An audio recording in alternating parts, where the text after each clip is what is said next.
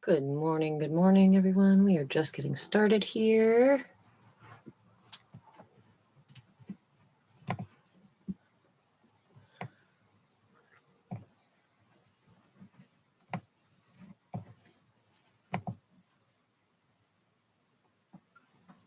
Just getting pulling up my PDF here so I can keep my background notes going.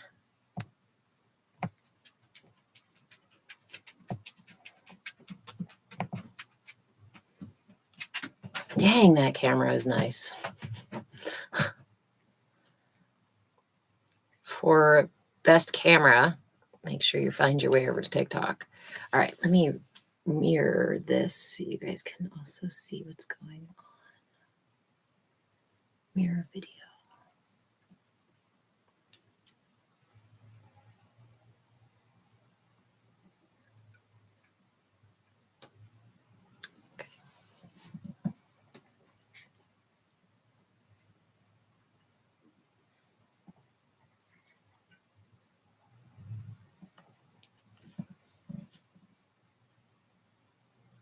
Oh, and my book is inside. Let me go get it.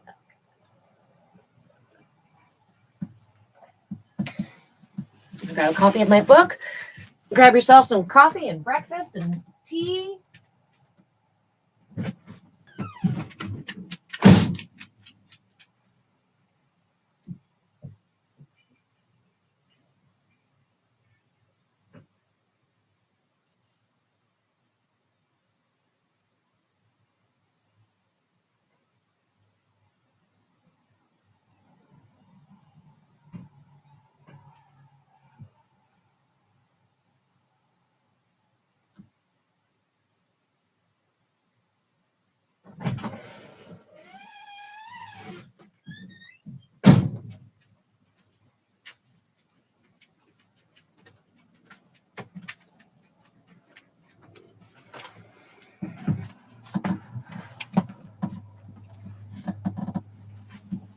Okay.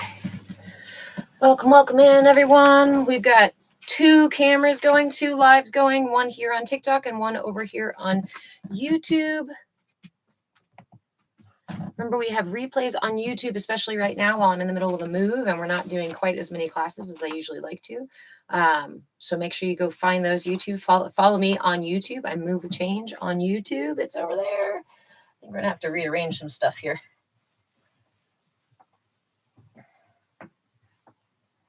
Okay. Unfortunately, I could not find myself oh, hello, puppy. I could not find myself a purple dry erase marker today. Hello. Nice to see. Oh, hello. Nice to see you too.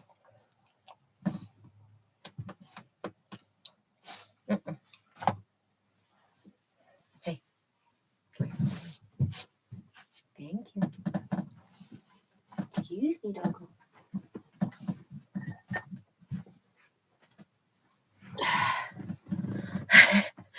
Thank you all. Man, TikTok did some updates. The whole live this side looks different. Does it look different to you guys as well? Hey, Cyclone, good morning. We're not doing that. No. Just when I start. I know you hear me talking sweetly. He hears me talking sweetly. He's like, "You're talking to me? Lay down right there." Goodness. Lay down right there. All right.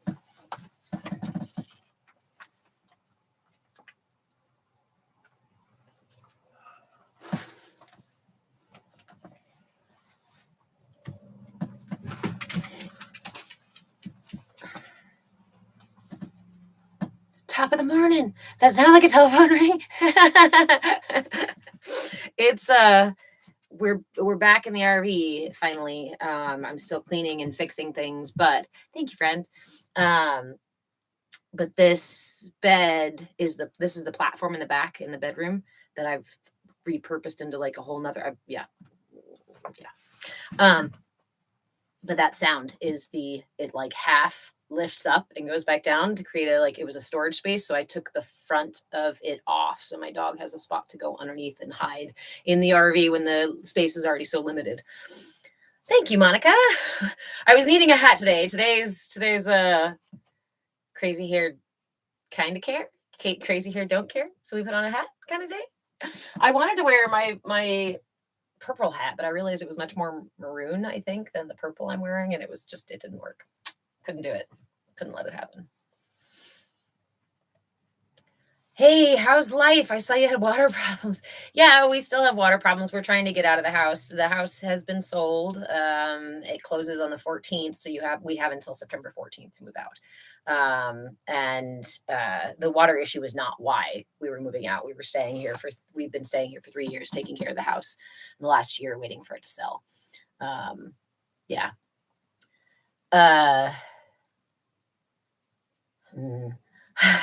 I don't want to go down that discussion today because it's still quite fresh and pangs my heart a bit because of all the time and effort we put into this house and to make it so the owners could move back here. And then when they decided to sell it, once I made it nice, they decided to sell it, which I understand. It's their asset. They're welcome to do that. And I tried to leave in the last year several times. But they begged me to stay. And I asked them to test the water when we first arrived here. So as soon as they found out that the water was tainted, they tried to evict me. They tried to tell us to just leave immediately. And I was like, so I don't know about you. But all this solar activity, astrological stuff going on is clearing the shit out of my life. Literally clearing out situations and people and things that are not for me. Not at all for me. What you say, friend? Yeah, it's been like a freaking hurricane. I was going to say tornado, but a hurricane is much bigger than a tornado, or like a tsunami.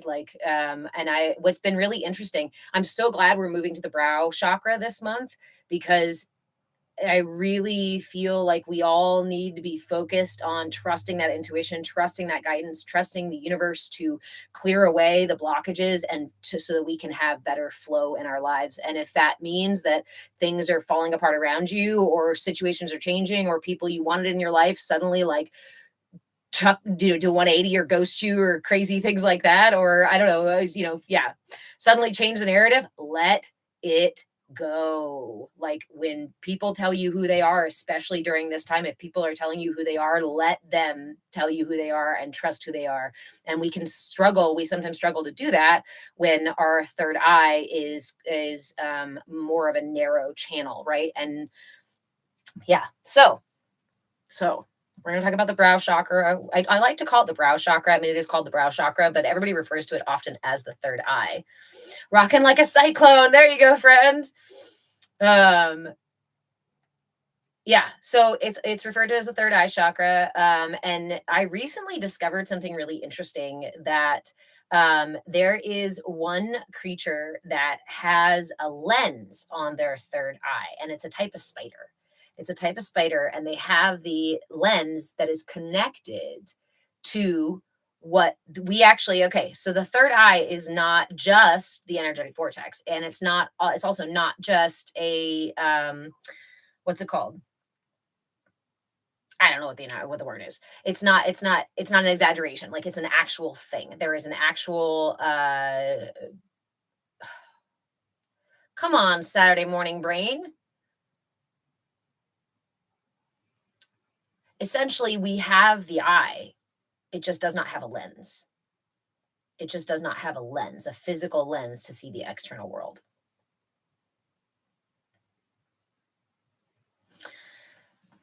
Callie man. Oh, I think you've been in here before. With that ring on your nose and the arm with ink is telling me everything about you. So this is a really good example of what happens when we have a really narrow third eye and we can't see past our own projections. A really good example of when we project things ourselves or our ego or our expectations or our beliefs or our assumptions onto other people. It is a perfect example of having a third eye that is just got blinders on it. So thank you for coming in and offering us a perfect example for today. I appreciate that. Also remember everybody, we are through the month of September, we're doing a raffle for a signed copy of my book. You can always go to Amazon and buy the book yourself, and have it sent to you, and you don't have to wait. But as I'm moving and getting us out of here and doing less classes, I wanted to offer this kind of fun little raffle thing. So the entry is here. We're changing it each week to just kind of mix it up and whatnot. So to enter the raffle, you'll need to send the manifesting. It's a 500 coin gift. I also wanted to mention that you guys may have seen it. I made a video after the last live because I talk a lot about how TikTok takes up to 60% of what the creators you follow make. And I went, we had a couple of people enter the raffle. So I went back and I looked at the, as I do what the gift amount is. And it's, I think I got like 50 or so % of the gifts that we give. So the point of it is kind of an experiment to see if TikTok will push the live out or not lag the live as much, which it did a lot better last week when we were doing the raffle. So we're going to keep doing the raffle here. If you want to enter the raffle just for fun and just to boost the live, feel free to do that. You can send any other gift for it, but this one will get you into the to the raffle. And then over on YouTube, I have my Cash App tag, and it's on my profile here too. What I decided to do is, if you guys want to skip the TikTok route and actually want to put $5 into a Cash App, then I'll give you two entries into the hat. So you can go buy as many entries as you want to increase your chances to win. But we're doing a fun little marketing play, right? When all this conversation is about how marketing targets our chakras and targets our energy body and things like that. It's a fun experiment to see how we actually feel when we're engaging in these things. That look was born in your mind, and you materialize that with your material. You project your interior. You know what? I really personally am a huge fan of costumes. I have been a thespian since I was little. I was the kid who was like, hey, parents, watch act out a whole story I just read or something like that, right? Singing, things like that. So I always view my wardrobe as costume pieces. And the beauty of how we paint and dress ourselves is that we can go ahead and paint and dress ourselves however we want to, right? That's the danger in making assumptions about the way people present themselves, is because yes, people often present themselves unconsciously, and there are unconscious things here that are projecting for all of us, right? But looking at how somebody dresses is actually not a determination of their personality, beliefs, or any of those things. Yes, there are stereotypes, but if you're relying on stereotypes to categorize the people around you in your environment, then you're not actually seeing the environment or the reality in front of you, which is why it becomes a projection of the third eye. So we're going to move on from that, though.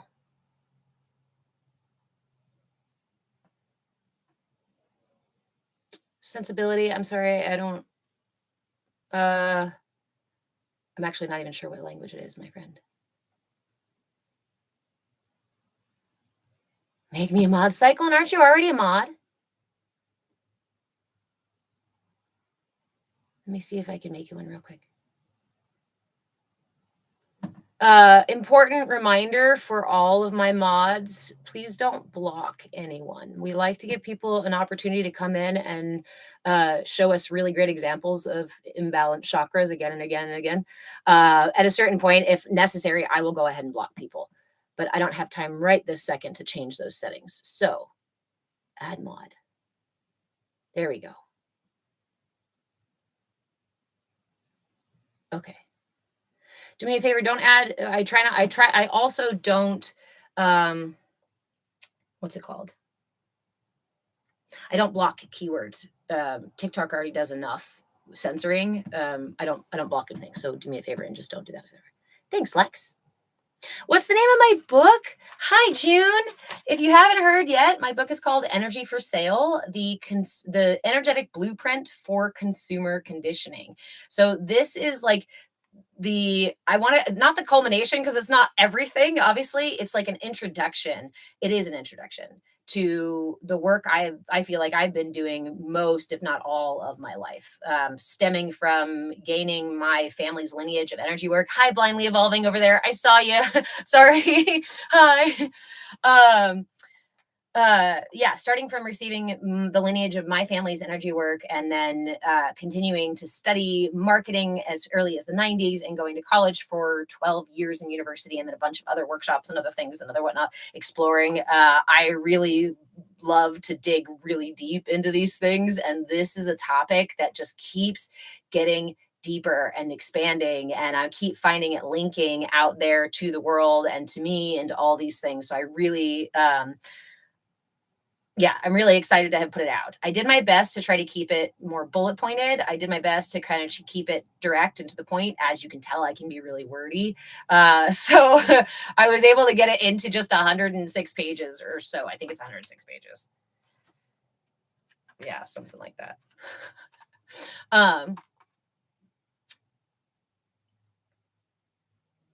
Callie, man, if you don't mind me, if you don't want me to say the way I see you, I will stay quiet. You're welcome to say anything in here, my friends, at risk of being muted if you become obtuse or disruptive to the chat or the setting. But that's, come as you are, and also in group spaces and shared spaces where we have a goal to talk about a particular thing, like a classroom or even a church. If you come to join and hang out and discuss, you're welcome to do so. But if you come to be disruptive or naysay and argue with the content or what's going on, then you're more disruptive than you are what's it called? Yeah. And you don't have to agree with me. You don't have to agree with me. In fact, if you don't agree with me, I would love to have a discussion with you about it. And if you have a live, you can invite me to your live, and I might come and join you too. But while we're talking about this stuff, I try not to go too deep down rabbit holes about arguing silly things like chakras are demonic and terrible, or people's projections about me, my personality, or anybody else in my group here in the chat.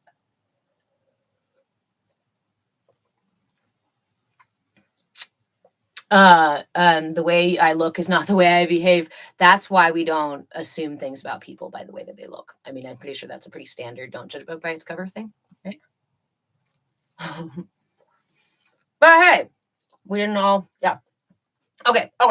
So first things first, we're gonna put I'm gonna make sure you guys can see everything. Okay. So we've been doing the symbol for each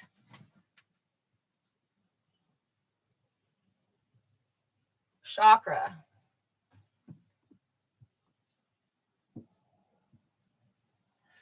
Each week we add the symbol up there for each chakra. And the reason we're adding the symbol, my iced coffee looks delicious. You made a fruit smoothie. I've been doing, what's it called? Instant coffee lately, because I'm not even about to wait for hot coffee, and I don't want hot coffee. It's too hot. I've been doing instant coffee and milk and maple, and it's divine. Okay, so the reason we draw the symbol up here for each chakra is for the symbol for the chakra is because it has information in it, right? The reason we draw these, the number of petals on each symbol represents the number of minor energy channels that come off of or connect to that chakra. So for example, all the way down in the root, we have 4 petals on the symbol. That's because we have 4 minor energy channels coming off of it. Now we go all the way up, and I think last week was 16 minor energy channels coming from the throat chakra, or connecting to, I should say, because they're not just out, and it's both ways. Lots of energy moving through. What's really cool about that, as we talked about last month, in the throat chakra, is there's a huge opportunity for expression and reception. The throat chakra is the place where we express our truth, our creativity, right? The throat chakra is about communication, and that's a pretty standard way to describe it, but it's really about creation, because we are it's the opportunity for us to make a sound. That's different than doing a thing with my body, right? Or asking for help with my lower chakras, or grounding into this world or into my body at all with my root chakra, right? Or my solar, yeah. Okay, so but this month we have moved up to the brow chakra. And if you remember, we talk also about how the energy body is structured. And I should just draw on my book. This is my copy.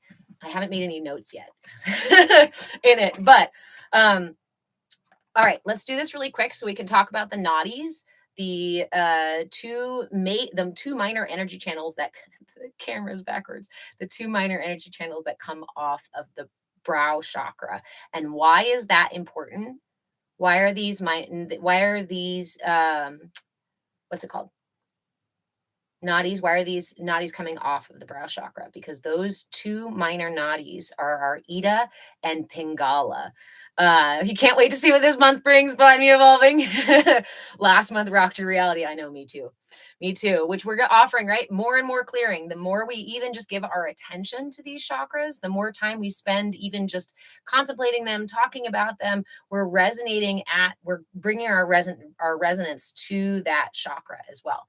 So be excited. Be excited. Be very excited. Or be afraid. Don't be afraid. Be excited.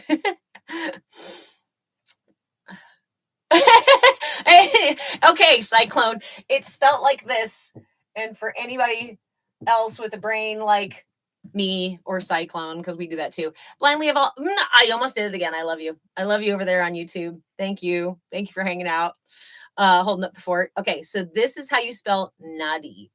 So we're going to do this really quick. The nadis are important. These two minor nadis are important to remember because they are our energy flow that goes upward, our pranic energy flow, and our yin energy flow, aponic energy flow. Yang energy. Okay, so right and left.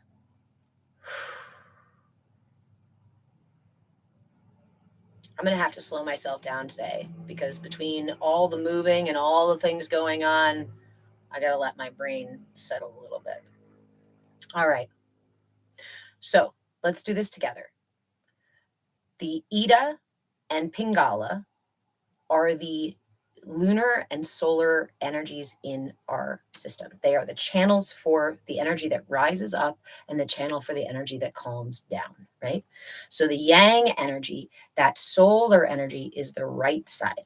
I'd invite you to stick out your index finger, or your pinky if you want to use that, but none of the other ones. Your index finger on your right hand is going to represent the pranic energy flowing through your system, the upward energy flowing through your system.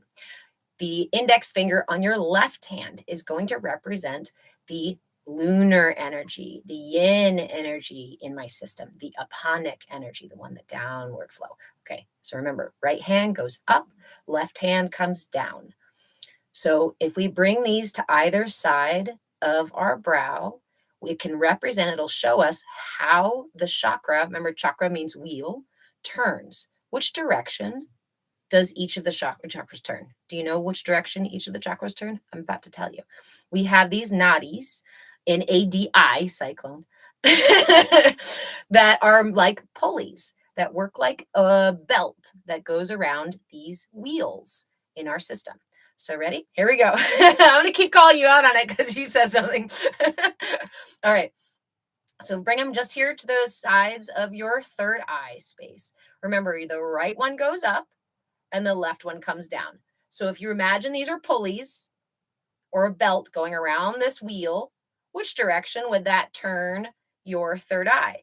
It would turn it to my left. Yes? From facing out, it goes this way to the left because the right goes up and the left goes down. I do really want to make a physical model of this. I really want somebody's help making a physical model of this. So we can I really want it battery powered, and poke a button and it starts to move. I can hear the gears moving in my head. It's almost created. It's almost made. All right. So one more time, we've got yes, it goes counterclockwise, right? So that third eye moving to the left side is your Ida, right? The lunar energy, the aponic downward energy in your system, which means that your brow chakra is what? Yin or yang energy. This is my lunar. It's one of my yin chakras. Cyclone, all porters open counterclockwise in my mind. So this is a really good, I'm glad you're here talking about, I'm glad you're here with us today, because the way that we get a expressive or receptive, right? An expressive chakra would be a yang chakra, a solar energy, an outward or upward, an active prana, right? And yin is going to be receptive, asking, holding, receiving. So what does my brow chakra do? It does help me communicate, right, with the higher and lower self. It's the place where I might receive divine wisdom, where I receive wisdom, divine or not. Wisdom happens here to receive, waiting on pieces. Monica. Oh, sweet. Yes, oh, that's right. We were talking about making one. So remember, each chakra also has a front and a back, right? So each chakra has a receptive and an expressive side to it. So this is why it's important to familiarize ourselves with how this works. So if my brow chakra goes to the left, my yin energy here, then those pulleys are going to they cross in between and go around each chakra. So how does that work? That means that my throat chakra turns to the right because of the way the pulleys are moving. That means my heart chakra goes to the left. Yin, yang, yang, my solar plexus, my center for will, my center for expressing all my ego and whatever, like this is, I want to go do stuff. Yang, receptive, compassion, receiving, connecting with others, right? So if this is the receptive, the yin part, where Heinsberg, I think it would be helpful to have a diagram with arrows. I know. I was actually saying, I wrote this book. I got it published in July, which I'm super excited about. It's available on Amazon right now, or you can join our raffle today by doing a hands manifesting gift. I tried to pick something purple. To join the raffle. You can also drop $5 in my Cash App. The Cash App tag is on my profile. I'll put it right here. To get 2 entries. If you go through Cash App, you get 2 entries. If you go through TikTok here, you only get 1. And that's because TikTok takes up to 60% of what your creators make. So, but I was just saying I was just thinking, like, I really wish I would have put that piece in the book. This is one piece that did not go in a image in the book because I was trying so hard to keep it so minimal. However, on my shop on Patreon, I got to put these things up here. On my shop on Patreon, I have cheat code PDFs. I have his second edition. Exactly. I have PDFs that have all of these different tools for each of the chakras. And we're going through all the chakras this year. So if you want the root chakra, it's in my shop. Solar plexus, sacral chakra, heart chakra, throat chakra, all these things are in the shop. And guess what? I even got around to putting the brow chakra cheat codes in the shop today. There's $5. It's $5.55, $5.55 to download the PDF. It's several pages, and it goes and outlines a lot more information about each chakra than I do in the book. And I believe that the one in February, which is the energy and the koshas, February we talked about how the energy moves inside of your system. And I'm pretty sure that has it. And if it doesn't, then I need to go ahead and make a new one too. BJ Swifty, is lack of motivation but not lack of ideas a block in your solar plexus? So a lot of times in the West, we pull our energy up to our higher chakras because of trauma and cultural trauma, cultural conditioning here in the West, which is why I wrote the book again, because the book is about the energetic blueprint for consumer conditioning. Why are we conditioned the way that we are conditioned in this culture has now been so heavily influenced by capitalism, corporations, propaganda, companies, government, all that kind of stuff. They know how to get into your wiring and wire you from the very earliest stages better than they used to know. Katie, how to protect ourselves from the evil eye? Protect yourself by raising your vibration. Lower, denser, or evil or negative energies, these are down here. They're vibrating at lower density, or they're no, not lower density, excuse me, higher density. They're thicker. if you're vibrating through your light being and clearing these channels, then you're going to find yourself up out of the muck and mire. The best way to protect yourself is to raise your vibration. And you can do that with simple breathwork practices. There's a lot of things. There's a lot of ways that you can upgrade your energy. Right. And it's a dynamic system. So it changes and moves all the time. So you have the opportunity all the time to be able to realign your energy when you feel yourself out of alignment. Here's the kicker. Here's the kicker for me. If you want to avoid negative entities or evil or low vibration stuff or what have you, notice when there is tension in your system. That's your check engine light. Is there tension? Tension in my thoughts, tension in my brow, tension in my breath, tension in my belly, tension in my body somewhere else. Anywhere I notice tension, give it your attention and breathe. Allow that energy to pass through. Those energy thing, when you feel that tension, it's an indication that your energy channels are either being blocked, right, or have a lot of energy trying to move through them, or they've been really narrowed, and so a regular amount of energy is trying to move through them, but we are so constricted that it's hard for it to flow. So the best thing you can do right here, right now, without any complicated anything, is to just notice where there's tension and offer it breath. I suggest meeting it with curiosity and willingness if you can. Usually we can't always muster love or patience. Sometimes there's fear, sometimes there's anger, sometimes there's confusion and all these other energies. So at the very least, I always start with, interesting. There's tension here. I don't need to explain it. I don't need to figure it out. I just noticed there was tension. You are ready to let go. Go ahead. Just go ahead and go. I don't need tension in my system right now. Okay. Thank you all for the follows. Please remember on TikTok, if you follow me on TikTok, TikTok removes my followers a lot of times after the lives. So you might have to come back and follow me again. So if you really like what I'm doing, I appreciate if you do come back and follow me. Also go follow me over there on YouTube. I love steampunk, so this is playing it for nice. Oh, heck yeah. That just made me want to do it at like a steampunk style. Okay, so I'm putting over here.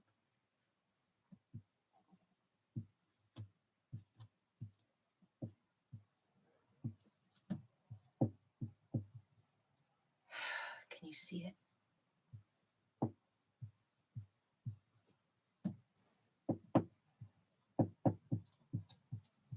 Okay.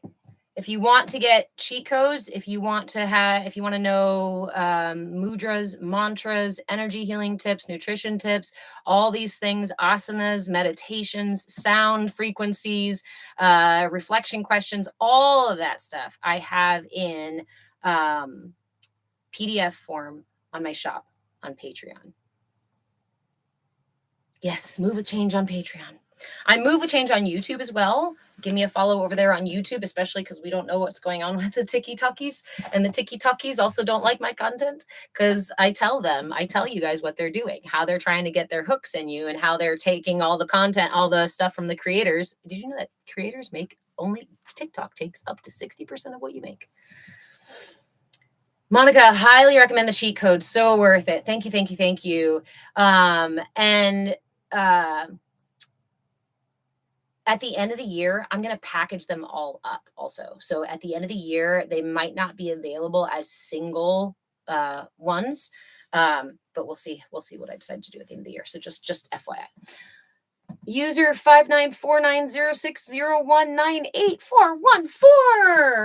59490601984414. Anything for the solar plexus? You're talking about digestive stuff. So you want to address something in your solar plexus or in your sacral chakra, in your sacral chakra, depending on where you're having that issue. And there's, again, cheat codes available in a PDF on my Patreon page. We're going to focus on the brow chakra today. So if you want those lower chakra tools, go ahead and go to the shop at Patreon. It's $5.55 for a PDF download that has, like I said, asanas, mantras, mudras, meditations, or visualizations, sounds, nutrition tips, there's all sorts of stuff. I like to put lots of, they're right here. I have the list. mantras, sounds, breathwork, visualizations, asanas, herbs and stones, nutrition, energy healing, and reflection questions, all for each. You're very welcome. I really wanted to make more content this year and like put it out there and share it with you guys in like this form. But again, life is shifting for a lot of us, for all of us, or not all of us. Yeah, all of us. Yeah, we are the collective, right? Okay. So the brow chakra. Courtney, racing heart with anxiety in the morning. I'd suggest the same thing. You can go to my shop and get a $5.55 cheat codes for each chakra.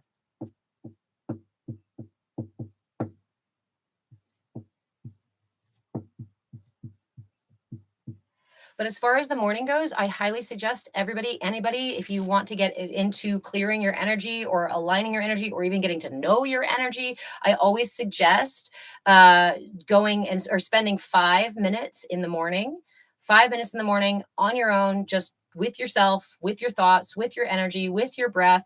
Care Bear stairs. So it costs money to find out. So if you had joined us, if you were here during the heart chakra month, it was totally free. I was offering Saturday classes every week. And then I think I was offering Wednesday classes as well, where we were talking about the heart chakra. This is the way that I'm structuring our Inner Light series. If you're here on the Saturdays, you can have this content for free. You can ask the questions about that chakra and I'll offer the tools for that. And sometimes I do offer other random ones as well, especially if it's connected to that chakra. But after we're done with those months, it is available for those who did not see it on my Patreon shop for $5.55. Or you can go to my YouTube channel and Move a Change on YouTube, and you can go watch through the old content. But yeah, this is what I do full time. I wrote a book about this. It's called Energy for Sale. I offer private coaching. I offer group coaching. Right now it's on pause because we're in the middle of moving. But I encourage you to make sure that you are creating an exchange with everything. Every time you request something from the universe, it's important to create an exchange. Otherwise, we end up having too much flow in one direction, and too much flow in one direction creates imbalance. I need to wonder what Hertz purple is now. I need to find out. Let me see if I have it there.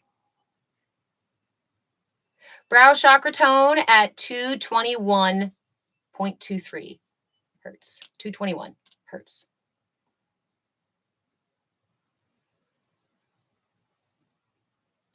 Katie, if you have more personal stuff that you want to grab a coaching session with me, you're welcome to do that again on my Patreon page. I can talk to anybody personally about their situation. And if you have a lot of questions about what you're dealing with or just want to explore deeper, you're welcome to grab a coaching session with me. I think I also have, it might still be up, I also do coaching by donation. If you want a 15-minute session to just chat about whatever it is that you want to do or want to know about, you're welcome to do that by donation as well.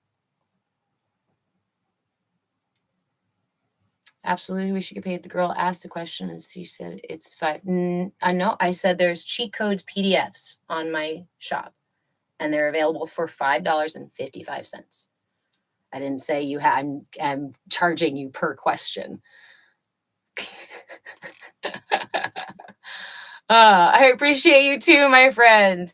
Remember, everybody, let's be personally responsible with our own energy and with our projections and with our assumptions as well. Remember, when we are projecting rather than listening, that's an imbalance in my brow chakra, and it's also an imbalance in my throat chakra. My throat chakra rules my ability to receive somebody else's truth as well, to be able to hear other people. And if we're not hearing other people, then it's also blocking our ability to truly see our reality for what it is. So you're talking about imbalances in those two chakras. So someone asked something earlier, and I started talking about the way that here in the West, we are conditioned to pull our energy up into those higher chakras. And that comes from trauma in those lower chakras. That comes from imbalances that are ingrained in us by our culture. So most of us are used to operating. If you were born in the West and conditioned like most other Americans, you're oftentimes operating from a disconnection in your lower chakras, in your grounding, in your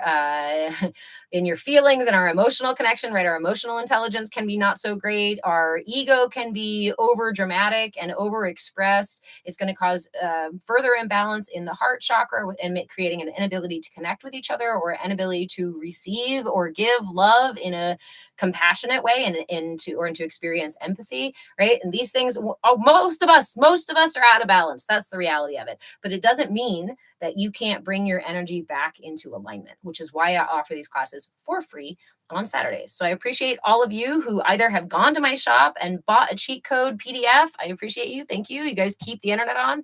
And for those of you who are monthly members, also, there's various levels of membership, from just regular support to coaching. And again, you guys keep the bills paid. So thank you guys. I appreciate it so much. Thank you for all the gifts. And again, if you want to join the raffle, just send a manifesting. It's the 500 coin little thing with hands to join the raffle, or $5 donation in Cash App will also get you 2 entries.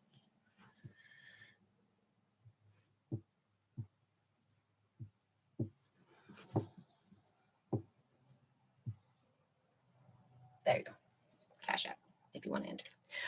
Okay. So the brow chakra. The brow chakra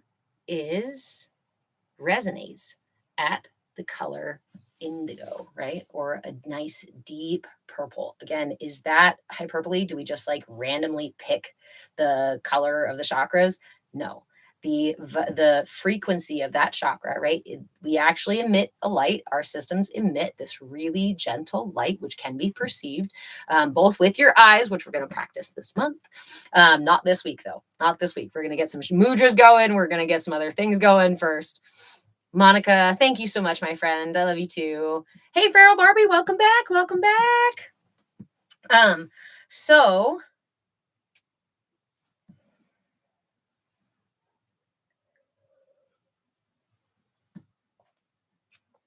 the wavelength of the light emitted from the brow chakra is the same as that indigo color that you see out in the sky, that rainbow color that you see out there. The beautiful thing about the chakras, a really good way to look at this, is that we are vessels for light. We are vessels for consciousness, which is this kind of light. When that consciousness comes down into our systems, into our instruments, it is filtered through just like a prism, right? Just like when the sun filters through the raindrops in the sky, the water in the sky, it splits that light into a rainbow. So it's so easy. That makes it a lot easier for us to remember, oh, they are literally the color Roy G. Biv, if you remember that acronym: red, orange, yellow, green, blue, indigo, and violet, because we are a prism that what's it called, splits that light, that creates that illusion of separation of light. Why? So that we can perceive all the parts, right? It's like taking things apart. So, and again, I want to remind everybody too, your chakras, I have never met a person who has, thank you, refraction. I appreciate you so much, guys. Monica, I've noticed a decrease in pain in that area since trusting my intuition. Heck yeah. Thank you, friend. Awesome, Monica. Thank you, Modern Crusader. Yeah. So what were we saying just before? I don't know if you were in here earlier, right? But we were talking about, somebody asked about protecting themselves from evil. And I said, one of the best ways to protect yourself from low density energies is to, whenever you notice tension, let it go. Tension in your mind, tension in your thoughts, in your breath, in your body, in your bowels, in your wherever you got it, wherever that tension is, take a moment. I often like to touch that part of my body because it's even more, giving it more of my attention and intention, keeping my focus there. If it's on my brow, right? How often do we touch ourselves when we experience pain there? It's a natural way that we start to address it, because it is also your hands are healing. Your hands have an energy, outward flow of energy in both of them that you can use. This is what Reiki and energy healing is associated, it uses, right? So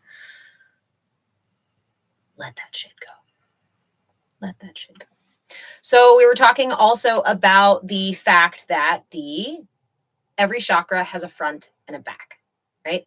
And we'll go over those really quickly because the third eye chakra, the brow chakra, is a unique one because it's the only one that is angled differently. So the crown chakra and the root chakra at the top of your head and the bottom of your seat, right? If you're sitting down, you're sitting on your root chakra right now. These are the opening and closing, or the poles of your system, right? These are the two ends of your battery system. This is called your Shishuma, that central energy channel. My mom just noticed the healing energy from my hands. Nice. I was lucky enough to receive my family's lineage of energy work when I was little, and I have so many really beautiful memories of my mother showing me how to do this for myself, and never for others. It was always like this is for you. Don't tell anybody anything. Don't tell anybody what you know. Don't tell anybody about it. But here is how we do this, right? Yes, we do have a powerful full moon and eclipse tomorrow. We're going to talk a little bit about that too in relationship to opening our third eye. And I'm going to give you some practices if you want to hang around for a little bit. I know I wander around in conversation a little, but there's a lot to cover. And this is a topic that I've been studying my entire life. So there's a lot. Again, this is why I was so proud of myself for getting it into like a little thing here. So front and the back chakras. The Shishuma channel, central energy channel, your front and back, or top and bottom, are the crown and the root chakra. And then the other chakras are parallel to the earth. So I call these my material chakras, right? These are the ways that I interact with the material world. My sacral chakra, the front, is here. Let's do this. Let's find our chakras together. In case you've never found your chakras before, you don't know exactly where they are. It's not a pinpoint. Remember, this is a vortex of energy. So it's not just like an exact, like I can draw a pin, poke. Yeah. It's an area of your body, and it's associated with also the physical parts of that area. So thank you, Modern. All right. So your root chakra, if you're sitting down right now, you're sitting on your root chakra. It's your perineum. It's the base of it's your base of your seat, right? So then to find our sacral chakra, anything real can be measured. It can absolutely be measured. Thank you, Chris. Actually, we have scientific study and information about the chakra system and the energy system as far back as 1500 BC. And if you're interested in finding other studies that have been done on the energy system, our hearts, as well as the chakras, and how our energy body and our toroidal field actually function, you can start by looking at the Heart Math Institute. You can also go and dive into a plethora of studies that confirm and can also measure and photograph and these other things, our energy body and our chakra system. So you're welcome to go do that research. I've already done that research, and I'm not here to tell you all about the cool studies that people have done. You're welcome to go find them yourself to decide whether or not chakras are real. That's up to you. I've already done that, and I've already decided that this is stuff that actually has more value to our wholeness, to our wellness, to our self-actualization than a lot of the modern practices that we use, which actually negate these ancient teachings and the truth within our systems. So, again, in any classroom setting, Chris, I'm going to go ahead and mute you because you came into a classroom and wanted to argue about the subject. That's not what we're here to do. If you're welcome to send me a message if you want to do that, or have your own live and tell us all about the stuff you've researched, just like I'm doing. You're welcome to have your own platform, but my platform is not the space for you to come and argue with me. Sorry. Okay, so to find your sacral chakra, we're going to find our chakras right now. So stick out your pinky and your thumb. Go ahead and put your thumb in your belly button. Sorry if that's a little bit weird. Thumb in your belly button, and then wiggle your pinky down to find the top of your pubic bone. That is the area of your sacral chakra. The other way to do this is you can place your palm, open palm, underneath the belly button, just under the belly button, and you've got your sacral chakra right there. The solar plexus is a little bit bigger. It spans a bigger space. So again, pinky and thumb. This time, put your pinky in your belly button, and then Wiggle your thumb up to find your sternum, right where your rib cage connects at that center, right there. That's your solar plexus. Again, you can just take your whole hand and put it on the middle of your belly. That's your solar plexus. The heart, same thing. Middle of your chest right here. The throat, same thing. Hand directly over the throat. Brow, excuse me, same thing right up here. So again, what's unique, right? We've got our top and our bottom Shushuma channel. And then we have the front and the back of the sacral, solar, heart, and throat. Where's the back of that chakra? Directly behind it. Again, it's parallel to the earth. Hey, sassy, nifty. I like that name. I like that word. Welcome, my friend. So I call these my material chakras, right? Because let's talk about what are these things really about? My sacral chakra, my root chakra is about being in my body and just existing. I'm here. Is it safe to just be here? My sacral chakra is the first time we invite the world in. We reach out to pull in, to say, I need help. I'm hungry. I'm thirsty. I'm uncomfortable. Come hold me. I want closeness, right? I'm hungry. These kinds of things. These things will all come from or interact. That's the sacral chakra, reaching out and pulling that energy back in. The solar plexus is then a yang energy, right? That pushes out. It says, I can do stuff with my body and I can run around and push and use my weight to get around this world. I can lift a chair. I can push somebody over, right? Not terrible twos. I shouldn't say. This is our stage of development when we are 2, 3, 4, and figuring out how to actually use our energy, our full life force. Heart chakra, same thing, front and back, right? The front is our yin version, is the yin side of this. And so this is the receptive piece. Where's the yang piece then? It's directly between your shoulder blades. So if you have the experience of being somebody who feels like they give and give and give and give of their heart and their time and their compassion, you may also be somebody who struggles with pain in your upper back or struggles with misalignments with your spine or energy stuff with your shoulder blades or your shoulders, right? Because that is the giving side. Isn't that interesting? My yin front is actually where I receive and connect, right? Again, if you want to dive really deeply into the science behind the heart center, the heart chakra, and your heart itself, then you can go look into the Heart Math Institute. They are really, they've been doing this for several decades actually now, and they have quite a body of information about the defibrillator cells in our hearts that actually create the toroidal field of energy. Ashley, do the soles of our feet have connections to the root chakra? So we actually have minor chakras in our feet themselves. A lot like if you look at reflexology or acupuncture, it can give you an idea of a lot more of the fine tuning and minor points in the system. It's the same system or similar system. It's based on the same stuff that those systems are, that they do there. My words are not wording today. But yes, it can connect to your root chakra. It can connect to your whole system. Your feet are a place where you are exchanging energy with the earth. That's why grounding it's grounding to walk outside barefoot. It's important to do so because it discharges energy from our systems. This was a really good reminder for me as I was learning about my system and learning to ground my energy. I often felt worried that I was like giving the earth too much, like it was like dumping my energy, and I felt bad about dumping my energy onto the earth. I know it's such a silly thing, right? Such a silly thing from ego to think that I am so big and so powerful that my releasing my energy into the earth or asking the earth to help balance me out would be too much for her. Gosh, is that a narrative that I had to untangle, right? But in fact, it helps to balance her out as well. Us walking and dancing. There's actually some really interesting information about areas where native ceremonies were held, dancing was done, and how lush and how much grows in those areas and how healthy those areas are. I have a practice where I think into my feet and feel much more grounded and present. Oh, my friend, Ashley. So what you're doing is actually using your attention in a way that a lot of us aren't even aware that we can, right? Your attention is we think that it exists here in the West, especially.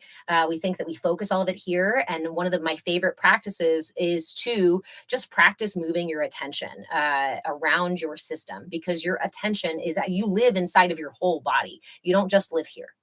So that's a really powerful thing, my friend. I'm glad that you have that practice. Sassy will definitely be replaying this tonight so I can see what I missed at the beginning. Yay, welcome. And again, I have all of this year's classes because I wanted to create more content, but I decided I have other things going on, so I can't create more, but we are doing these free classes, and I have every class since January over on YouTube, and it's just open, so you guys can go watch the replays as well. Hey, Large, how are you? Juniper Forest. Hold on. I want to put my attention right there for a second, because as soon as you said juniper, I could smell juniper and I could see the little waxy berries on the juniper trees. Thank you for that, Large. Thank you for transporting me, Large. Thank you for the follow. Thank you for the follow, everybody. Remember, TikTok likes to take my followers away after the live. So do me a favor. If you really like the content, come back and follow me again.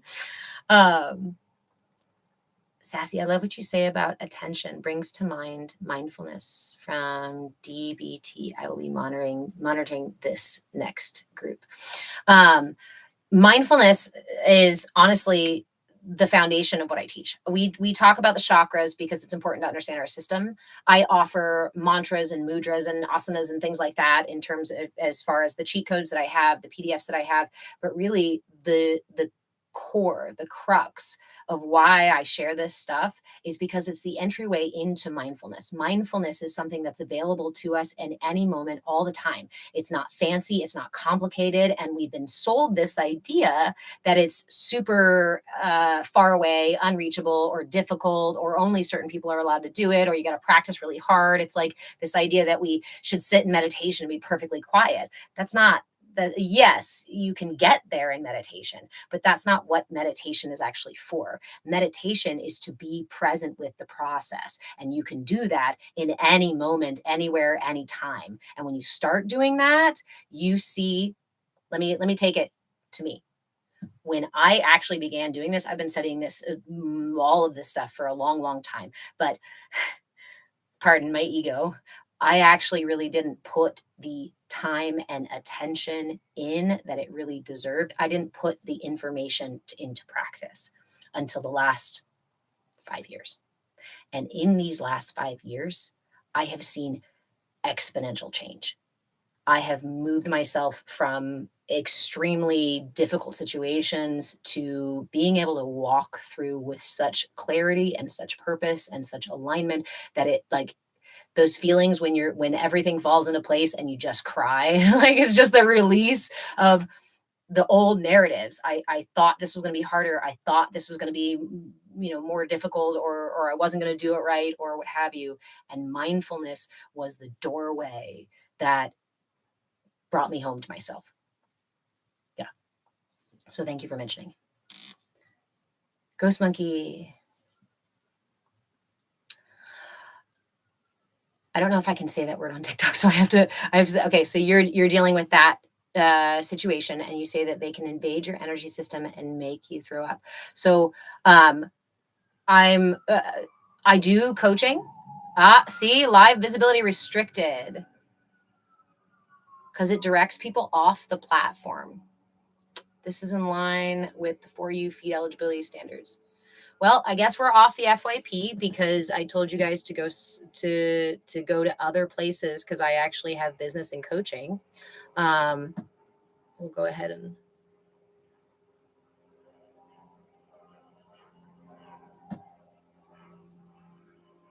it doesn't let me pick anything. Doesn't even let me appeal. It won't even let me do it, TikTok. So no, I know it wasn't you. See, I was really careful about trying to not to say something because TikTok has been actively restricting my content now since last winter. So almost a year now, TikTok has been actively attacking my content, falsely flagging it. I was in full winter clothes and they said I was nude, stuff like that. when I'm offering tools and information about this stuff. And there are plenty of other people who have businesses that tell you you can go to their business websites or other things. And since TikTok takes up to 60% of what your creators make, it actually behooves your creators to send them somewhere else. So TikTok saying, no, you can't send them elsewhere. We need 60% of what you make. Yeah.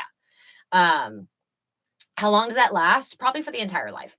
It'll probably be for the entire life. So if anybody wants to, if you guys can share the live with your friends, if you guys can boost the live anyway, I don't play the TikTok games and like beg you guys for gifts. So we are doing a raffle today. But besides that, I don't try to prompt you for all that stuff. And that's part of the reason why they ding me, is because I'm not making them enough money. It is what it is, but that's also why we are also on YouTube over there. So YouTube doesn't skip. YouTube doesn't have issues usually. Yeah. Why is TikTok like this? Because TikTok is part of the same machine that wants to keep you connected. It wants to keep you. Can I end the live and restart one? I probably could. But yeah. Sassy, so bogus. How do we fight this? Yes, I already don't use TikTok, but like I'm trying to use YouTube to support artists and healers. Absolutely. And YouTube has its own restrictions, and YouTube has its own issues for creators in terms of like being able to qualify to even make money on YouTube or even accept gifts and things like that on YouTube. So there's a whole nother set of things to deal with over there as well. But you ask, how do we fight this stuff? This is why I wrote my book. Again, the book is called Energy for Sale, The Energetic Blueprint for Consumer Conditioning. We are conditioned by our culture. And I want to point this out, right? Because we'll say, it's going to give me another ding. We detected inactivity in your live. See what I mean? As soon as I'm telling you what they're doing, they're like, stop. No, you can't say anything about that. We don't want them to know they're conditioned so that we can just poke buttons and they react and do what we want them to do. We've conditioned their minds, but not just their minds. We've conditioned their subconscious so that their subconscious reacts before their brain even has a chance to think. So, okay. So the reason I wrote this book is because in this book I outline. Let's talk about. Let's take a break for just a second from the third eye, and let's talk about this, because this is the important piece, and this is why TikTok is taking down my content, and it's one of the. It's the important piece of me sharing and teaching and talking to you guys, because I want everybody to have the opportunity to untether themselves, to rewire themselves so that they can no longer be triggered. Mindfulness is the doorway, right? That's why I talk about it like this, and that's why sometimes I can get under the radar, because I'm just talking about chakras and asanas and yoga stuff, right? And TikTok's like, oh sure, yeah. Oh wait. All right, so in this book, I separate it into 3 parts. The first part is the foundations. I offer chakra basics, the psychology of manipulation, and how your energy body is shaped by external influence. We talk about big names like Edward Bernays, Freud, Maslow, and similar. And we talk about the historical propaganda, like where this kind of manipulation and crowd control, population control came from, where it started, and where it has happened in history, right? And why it's happening. So then part 2, I go chakra by chakra, and we talk about, in each of those chakras, I talk about specific things to look for. Let me give you an example. We're on the brow chakra, so let's look at the brow chakra. So for the third eye, I give you, again, the chakra overview and tell you the basic information about the chakras. And then I correlate the third eye to your child development. Our child development stages, our cognitive development, our social emotional development, our physical development, all align with the needs of the chakras, and are developing at the same time as those particular stages. So I connect the third eye, the brow or the chakra, to the psychological stages. And then I talk about signs of imbalance, as well as an overactive and underactive chakra, as well as signs of what it looks like to be in balance. Talk a little bit about the role of perception, and then how marketing manipulates the third eye. So one of these ways is distracting from inner wisdom, right? Another way is that heavy, heavy inundation with false information. So one of the issues that the controlling class are dealing with right now is the fact that we all have information now. We can all access all the information. So what's the best way to keep people away from the truth is to show it to them and tell them it's the worst thing ever. You should run the other way. Don't believe it. It's terrible. It's awful. The truth is really all the way over here, and then make it really difficult to find, really like a house of mirrors, house of smoke and mirrors, right? So the best way to run you away from the truth is to show you the truth and tell you it's wrong, which is why I kind of chuckle when people come in with the narrative of chakras are nonsense or we don't have an energy body or whatnot. And I'm like, oops, you ran the opposite direction from the very tools, from the very understanding of your own system so that you can get your energy, so you can reclaim your energy, so you can reclaim that sovereignty, so you can disconnect yourself from this system. Now, again, I am not talking about like total and utter separation. We are human, we live in a collective, and we are collectively processing this system right now. And that's a very real thing. So trying to like, you're not going to just snip the ties. It's a process of being present. It's being present with the process in the moment. It's mindfulness. It's being aware when I am on TikTok or on YouTube or listening to Creator or watching the news or any of those things. Where do you feel tension in your system? What is it triggering within your system? And what actions, choices, or thoughts, actions, and choices follow those triggers? If you can, right? If you can find that, I'm watching this thing and I felt it in my heart. I'm watching this thing and I felt it in my gut. Interesting. Meet it with curiosity, willingness. Keep yourself a journal, right? So the third section of this, I talk specifically about tools to reclaim your energetic sovereignty. So we go over mindful consumption of information. I offer reflection questions, offer a couple of practices for healing the third eye. And then in the third section, and that's in the second section. The third section, I talk about my favorite part of this whole thing. Okay, hold on. I'm going to show you my favorite part of this whole thing. Fear sells. It makes people buy more. Yep, absolutely. And we can talk about how that happens too, how those things get written into your system really briefly, because it's super obvious. It's like right on when you realize what you're looking for or you realize what you're looking at, you go, holy crap. Like they've been doing this for a while and it's hardcore. It's like really pushed. Okay, so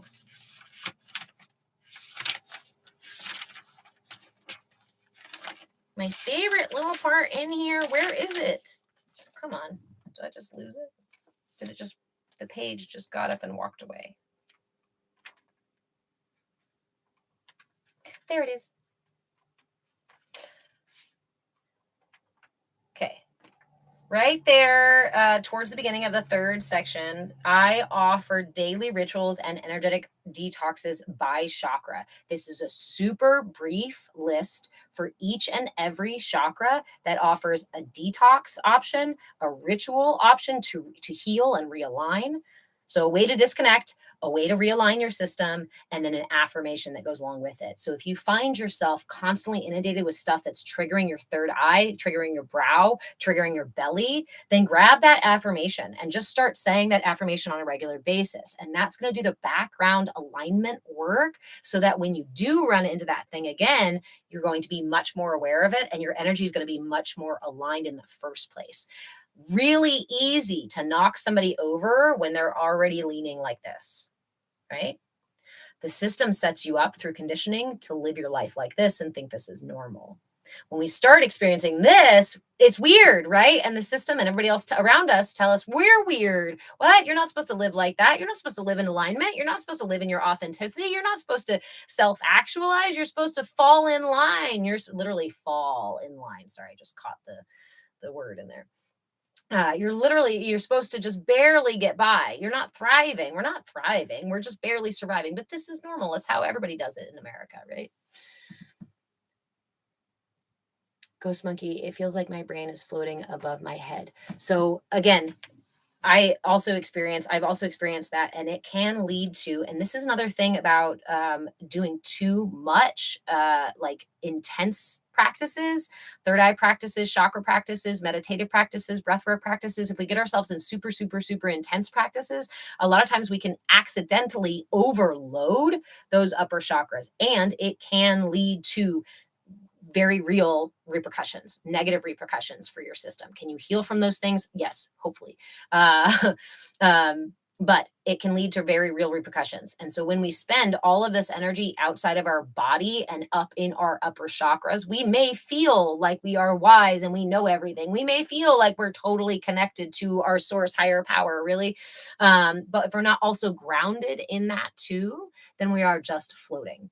Then we're just floating up here above and not actually connected to both ends like we're meant to be. Imagine this a battery, right? You need both of those to be connected for this system to work. And if we're pulled all the way up here, well, then we can't ground and we can't discharge that energy. That's our yin energy and our positive and our negative, right? And so we can't actually realign our systems quite as well. But I want to remind everybody, your system is not broken. You are not beyond healing. Remember that your energy is so dynamic and moves all the time and shifts all the time that it's easier to bring it into alignment.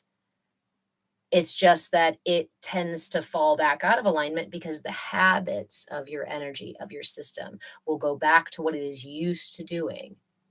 And then we bring it back into alignment. So this is why mindfulness is so important, because when I can be in the moment, in each moment, and I find myself falling out of alignment. Well, bring it back in. Falling out of alignment. Oh, bring it back in.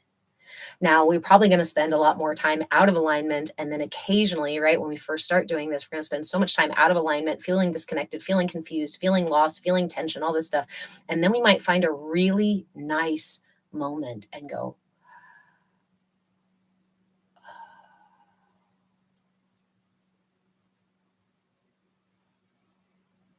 and then the mind monkeys pop up again and pull us away, and we go do something else. And we end up pulling our attention from the past and the future and not really being present in the present moment. And our system starts to fall apart, fall out of alignment again. Hey, Nick. Born to Bark, the collective is our neighbors and community, not what the media tells you. Absolutely, my friend. Yes. Heavenly minded, not no earthly good.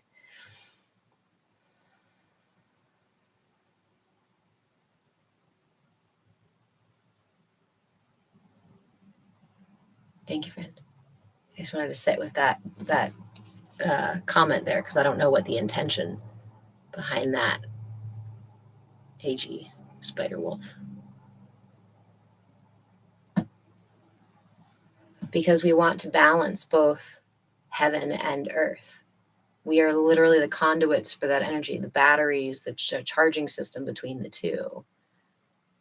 A vessel, right, for both those energies, yin and yang energies. And if we are only in one sphere, only in one portion, then we are out of balance.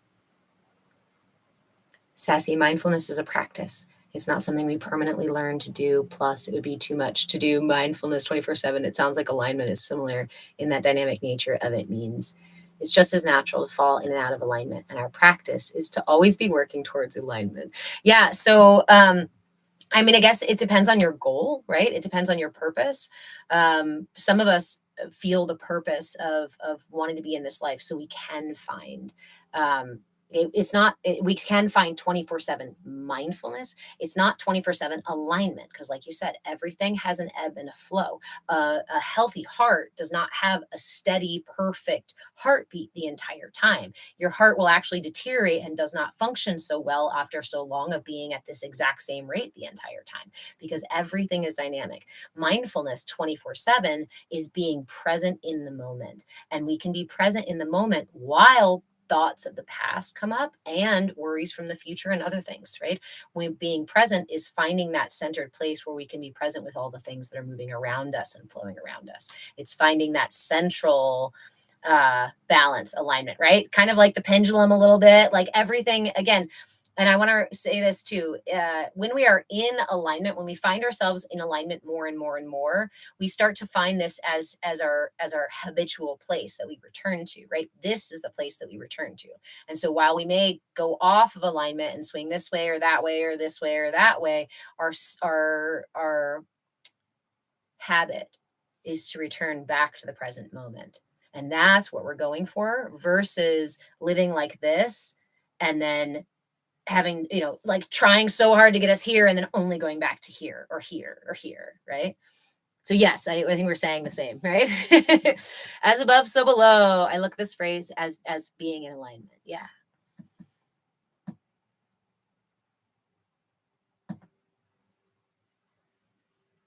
Oh, born to bark. I like the way you said that. Sometimes when I try to connect to my inner self, I get network not found. Um, I would encourage you to keep connecting. Oftentimes,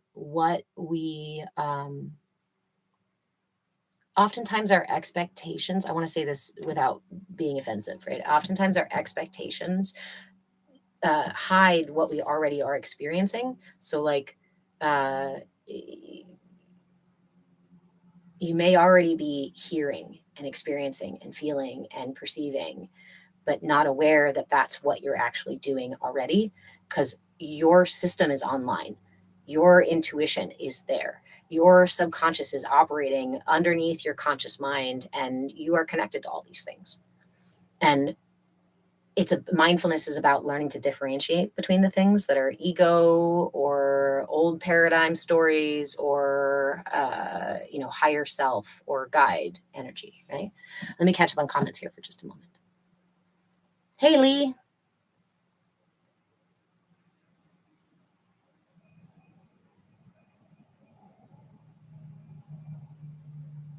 Yeah, return to center, aim for it to be a natural state. Exactly. And it is our natural state. I want to say that too. It is our natural state, which is why it's so difficult to stay out of alignment. If we were meant to stay out of alignment, it wouldn't fucking hurt so much. It wouldn't cause our bodies to deteriorate and our minds to deteriorate and our hearts to struggle, right? It would not. If when we're in alignment, these things have there's so much less tension in our system, there's less suffering in our system because pain is something that happens, right? I might stub my toe and experience pain, but I'm not going to experience suffering associated with that pain because I'm not wrestling with it all the time. Okay, so yes, I think we went on a little bit of a really important, though, like divergence from that because it is really important. So, what I offer in the book are some practices for creating that discernment, for honing that discernment. And as you hone that discernment with things like marketing and propaganda, and even the way other people talk to you, right? You will start to hone that discernment within yourself as well. Love the side quests. We have plenty side quests in here. Again, it's just this is something I've been working on my whole life. And so often I'll be like, "Oh yeah, there's this whole box of information. Let's go rummage through that for a second. Oh wait, we were talking about this thing. Oh, let's talk." It's like going through the attic, right? All these cool things I found and collected over the years, which is why I put them in a book. So, thanks, Nick. Okay. So that's what I was talking about, the simplicity of just an affirmation, right? Mindfulness can be having the awareness that something is out of alignment. How do I have the awareness that something out of alignment? I feel tension in my system. Wherever I feel that tension is the affirmation I want to use. Remember that you can also address your chakras by just wearing the color. I encourage you to wear purple, indigo, any shade of purple indigo this month, the deeper purples to the bluer purples, so that kind of stuff. Thank you so much, Nick, to see what that does for your chakra. I know that those of you who've been following us this year for this Inner Light series, that you notice that every single month as we switch to doing these things, saying the affirmations, using the mudras, wearing different colors, maybe even eating or doing other things that are associated with those chakras, it's like, oh my gosh, right? It becomes very apparent where our chakras are at. We start to hear and perceive those things much more. Your attention is such a powerful thing. one of the things we need to do that's so important for us right now in just creating that discernment and having that awareness is just re-informing our minds, because our minds want to be right, and our minds have thought they were right or try to be right for a really long time. And when we're trying to change that, the narrative that's already programmed in there, we need to look for clues. I call this breadcrumbing your brain, breadcrumbing your brain. You're like, in a moment where you're watching, again, let's say you're watching TV and a commercial comes on, and you notice for the first time, because you're in class today and tonight you're on TV watching something, thank you, Debbie. You're watching something going on, and then you suddenly notice, you're like, oh, I feel it. I feel it. Oh my gosh, I feel it. So when you feel it, pause, mindfulness, give it mindfulness, allow that moment and go, wow, did you see that, brain? That triggered whatever I was watching, triggered this experience in my system. And again, grab a journal or a regular old notebook, or go to my shop. I have something called the Inner Light Map, which is already set up for you to do this stuff, for you to chart your energy and write these things down. So, but just give it that moment. Coherence type beat. Breadcrumb your brain and go, did you see that, brain? Did you notice that? I do have that perception. I can see, experience, feel my energy. Let it, born to bark, squirrel distractions. Actually, let it be. Let it be the squirrel. Every single time you feel tension in your system, let it be a squirrel to the dog mind. Squirrel. You guys, that was cool. And the more you use these practices, right? The more you even just use that practice, the more you're going to be experiencing those things. One of my favorite ways to inform the brain on how energy flows is to use mudras or breath work. Breath work is even more simple. You don't have to have anything fancy. You can just notice your breath, see the way that it feels. I encourage you to notice the way that it moves different parts of your system, right? So if you're taking a big breath, we can do this now. How do we practice mindfulness and breathing? I mean, I can just breathe, right? I'm sure you've been told, take 5 breaths. Make sure you take 5 breaths. Oh, you're angry. You're upset. Go take 5 breaths. Go take 10 breaths. And how many of us have gone while thinking about how silly it is, or while thinking about how terrible the other person is, or whatever, arguing in your mind, right? That's not actually mindfulness. That's why those breaths are not as effective.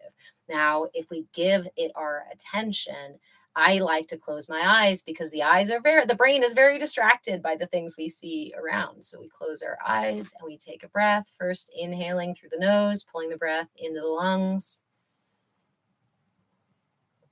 and let it go. I like to look for the pause at the top of the breath, because it's one of the things we don't notice, right, as often. So I'll listen for that pause, and then I'll release.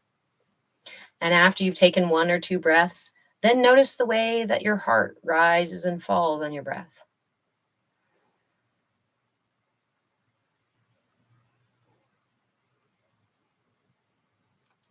And then maybe notice the way that as you inhale, your whole rib cage, not just the front, but the sides and the back, can also expand. When was the last time you breathed into your back? Let's do a couple more of those.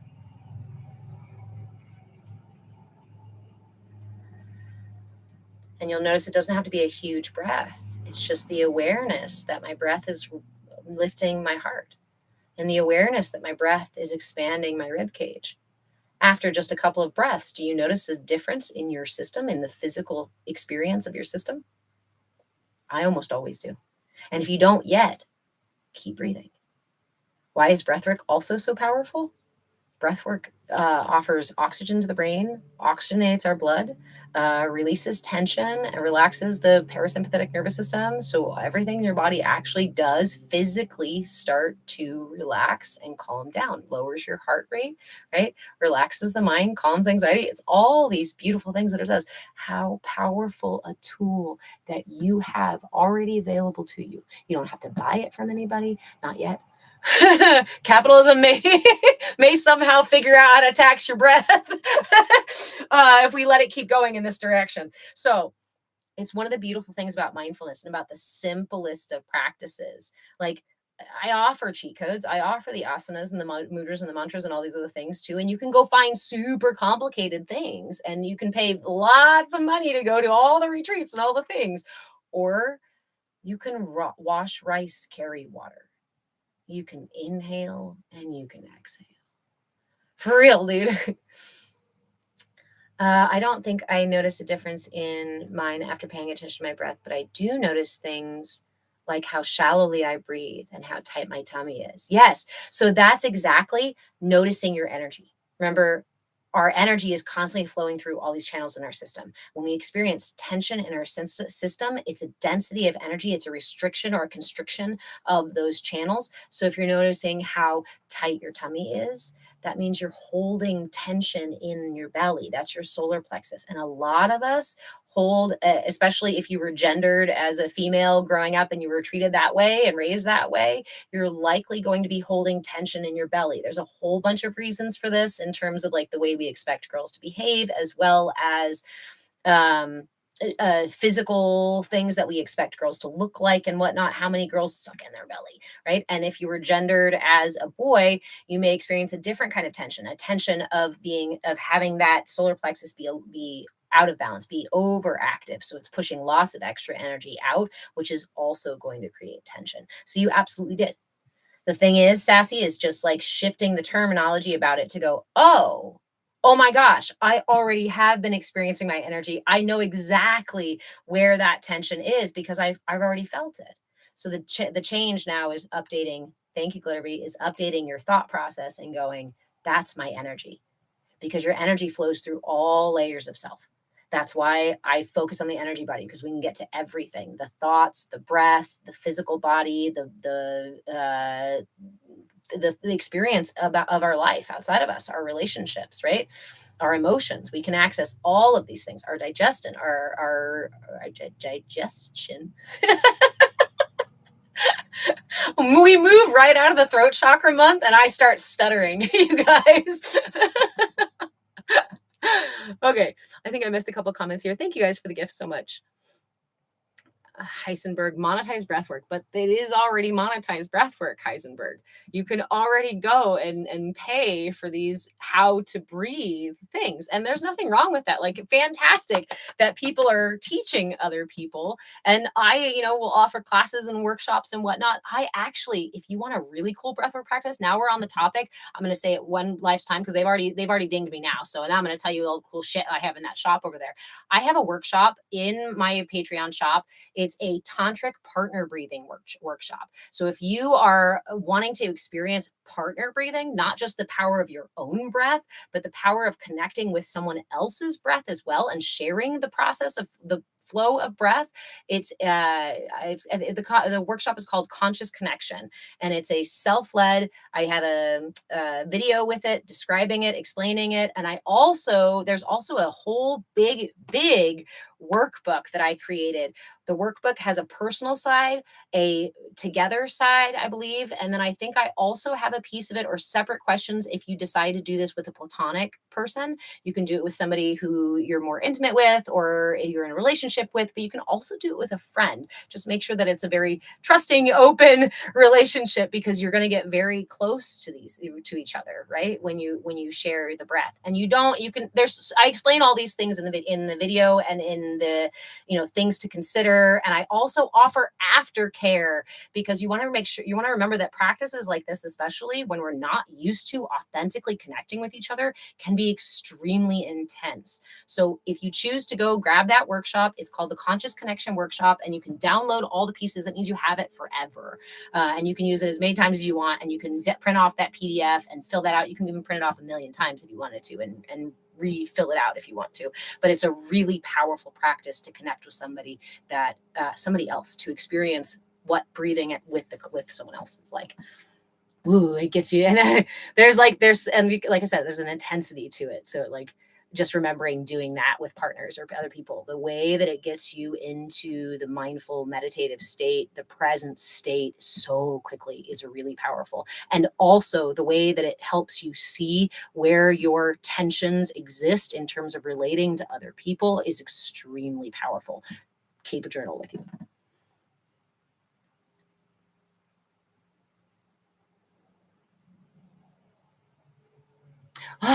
Born to Bark. At some point, we'll probably have to watch an ad before answering a phone call. Have you guys ever watched the Black Mirror series? I don't really recommend it because because it's so intense, and can be really grotesque and disturbing. But if you have the stomach and the brain for it, it has some really not off, but like unfortunate future projection sort of things right around that stuff. Sassy, and there goes my avoidant attachment. Where did you feel that? Solar plexus, heart, throat. Catching up on comments. Glittery, so glad to be home. Born to Bark. Male seems to be heart chakra. Hold everything back from there, then have the heart attack young. Okay, I'm glad you mentioned that because we talk about the stereotypical masculine, feminine, girl, boy, gendered in the West, and how this actually creates kind of puzzle pieces. It's really interesting that because it leads us to codependent relationships, and it leads us to keep those codependent relationships because we think that's how we're supposed to relate to each other. Again, it's a total manipulation of how you're actually intended to connect with others.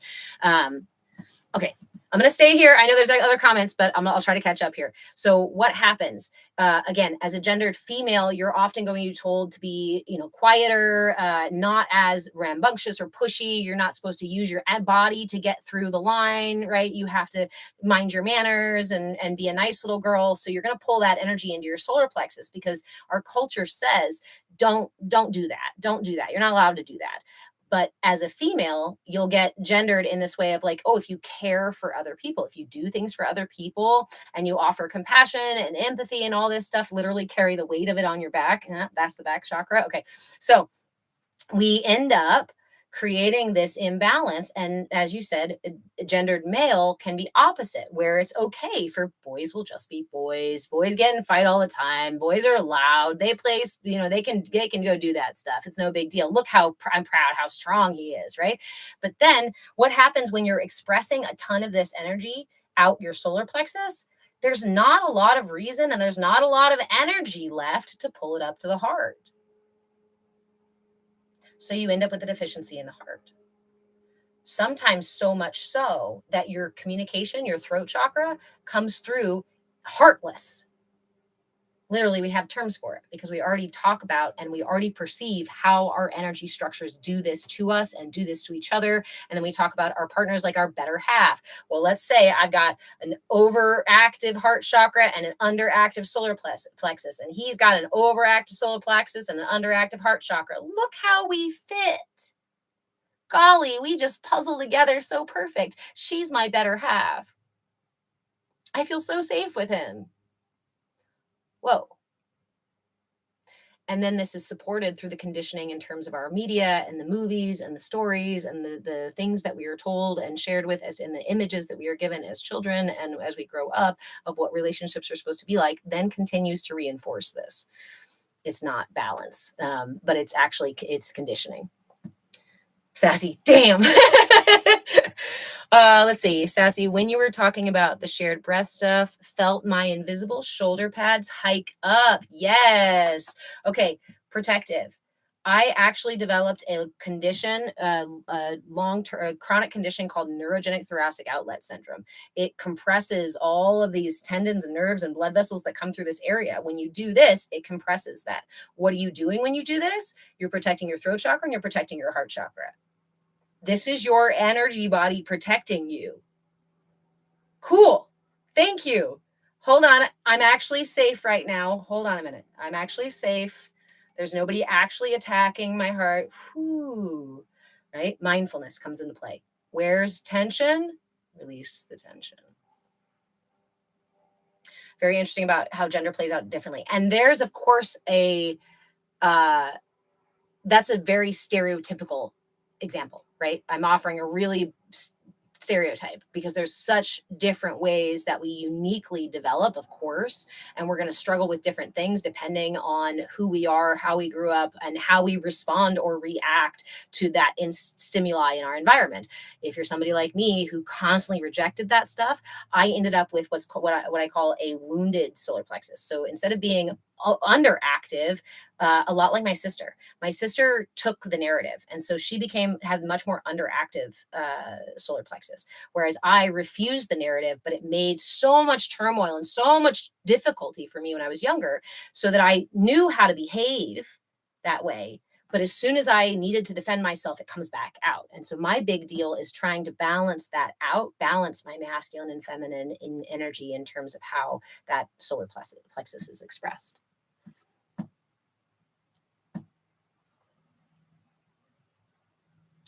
I feel like we're doing better with new generations, but Gen X, yikes. Okay, we are doing better with more generations. We are becoming more aware as we evolve together, right? And we can look at, I really encourage everybody who's struggling with people in their lives, especially if they're previous generation or parent or older siblings or whatnot. Remember that the conditioning is so deep and heavy, especially for older generations that did not have this information, and it was not okay to kind of step past those boundaries. There was a lot more regimented sort of stuff, and there was actual experiments going on these generations, as I'm sure there are some on us as well, right? But we are all doing the best we can with the tools that we have, and it's not our place to knock somebody out of their box. If they want to be inside of that box because it's safe for them to be there, I will never condemn somebody for choosing safety. Even if that safety doesn't look like it's actually good for them, it's not really my place to do that. If you come to me and we want to talk, you're like, I'm stuck in this box, I want to get the fuck out.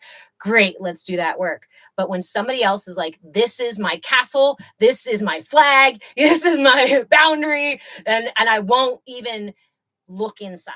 A lot of times you'll deal with that where people will not reflect. They're not interested in hearing anything outside of that narrative. And that is a safety mechanism. Again, a safety mechanism.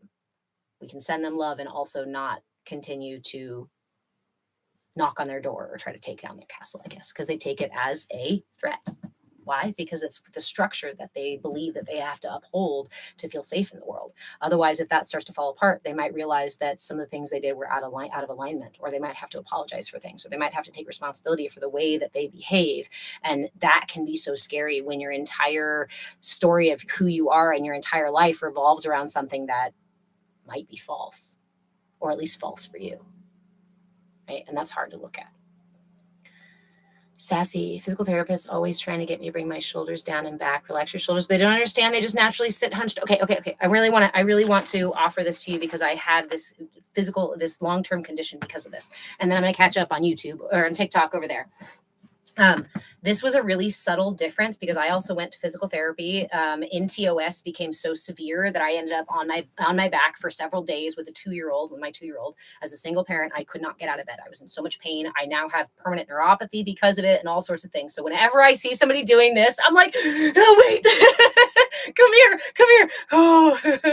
Oh, but this was an insight I got after physical therapy and after years of having my own stepfather and people. I was in ballet as well. So there's such like a exaggerated posture when you do those things. And when you say shoulders back, it's for me, it was the wrong wording. It was the wrong focus. My shoulders back didn't really help align my system to how it was supposed to be. So instead, I encourage you to slouch down, right? Slouch over a little bit, relax your shoulders, shake them out. And then as you slowly roll up one vertebra after the next, keep your chin gently tucked as you align your head, as you bring your head straight up, and allow your heart to lift. Just your heart, not shoulders back. Drop your heart a little bit and notice how your shoulders move. Then lift your heart again. This is alignment. Chin gently tucked, heart forward, and the shoulders naturally roll open. Tension, when we experience that tension, it will start to do this. But when your heart is forward, it actually has a harder time pulling up than if you're already like this. I hope that helps. Interesting thought. Respect people's needs to stay in safety even when it doesn't make sense to us and why we think they're stuck. Yes, we don't do anybody a service. It's kind of like the Plato's allegory of the cave, if you're familiar with it. When there are people stuck in the back and the bottom of the cave in the darkness, if we if we grab them and pull them out from that dark space and drag them out into the light, into the sunlight, we can actually hurt them. We can actually scare them. We can actually almost blind them, right? If somebody is not ready and not interested in seeing the sunshine outside of the cave, then us forcing them out can actually force them further back in. And this was something I learned through my own folly. And something that I learned by letting ego lead and letting myself berate others for being in the back of the cave. And I brought myself and others plenty of discord and plenty of pain and created plenty of shitty situations by operating out of that ego. But I had to also kind of forgive myself for that, because what was I doing but operating out of alignment? And shame and blame and guilt are not going to help us get back into alignment. They're going to keep throwing us out of alignment. You're very welcome. Okay. Born to Bark. I meant to buy your book weeks ago. I found you. Of course I didn't yet. Self-sabotage. Well, again, just another mention here. We are doing a raffle today. So you can enter the raffle 2 ways. It's for a signed copy of my book. We're going to be doing it every Saturday throughout the month of September. And to enter, you can either go to Cash App and drop $5 in the Cash App, and that gets you 2 entries. Or if you're over here on TikTok, you can send the manifesting gift thing that has the little hands, purple hands, to get 1 entry. Why is it only 1 entry via TikTok? Well, TikTok, the gifts here help boost the live, but TikTok takes up to 60% of what I make. So if you go to Cash App, then you get 2 entries, and I'll put your name in. I'll gather them all up, and we'll do a drawing in October. Or you can just go buy it on Amazon. All right, let me catch up here. Ghost Monkey, you're very welcome, my friend.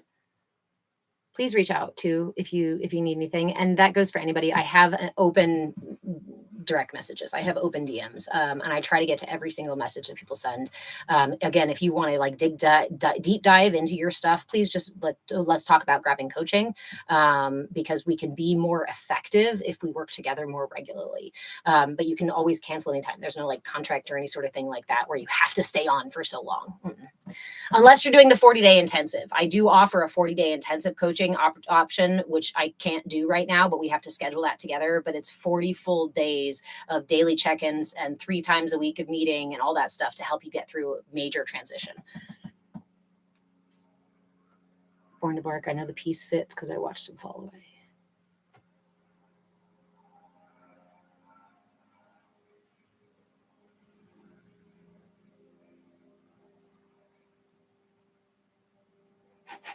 Born to Bark encouraged me to slouch down. I'm already slouching. I know. Become aware of the fact that you're slouching so that we can bring ourselves back into alignment. It's the procrastination. I know. I was just giving you another way to engage. That's all. Aw, Glitterbee. One day I'm gonna stand before you and get my book signed in person. You know, life is shifting and changing. We really thought we were gonna ground out here in Oregon and stay here and root down, and it's just not seeming like that. We did our best to kind of try it out for the last 3 years, and I don't know how much longer we can, because this particular right here is no longer available for us, and other options in the area have not opened up for us. I do have my RV. It's gas cost is terrible right now, but I am a nomad, so it's not above me or below me. I don't know. It's not out of my character to hit the road and come visit all y'all. Hey, should we do a book tour? I better be careful. See, I'm saying I better be careful. Do a book tour. We'll do a book tour. Yeah, then they'll know where you are at all times.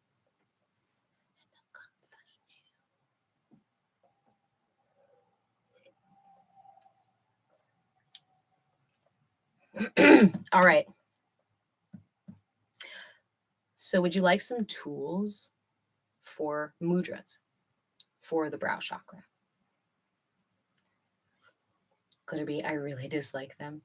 I think I like my little thing, like the little tweak there, because I also, there's part of my pirate and part of my ego here that's like, I don't like them at all. Oh, they're terrible, they're awful, they're evil.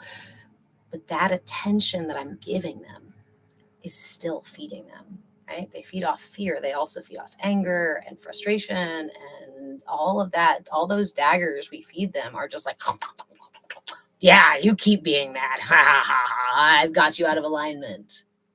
So my trick, my little magic trick is to just be like, the they don't exist. I know they do exist, but the they don't exist enough that I don't need to attach any sort of like or dislike to them. They just are. It's like the flower or the weeds on the side of the road. It's like the tree in the forest as I'm walking through the forest. I don't look at each one and go, I like that one. I don't like that one. I like that one. I don't like them. You could. It would be a fun practice.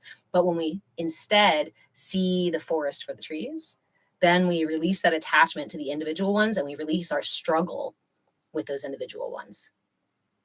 But that's not, it's easier said than done.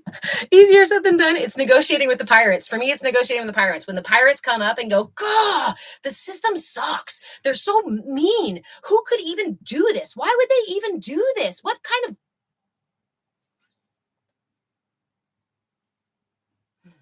It is.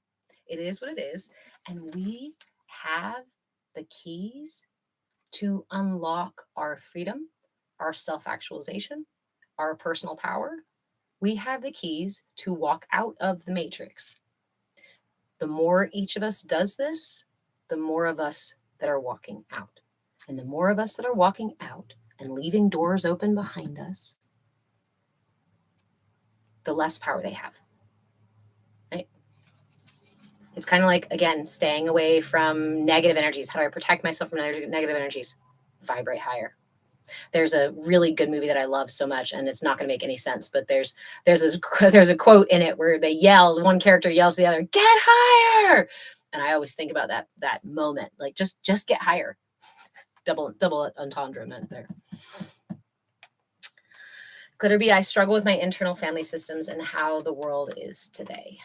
And that's part of building our relationship. That's part of becoming the true essence of who we are, is learning to be the first mate between our pirates and our captain. Sassy. Okay. Will you send me a message? You can send me a message or a comment somewhere. And I will send you the link directly. Did you try the link on Patreon? I can go update it if necessary.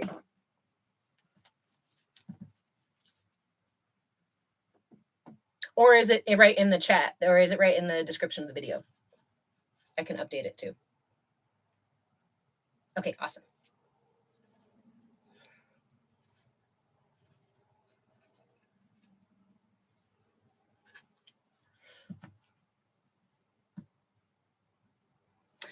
Ooh, Ghost Monkey. What happened to me that I got addicted to information and then lost balance and disassociated? That's a perfect example of what it is to pull your energy up into the head because of lower traumas.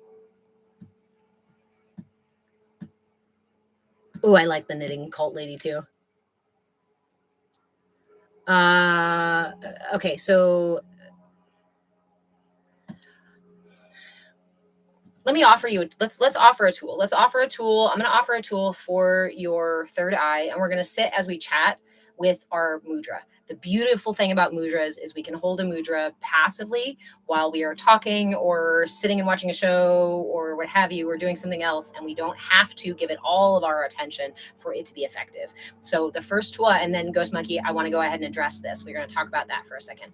I'm going to pin you here because it's really important, and I think it's also one of the more common manifestations of the conditioning that we have here in the West. Okay. I'm going to offer one of the simplest tools, and you already know this mudra. It's the Gyan mudra or Dhyana mudra. It's just done like so, where you bring the pinky, the index and the thumb together and extend the other three fingers. You want to make a nice little circle here. It doesn't have to be a perfect circle. You can do it like this. It's going to feel a little bit different than if you do it like this. So try to bring those tips together. If it's dexterity prevents you from doing so, just do it as close as you can to that. Again, bring them together and then open that up a little bit. Keep those fingers extended. You can hold it with one hand or two, and you can just rest it in your lap. You can hold it here.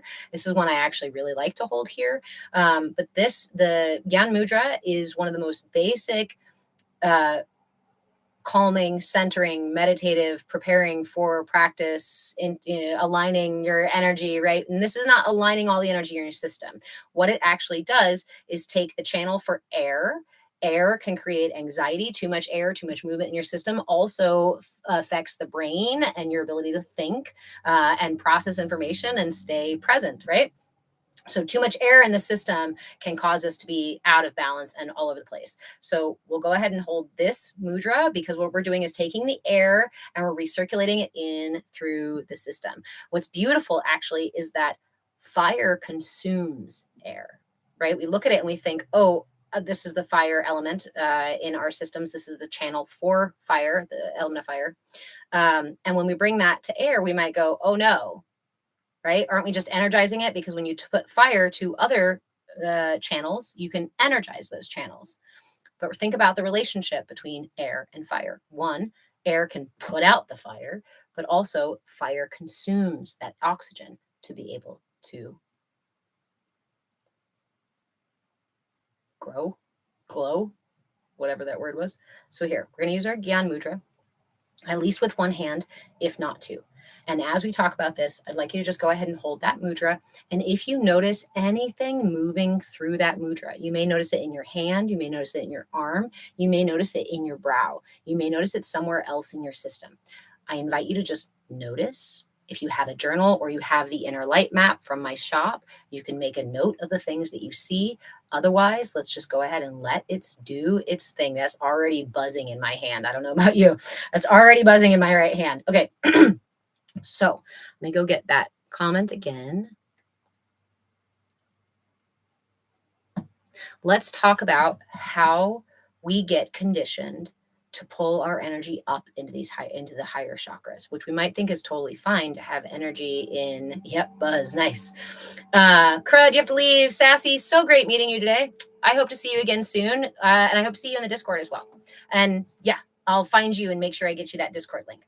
Okay. Your meditation journal went on a walkabout. Oh, sweetheart. Okay, so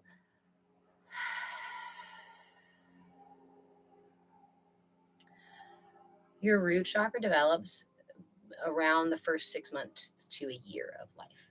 And the question of your root chakra, and it's a bummer, Sassy, that you're leaving too, because this is some good stuff. I know you gotta go. I love you, friend. Namaste. Oh, wait, that could be a joke. No, I'm gonna stay. You're gonna stay? No. Okay, the root chakra. Aloha, Tony. Hey, friend. We're just getting into cultural conditioning here. We're holding our Gyan Mudra for a minute to help balance the channel for our third eye, to help relax the channel for our third eye so we can receive this wisdom here. We're talking about the way that the first 6 months to a year of life, the root chakra is developing. The question in Erik Erikson's Stages of Social Emotional Development, or the is, am I safe? Right? It's safety versus, or trust versus mistrust. There we go.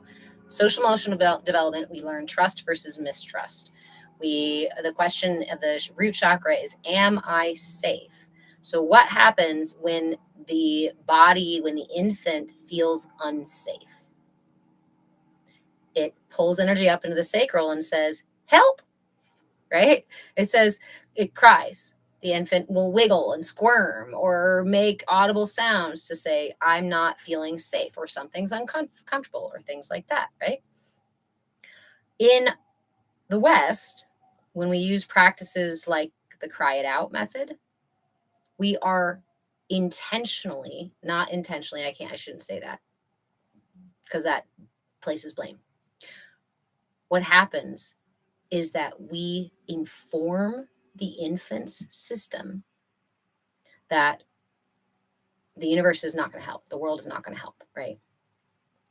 The cry it out method specifically says, oh, the baby will self-soothe. What happens when we ask for help is we go from our root chakra, and then something scares us. Maybe just being alone, right? Because being alone as an infant is biologically just unsafe. You can't protect yourself. You can't feed yourself. You don't have any aspect of time or object permanence. You don't know where anybody is. You don't know how to navigate this world. You need to be close to your caregivers. And so when that infant feels unsafe and it cries for help, that energy moves up into the sacral chakra. And the sacral chakra says, I feel something. And the question of that stage of development, ages of like 1 to 2 or so, 2 or 3, depending on your personal development. It says, um, it's about connection. It's about whether or not the universe is abundant. It's about whether or not, if I cry, will the universe keep me safe, right? If I'm unsafe, will the universe help me? If I feel something, will someone comfort me, or can I get my needs met? If I'm hungry, if I'm tired, if I'm any of these things. So if you experience the cry it out method, what happens is that response system decides, oh shit. First of all, there's things that are scary in the world, right? Which is normal. But when I reach out for help, there's no one there to help me. No one's responding. So the energy goes and tries to do something about it, moving up into the solar plexus. This early trauma, especially repeated or intense early trauma, can actually send us very early through the chakra development. Because remember, and this is another really important piece, your energy is always trying to keep you safe. Your ego, your emotions, your energy patterns, all of these things are actually trying to keep you safe. So if in your earliest experiences, your energy was like, well, it's not really safe in the world, but when I ask, nobody comes to help, right? Then your system says, well, we better do something about it. We better figure out how to move, how to roll over, how to run, how to pull myself up, how to go get it myself. Otherwise, I'm not going to be safe. I'm constantly trying to make myself safe again, right? Because that's how I know I'm going to survive. I can thrive if I'm safe. If I'm not safe, I got to deal with that immediately and get back to safety. This is balance or centered. So then if we go into that solar plexus and we are then getting in trouble for the way we behave, a good example for me, I was a child of the cry it out method. And apparently I was left in there until I would literally just scream myself to sleep for the longest time until I whatever. But as I got a little bit older, too early, really early, I started climbing out of the crib. I started pulling myself up on those bars and figuring the fuck out how to. And my mom would find me as an infant on the ground outside of the crib. She's like, how the hell are you doing that? Because my energy was trying so hard to keep me safe that by the age of 9 months, I was running. I went from like an inchworm, sort of like not really crawl, to figuring out how to pull myself up to running. Because my energy said, I need to get to safety.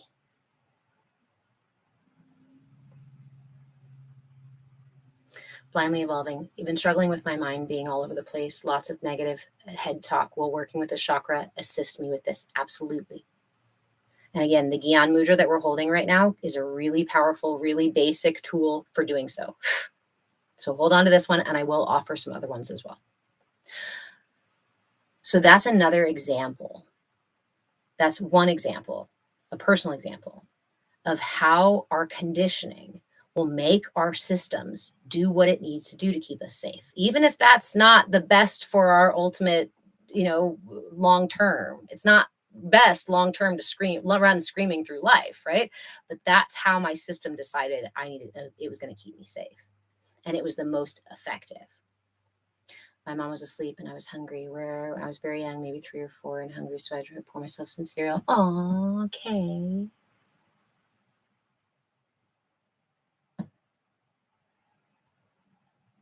Born to Bark, how can the infinite universe not be abundant and everything else you may attract? So that's another cultural thing that we are conditioned to believe the universe is not abundant. And how can we also sink that in deeper? Let's think about how we sink that in deeper. The universe isn't abundant. Why? Because when I'm hungry, now that was just talking about I'm not safe, I don't feel safe, so I cry about it and nobody answers me, right? And then what about when I feel hungry? Well, when I feel hungry, depending on the style of parenting, right? Maybe you were set on a schedule like a lot of infants are. You're only allowed to eat when the clock says this. And once you start eating, actually way too early, that's another whole nother topic about how we should not be feeding our infants, spoon feeding our infants before 6 months solid food. But that's another topic we can talk about another time. So then once we spoon feed our children, we how often we go, oh, one more bite, one more bite. Oh, they're supposed to eat this many ounces. Well, if they're not getting all those ounces, I'm really worried about my baby. It becomes regimented, it becomes compartmentalized, and it becomes charted.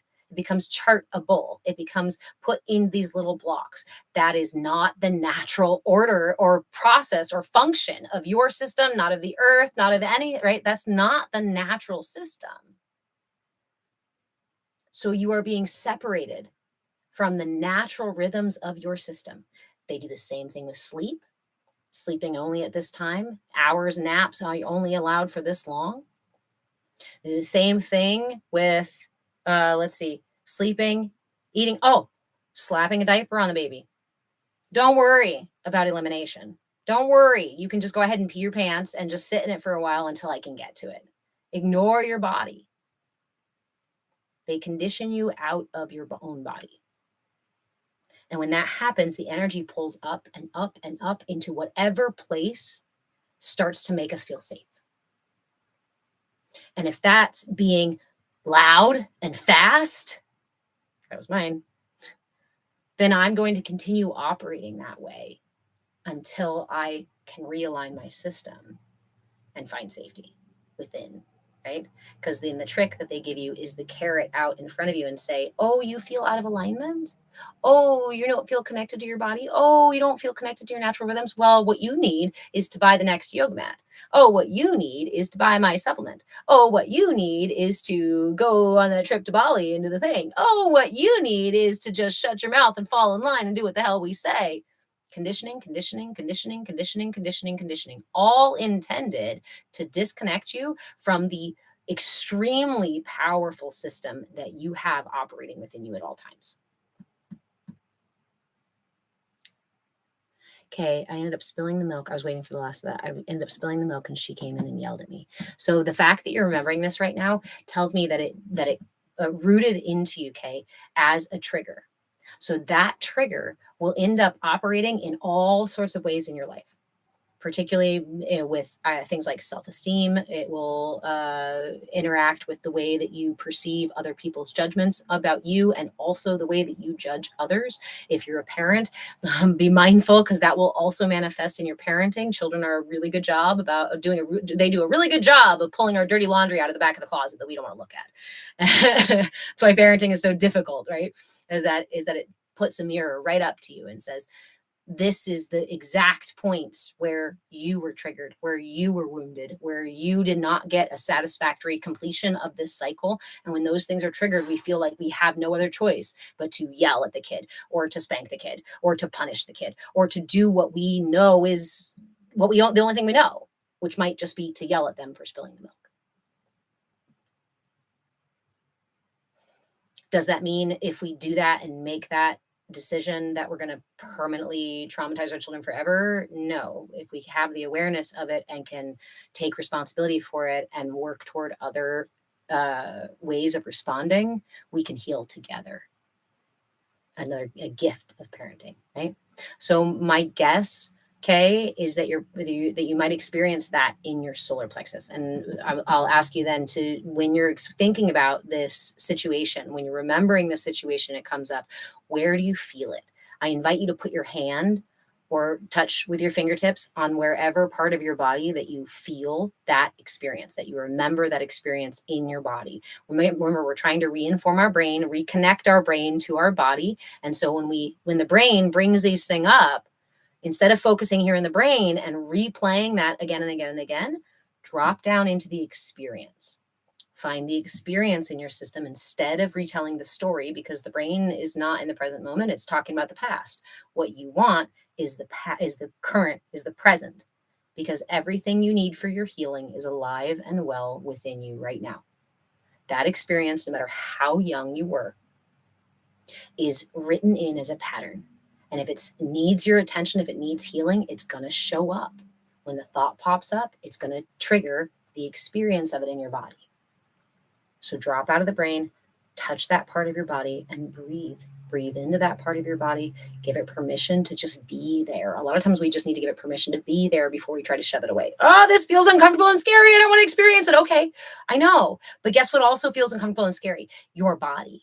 Not just your brain, but your body is also experiencing that tension. So hold. Pause, I guess is the word.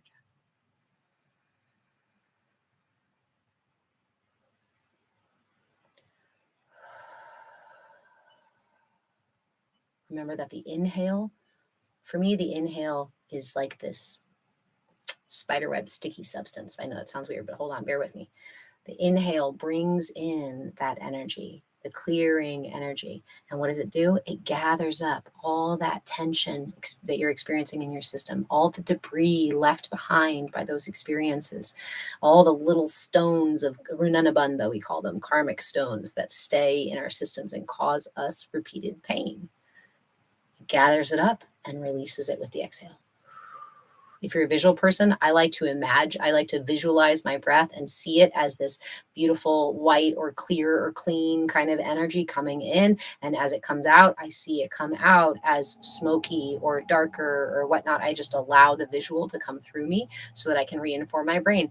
This is how powerful my breath is. My breath can come into my system and release whatever is ready to let go of, whatever junk is in there.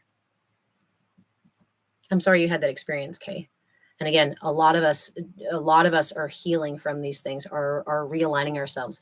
But one of the most important things that I have come to understand in the last several years where I've been working on this is everything you need for your healing, everything that needs your attention is alive and well in your body, the energy patterns in your system is alive and well in the ways that we relate to other people and things in the world and the choices we make. It's living in you now.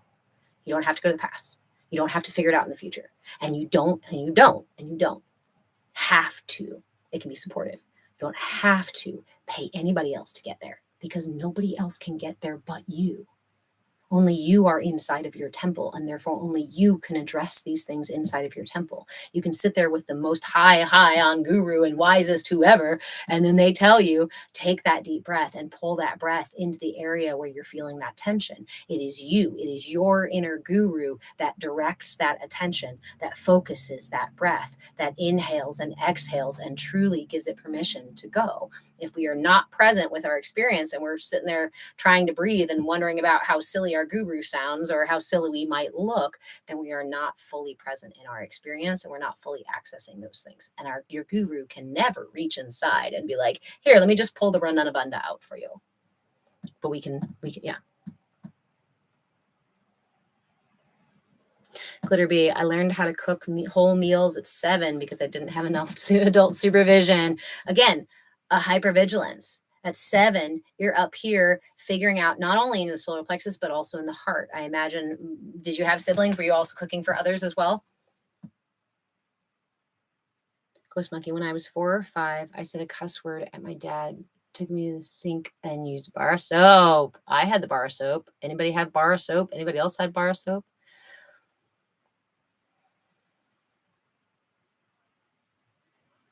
Literally shut. That's it's not only is that scary, but it's actually it's truly an invasion. It's an invasion of your physical space. It's an invasion of your boundaries. It's a overreach of control and misused power, Ghost Monkey. I'm sorry you had that experience.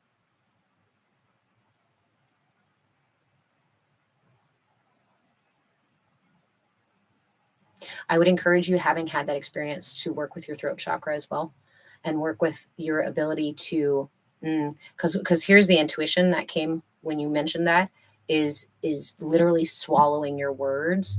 And so having a barrier here to being able to communicate or being able to actually receive others' words. And I can understand how it would create an internal struggle with conversations and words inside of the mind, inside of your body, because it's literally here where those things are supposed to be expressed and coming out and processed out in the world. We're supposed to be creating with this is that external flow through our throat chakra. And so when that is so aggressively pushed back on, I can see it absolutely creating a backlog or a backflow of that throat chakra energy and causing a lot of busy mind, a lot of mental stuff going on.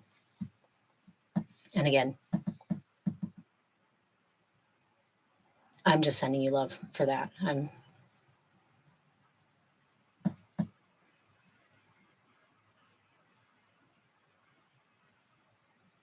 Born to bark might result in being very afraid to make mistakes in terms of Kay. Yeah. Yep. You're very welcome. I appreciate you, Kay. Thank you for sharing. At 7. So another interesting piece to remember too is a lot of us will have very big experiences from the ages of about 7 or 8. That's not by accident. Hold on. Cook for the whole family as well as neighbors. Glitter Bee, look at you pouring your heart chakra out like a good little girl. Sorry. Nick, sending love for all the experiences. Yes, absolutely. Life boy. Hard time finding your voice and expressing yourself.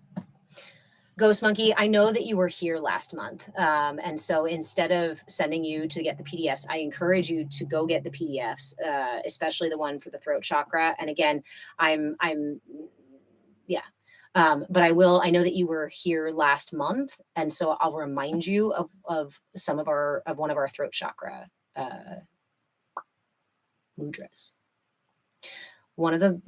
You can do them several, you can do 3 different ways. There's 3 different ways to do where are the PDFs? Sorry. So on my Patreon page, I move a change on Patreon, and in my shop, I have PDFs for every single month that we have covered of the energy body. We covered the aura, we covered the koshas and the energy, the 5 energies that through our system. We also covered the minor chakras and lower chakras. We also covered the root and all the way up to the brow. We're in September, we're in the brow. So I don't have the crown or the upper chakras or my surprise for December uploaded right now, but everything else is on my page. And again, I try to keep them nice and cheap there just so that you guys they're accessible to everybody. And it's also a way to just keep a flow coming in so that there is, so we can keep the lights on, so I can keep teaching. KK just joined over there. Yay. Awesome. Thank you.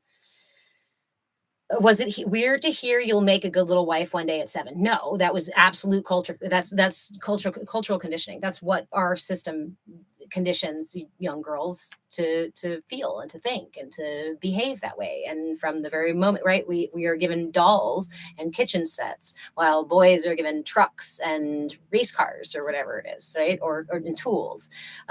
These are the conditioning, the gender conditioning that comes with this whole narrative that there is only just boys or girls, and that's not actually the case. We are conditioned this way to behave so that we fit into 2 different boxes, because it's way easy to categorize 2 different boxes rather than to realize that each system is actually unique and dynamic. That'd be way harder to write a book about, I guess, or study. I don't know, the simplification of it for purpose of categorization and medicine and things like that is kind of a bummer. Okay. Blindly Evolving was making mud pies and putting them in her sister's Easy Bake Oven. Okay, Ghost Monkey. I said I would offer you throat chakra mudras. And again, usually I send everybody to PDFs after the month is over. And the only reason I'm offering these is because it was just last month. And I know that you were here, Ghost Monkey. So there's a couple different options. And I encourage you to just feel into which one feels right for you. This is where that inner light map would be helpful. But if you just have a notebook or even I love sticky notes. Keep notes about how these feel and what feels best for you. So, I'm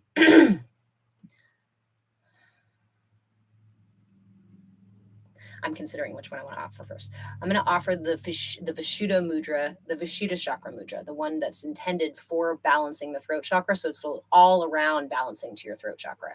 So we bring the backs of the hands together, the backs of the fingers together, interlace the tips of those fingers and close it around so that your palms, the base of your hands come together. Then create 2 interlocking circles with the thumb and the index on the inside of this and hold here at the throat.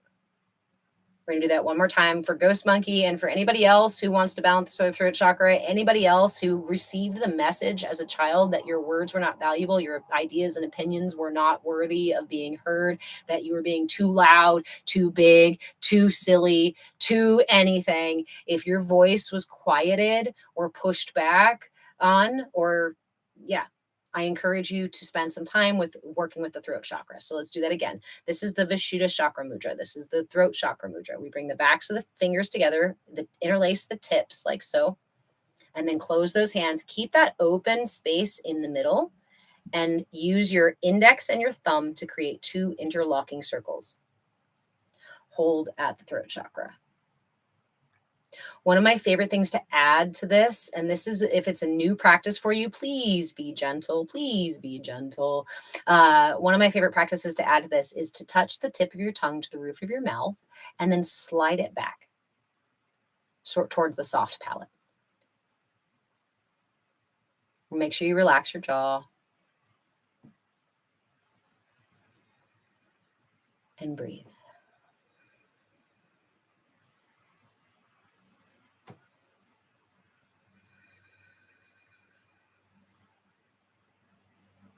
Glitterbee, that one's absolutely soul expanding. I have found for those of us who have trauma or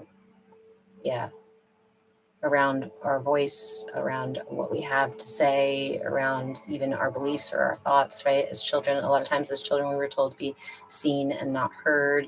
We were told we were ridiculous or silly. I have such a hard time relaxing my jaw. Okay, then Kay, I would suggest not using your tongue. Don't put your tongue at the top of your mouth just yet. Focus on just relaxing the jaw.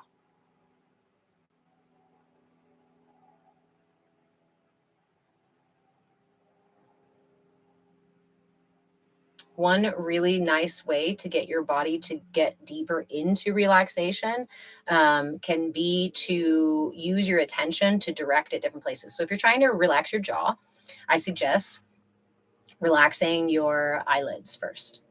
Relax your eyelids. Relax your brow. Relax your right ear. Relax your left ear. And you may say, what do you mean relax my ear? Just give it the attention. Focus your attention on that part and just move across the face. Relax the top of your head. Relax your nose. Relax your lips. Relax your tongue. Relax your left cheek. Relax your right cheek. Relax your jaw. Relax your jaw. Let your shoulder blades melt down your back. Relax the right shoulder. Relax the left. Relax the muscles in your neck.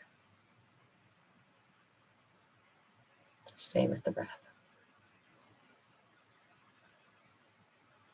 That sensory hopping here, there, here, there, here, there, here, there grabs the brain's attention and pulls it into your system. And when you give your attention into those areas, into tension, when you give tension your attention, it almost always starts to relax just a little. Lex, I use an exercise to loosen my jaw. Say, ooh, ee, ow, ow. Yeah, there's also those exercises too, right? That you can move your jaw around as well. Let me grab a charger for my phone and then I'm going to offer, let's see, how long have we been on? It's only been 2 hours. Look at you guys. Again, okay. I'm going to offer a third eye practice that I would encourage you to take with you all month long. And this is one that's not even a mudra, but we'll talk about some other mudras as well. Let me get my charger.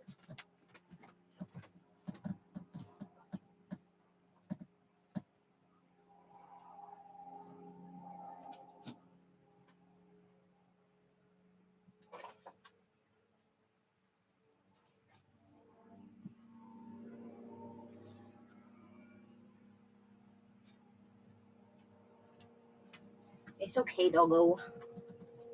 It's okay.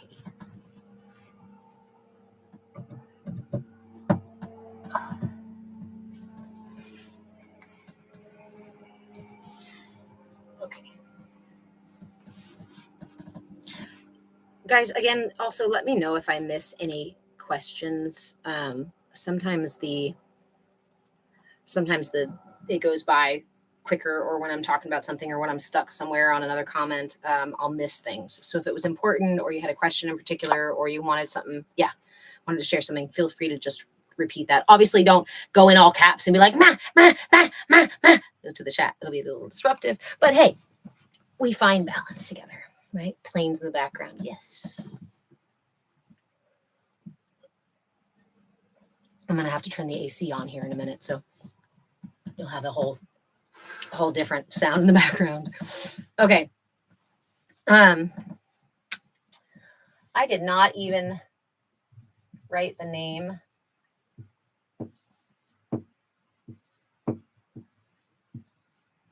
The Ajna chakra, the third eye chakra, the Ajna chakra. 2 hours of EHG healing, Gary. This, I look forward to our Saturdays more than anything. Honestly, I was just thinking about it this morning, and even on the mornings where I'm like, man, I don't want to get up. I'm like, come on, you know you're going to enjoy it once you're there.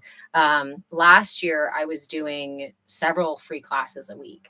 And it was inspiring. It had me creating so much content. It had, a lot of members coming into the Discord. I had several people on coaching, but it just became unsustainable as a single parent, trying to run the business pretty much all by myself.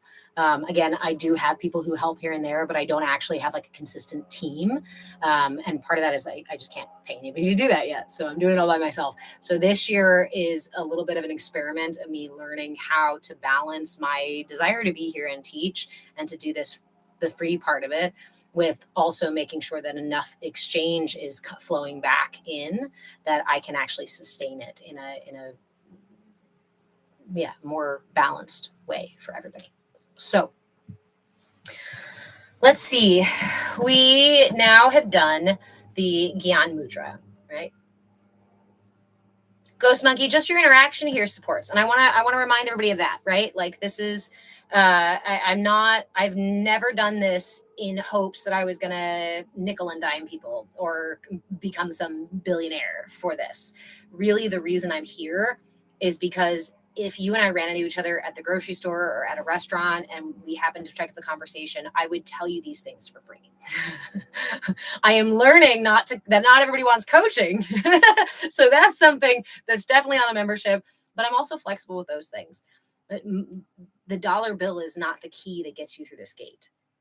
There's a courtyard here. There's a courtyard here that we call our CAYA community. CAYA stands for Come As You Are, because authenticity is the purest expression of you now in this moment.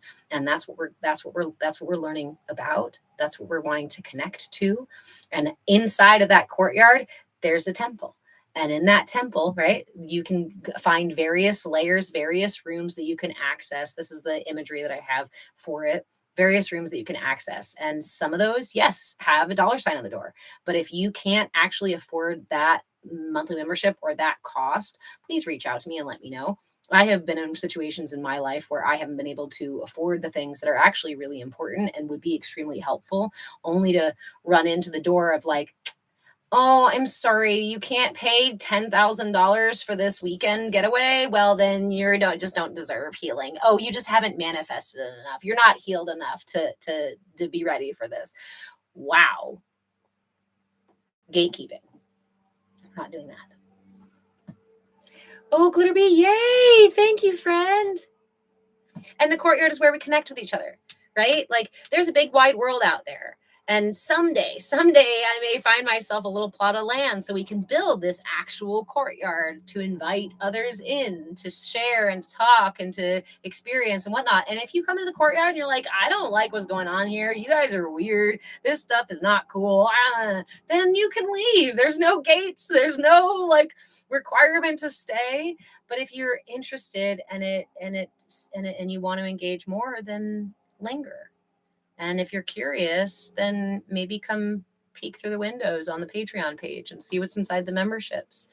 And if you really want to get in there, but you're like, I can't do the fee, then reach out. I'm I'm still learning balance. So yeah, thank you though, all of you. And again, just your interaction is actually really important too. Just following, right, is really important too. Engaging with my other content is really important too. Now it's actually really important to follow me over on YouTube, because YouTube has a certain parameter that I need to get certain views and have a certain number of followers to be able to start monetizing YouTube. Hopefully we can start doing that, especially as TikTok is actively taking down my content, attacking my content. Ajna Chakra, we have our own mascot. We do. You guys want to meet my Ajna? Hey, come here. Come here. Would you come here? Hi. So healers have a like signature mark on the top of their head. His spread out with his when he grew up, right? When they're puppies, they have this little star on the top of their head, and I always thought it reminded me when we got him of the Ajna Chakra. We have to make your TikTok into YouTube Shorts. Absolutely. I've been actually putting more on YouTube, and on YouTube I'm starting to get like 1,200 views, 900 views on things that on TikTok get 100 views, 200 views. I'm like, YouTube used to not share my shit at all, or at least it wouldn't get much. TikTok I used to get a good bit more, but now it's just like, we must suppress the information or they will all get free from the matrix. We can't have that. We need their resources to consume, to function. The CAYA community is full of incredible humans that have become family. Oh, I love you too. I really love our community, and I'm so bummed with everything going on in my physical reality that I haven't been able to dive back deeper into the community. So I'm like, I can't even tell you how grateful I am for everybody who has been engaging with the community over on Discord and has been offering support and encouragement as I go through my own transformation, as we all are with the stuff that's going on with the full moon and all the things like that too. We need new platforms not owned by mega corporations. Agreed. I mean, I have a whole idea for an app for that, but I'm not an app creator, so ideas just float away like little butterflies. We'll get you more traction. Thank you, friends. Thank you all. Thank you all. Thank you all. The only thing about YouTube is I can't actually see who's in and out of the live. It doesn't tell me. And we regularly sometimes we have folks over there that never say anything, and it's always similar. My curious brain is like, who are you? Who are you? That's okay. I'm glad you're here. Welcome. Okay. So I said I was going to offer more mudras, and I also said I was going to offer one of my favorite third eye practices. Lurkers are totally welcome. Lurkers are totally welcome. Because again, it's like the courtyard. Like, not everybody's going to want to sit in the middle of the courtyard and talk, but I want the courtyard to be open enough that you could be on the edge of the woods and be like, I don't know. I mean, I'm kind of interested, but I don't know if I should even like go out there. What if somebody sees me? What I've heard chakras and energy are bad, and I don't want somebody to see me and me get in trouble and like lose this. But like, I get it. I get it. Just catch a whiff of this beautiful. I was imagining food cooking in the courtyard. All of a sudden, we're cooking. I love that I have imaginary friends with me over here, blindly evolving. They're not imaginary; they're real. But I guess they're numbers on a screen, like money, which is also imaginary. Okay, so. First, we did the Gyan Mudra. The Jnana Mudra there's two different ways to say this mudra, but it's essentially the same mudra.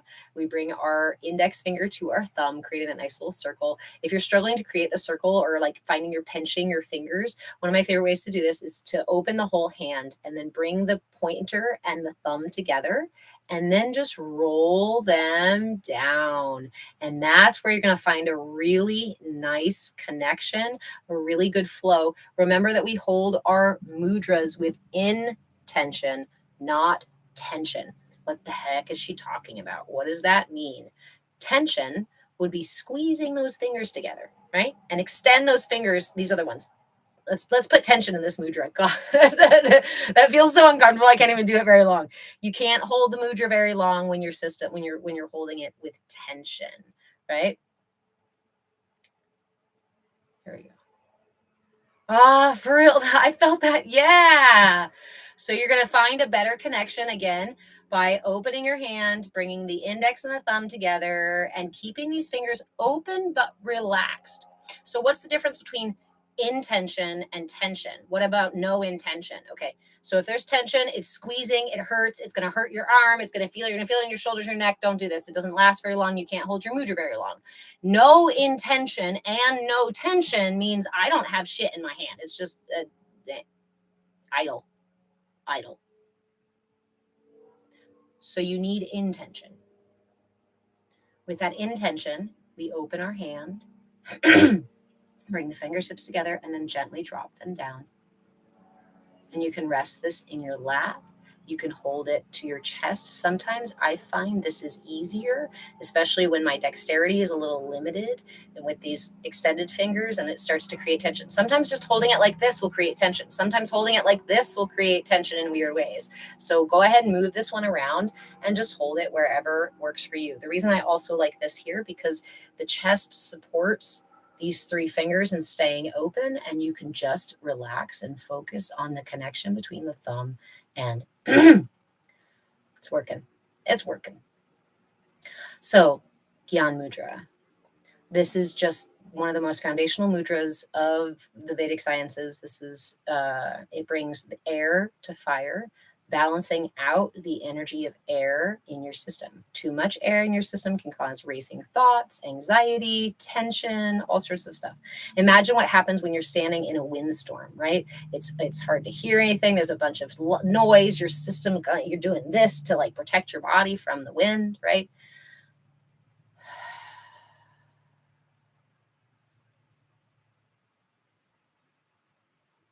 So before I add another mudra, I'm actually going to offer my favorite third eye practice. It's a very simple third eye practice. You don't even have to have a mudra, but that means you can also add it to a mudra. And before I offer this, I'm asking everybody to just, again, to be your own guru. You are your own guru. If you are doing a practice that is causing tension, stop, shift, change the practice. If this mudra causes tension in your hand or your arm or wherever, stop using this mudra and try a different one. Not every mudra is going to be right for you and every day, all the time, which is why grab your inner light mat from the shop or just grab a journal or a notebook and start keeping track of these things. Okay. So this third eye practice, again, can be a little uncomfortable when you first start doing it. So just do it as long as you can and as gently as you can. You have what's it called? What's it called again? You have the functionality of an actual third eye, right? Here. It just does not have a lens. So what we do in this practice is to close our eyes and turn our attention up towards the third eye. And at first you're like trying to move, right? Try to move your attention up there and it may be difficult to find this up there space. So you can add turning your actual eyeballs, your earthly matrix eyeballs up towards your third eye. So close those eyelids and gently move your eyes as if you are looking out your third eye. There's a portal up there and you're trying to see through that window with your earthly eyes. Turning them upward, you're going to feel some strain in the underneath the eye, on the back of the eye, which is why I say please, try not to do this for too long and we don't want to hurt ourselves, right? This is not a no pain, no gain space. That's how we deal with the material world. That really dense stuff of muscle and body and whatever, that's the external world. This is the ethereal world. This is our energy body. You don't fight the wind with fists. Yes? We align ourselves in such a way that the wind moves around us. So when we do this practice, Born to Bark, cultivating, going through the motions,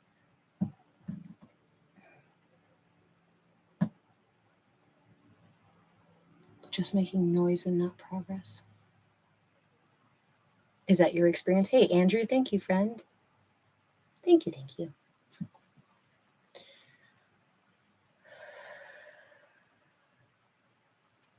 So the simple act of turning your gaze up toward the point of your third eye can help to open that third eye. If you feel like you struggle with making decisions or hearing your intuition or communicating with your guides, or you feel attacked by your intuition or guides or mind or busy thoughts, this can be a really nice, simple way to address any of those imbalances. I get a banana over here and it's attracting these fruit flies. Sorry, guys. And this is just an addition. We're doing the Gyan Mudra. You can hold the Gyan Mudra in your lap. You can hold it here at your chest. You can have no mudra at all and just close your eyes and turn them up towards your third eye. I cannot stress this enough. Please do not stress your eyeballs. This is a practice that you can use anywhere, anytime that you can close your eyes. And I encourage you to use it all month long as we work on the brow chakra, the Ajna chakra, the third eye chakra this month of September. It can feel really nice. I find it's kind of like a stretch. Like I feel like, when you're sore or you get out of bed and you have that really good stretch, you're like, oh, it just feels good to kind of sit in it and let it relax. Again, we don't want tension in our face. We don't want tension in our eyes. So the beginning of this practice is just gazing up gently toward that window at your forehead, at your brow. There's this lovely little window there. Or you can imagine it like light, purple light up there as well. I encourage you to invite the imagery, or just go ahead and decide what the imagery is if it helps you focus. This practice, the more you sit with it, the more it will resonate within you, of course, like any other of these practices. So I encourage you to use this anytime you can and to add it to any other practice. The word was cavitating. A well pump will not work. It's just pumping air, no matter how hard. Yeah. I don't know that word, cavitating. Okay. I like words.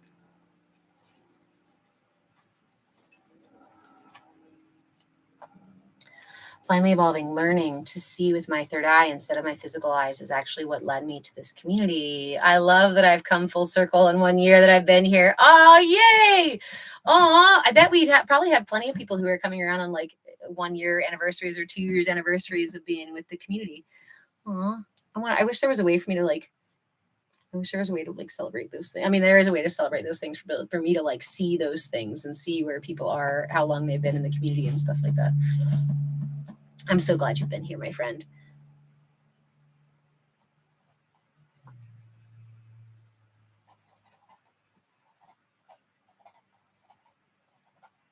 All right, I'm going to turn on the AC, and then we're going to talk about a couple more mudras for the third eye.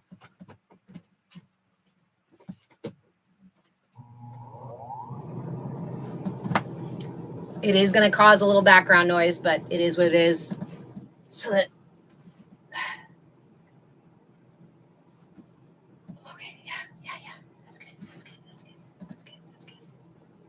I'm celebrating the shit out of it.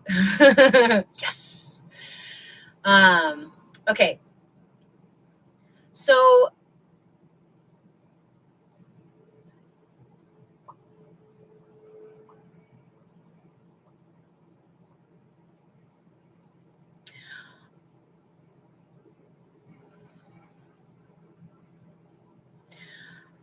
how about next we'll do, you're not trying to be distracting. If it's, I think you have to prime the pump to make it work. Yeah, I want to look up the word so I can more fully grasp like the imagery. I get the imagery, but I'm not connecting the word, and that's because the word's not connected in my head. Yeah, I was going to tell you a side story about a dictionary game that my mother played with us.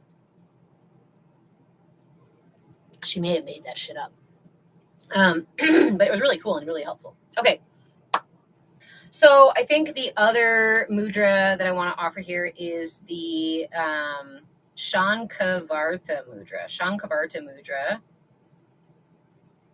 This one's for, it quiets the mind, it turns the attention inward, and it strengthens intuition. So this is the one for intuition, for improving your intuition. And again, just turning your gaze towards your third eye can help improve your intuition.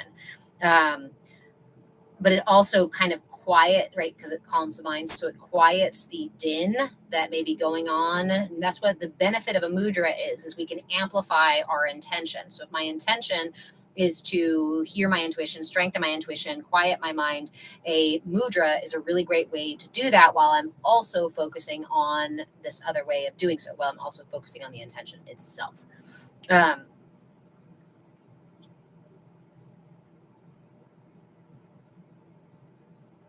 Okay, so this one's a relatively easy one. Doesn't require a ton of dexterity. Both hands come together like so. All the fingertips touching, thumbs like so. Nice big open, like a conch shell, right? The translation for this is conch livelihood or living conch or something like that. Like the conch shell sort of deal, the big beautiful shell that you like blow and make sounds out of. I don't know. If you're not familiar with a conch shell, that's what that is. All right, so you bring the hands together like this. We hold it in front of the heart, and then you drop your index finger at a 90-degree angle, the right index finger at a 90-degree angle into the mudra. So it'll look like this when you're looking at it. When you're looking at it, but from back here, you can hardly see that little finger coming down in there. So again, the Shankavarta mudra. And my Sanskrit is not perfect. I apologize. If anybody knows Sanskrit and wants to help me learn, please let me know. Please come into the Discord and school me. Bring the tips of all the fingers together.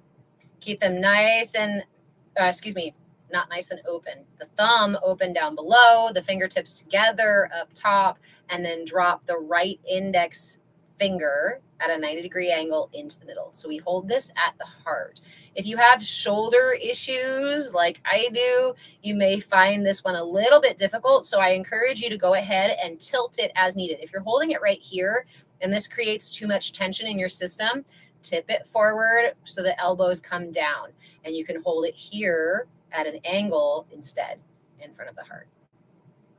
You can also pull this one up here if you'd like to, but again, if you got shoulder stuff or other things going on, this may not be as it may create too much tension in your system. So go ahead and hold it here in front of the heart, and if you need to, bring the elbows down and angle it out a little bit.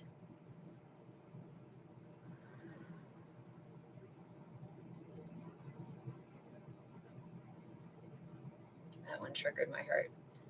So we want to, ideally, holding our mudras for 5 minutes offers us a full circulation of the energy from the mudra. The longer you sit with it, the more it will resonate within you. So if you have the time or the space or the attention to sit longer than 5 minutes, I encourage you to do so. Pretty much all of yoga, all of the Vedic sciences is to prepare the body and heal the body in a way that it can sit for extended meditation, that we can sit and be in extended presence, extended mindfulness. Blindly evolving. Do you connect your right index finger to your middle fingers? Nope. Okay. So bring all the tips of the fingers together, the fingers gathered like so. Connect the thumbs down here so it's nice and open, like so. And then just release the right index finger from connecting to the left and drop it down to that 90-degree angle. So the left index finger is kind of floating up here. It's not floating, it's connected to the other ones, but it doesn't have its partner here because the right one comes down. And then again, we hold here in front of the heart or tip it forward so you can hold it more relaxed with the shoulders more relaxed.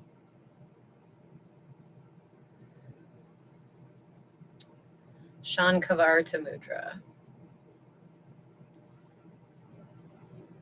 You're very welcome. So the third eye rules the eyes, the brain, the forehead, the pineal gland, right? Your whole head, and eyeballs are connected to the third eye. So if you have vision issues, headaches, racing thoughts, struggle making decisions, inability to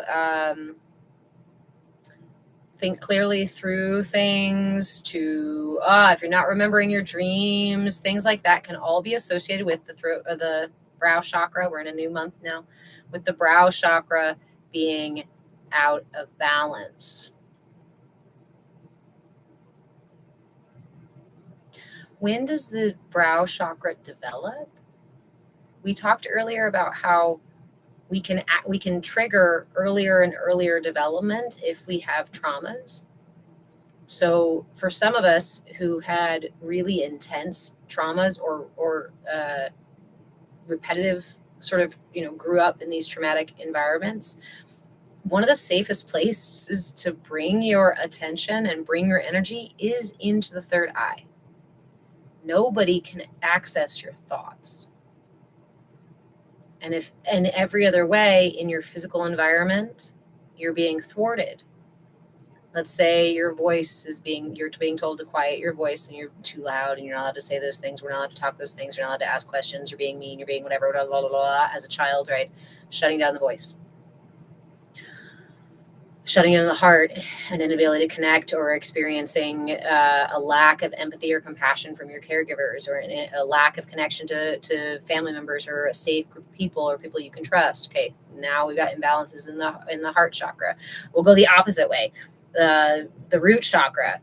Am I safe or not? No, I'm not safe in the world. Okay, can somebody help me? Sacral chakra. Can somebody help me? No, nobody can help me. Okay, I got to do it myself. Move it up into the solar plexus chakra. I'm in the solar plexus. Can I do it myself? No. Now I get spanked or put in the corner or told I'm bad or wrong for trying to do it myself. Okay, I'll pull it into the heart chakra. Well, what if I do this and I'm nice to you and I do these other things and you still get stabbed in the back and you still get treated like shit? Okay, the heart chakra is also not safe to be in. How about the throat? What if I just yell about it? And what if I tell everybody about how horrible this is and I tell you what I think and when I tell you what I blah, blah. No, you're not. You silly, silly child. You're not allowed to say those things. You're not allowed to talk about those things. You're not allowed to ask questions. So where the heck is my energy gonna go? Lay up there. Thanks, Tammy.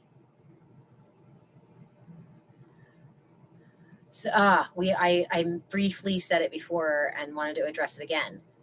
Oftentimes in our own personal histories, if you look back, a lot of us have significant experiences between the ages of 7 and 8.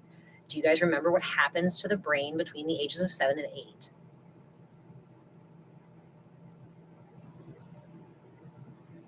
Exactly, Tammy, which is why we are right now balancing the third eye chakra, because a lot of us pulled a ton of energy up into the brain, and our culture says, yeah, that's where you're supposed to be, the thinking brain, right? You're supposed to be up there in the thinking self, but it's not actually, it's the brain overworking itself and working exhausted and tirelessly to try to fucking make you safe. And it doesn't happen in the brain when the body is screaming that we're not safe. You can't use the brain. If you've ever tried to use your brain to arm wrestle your emotions or your physical body into or out of something, it's very difficult to do. You think you could just force your body to grow abs because your brain said it? Not so much. What was that? Born to Bark. That hits. Be quiet as a child. Probably why I annoyingly outspoken and random now. So it's one of the things that I had to be okay with within myself and accept about myself too, is that a lot of that, my freedom, my safety was found in the expression of my voice as well. And now I use it as my strength, right? Because I can use that to share, to talk, to speak, to, and we had somebody right here at the beginning of the live who actually mentioned my voice, right? And that's a reflection I've gotten many, many times over the years. So Tammy, welcome, Crayons to Chaos. Tammy here, and anybody else who just joined. We are working with the Shankavarta mudra right now. Let me give you this mudra here. So we bring our fingers all together here gathered up, connect all the tips together, and then connect the thumbs down below like this. You'll make this little conch shell. It's a conch shell. The Shankavarta mudra. Shankavarta translates, sorry if my Sanskrit is not perfect, translates to conch livelihood or living conch. So we bring these together like this, and then drop your right index finger at a 90-degree angle like this. So just the first knuckle, just, yeah. And then we hold it here at the heart. Or, as I was suggesting earlier, if you have shoulder stuff like I do, or just struggle with tension in your back and neck, it can be more helpful to relax your elbows and allow the mudra to open, to tip forward. We want to do things without creating tension in our system. This is not a no pain, no gain space. You're not going to get any better or any closer to where you want to be by fighting your system, right? We release tension when we find it. Let's not create tension. The Shankavarta Mudra. Tammy, thank you for joining. Again, you can also hold it up here at the brow if you really want to. I encourage you to feel it out and see how that feels. However, again, if you've got shoulder stuff, feel free to just hold it back down here. Shankavarta Mudra. Yeah, the conch. Why be normal? Am I supposed to sit quiet, or does it work to be talking? So what I was saying earlier is that what I really like about mudras is that you can hold your mudras and not give them your full and undivided attention, and they will still do the work. A really good example of this is a mudra that you have probably all seen, a particular, let's see, I think we most commonly see Elon Musk using this one. Not this one, this one. The Utthara Bodhi Mudra. We do this one. This is for the solar plexus. Interlace all your fingers except for the first two, and then create the same kind of shape as we have with the Shankavarta Mudra. Rest that in your lap, and you can sit here and sit during an interview and sit there with your mudra like that, and it's going to boost your solar plexus. It's meant to not only increase self-confidence, but it's also meant to increase the perception and that other people perceive you. It's supposed to increase your esteem, is the word I'm looking for. Self-esteem and esteem that others might offer to you. This is one you've seen before, and you've seen Elon sitting right there and just chit-chatting with this mudra in his hand because it's just as effective. Obviously, the more attention that you give something, the more powerful your experience. And so when we are learning about the mudras, then I encourage you to sit quietly, right? Or to sit within your own space. You're welcome to take these tools and sit during a meditation with them. You're welcome to just kind of sit with them while we're sitting in the class. But the more attention you give them, wait, that's not what we're doing. We're doing the Shankavarta Mudra. The more attention you give them, the more you can reinform your system about how these work. So if I'm sitting here chatting like so, I may not be so privy to how this is actually moving my energy. But if I give it all of my attention like a meditation, then I'm more likely to feel that energy go wah, wah, wah, wah, wah, wah, wah, wah, down through my arm. Or I'm more likely to feel my third eye start to wiggle and pop, right? Or I'm more likely to perceive the visuals that might come with this practice and this experience. So it's just up to you. What kind of experience do you want to have? And the more you reinform your system, the more you become familiar with these practices, then the easier it's going to be to experience it without having to give it your full and undivided attention. Think of it like riding a bike or driving a car. When you first start doing it, it's all consuming. You got to figure out, like, every part of you is like, holy crap, how do I do this? And that's important to learning how to ride, right? And then eventually it becomes second nature, so much so that you're not even thinking about pedaling or driving or shifting gears or things like that, right? Because you can feel it, you can hear it, you can perceive it, you can intuit it. So reinform your system, spend some time with it, give it your attention, definitely. And remember that these tools are available anytime, anywhere that you can hold your hands in that position. And they can be really effective just by that.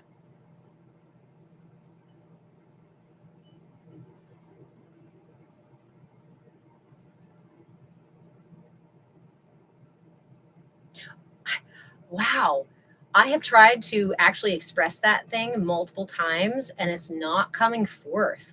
I wonder who's not supposed to hear that today, or what reason we're not supposed to say that today. I have multiple times talked about the 7 or 8, age of 7 or 8, and the things that happen at 7 or 8 and why we have big things happen at 7 or 8. And then I keep wandering off.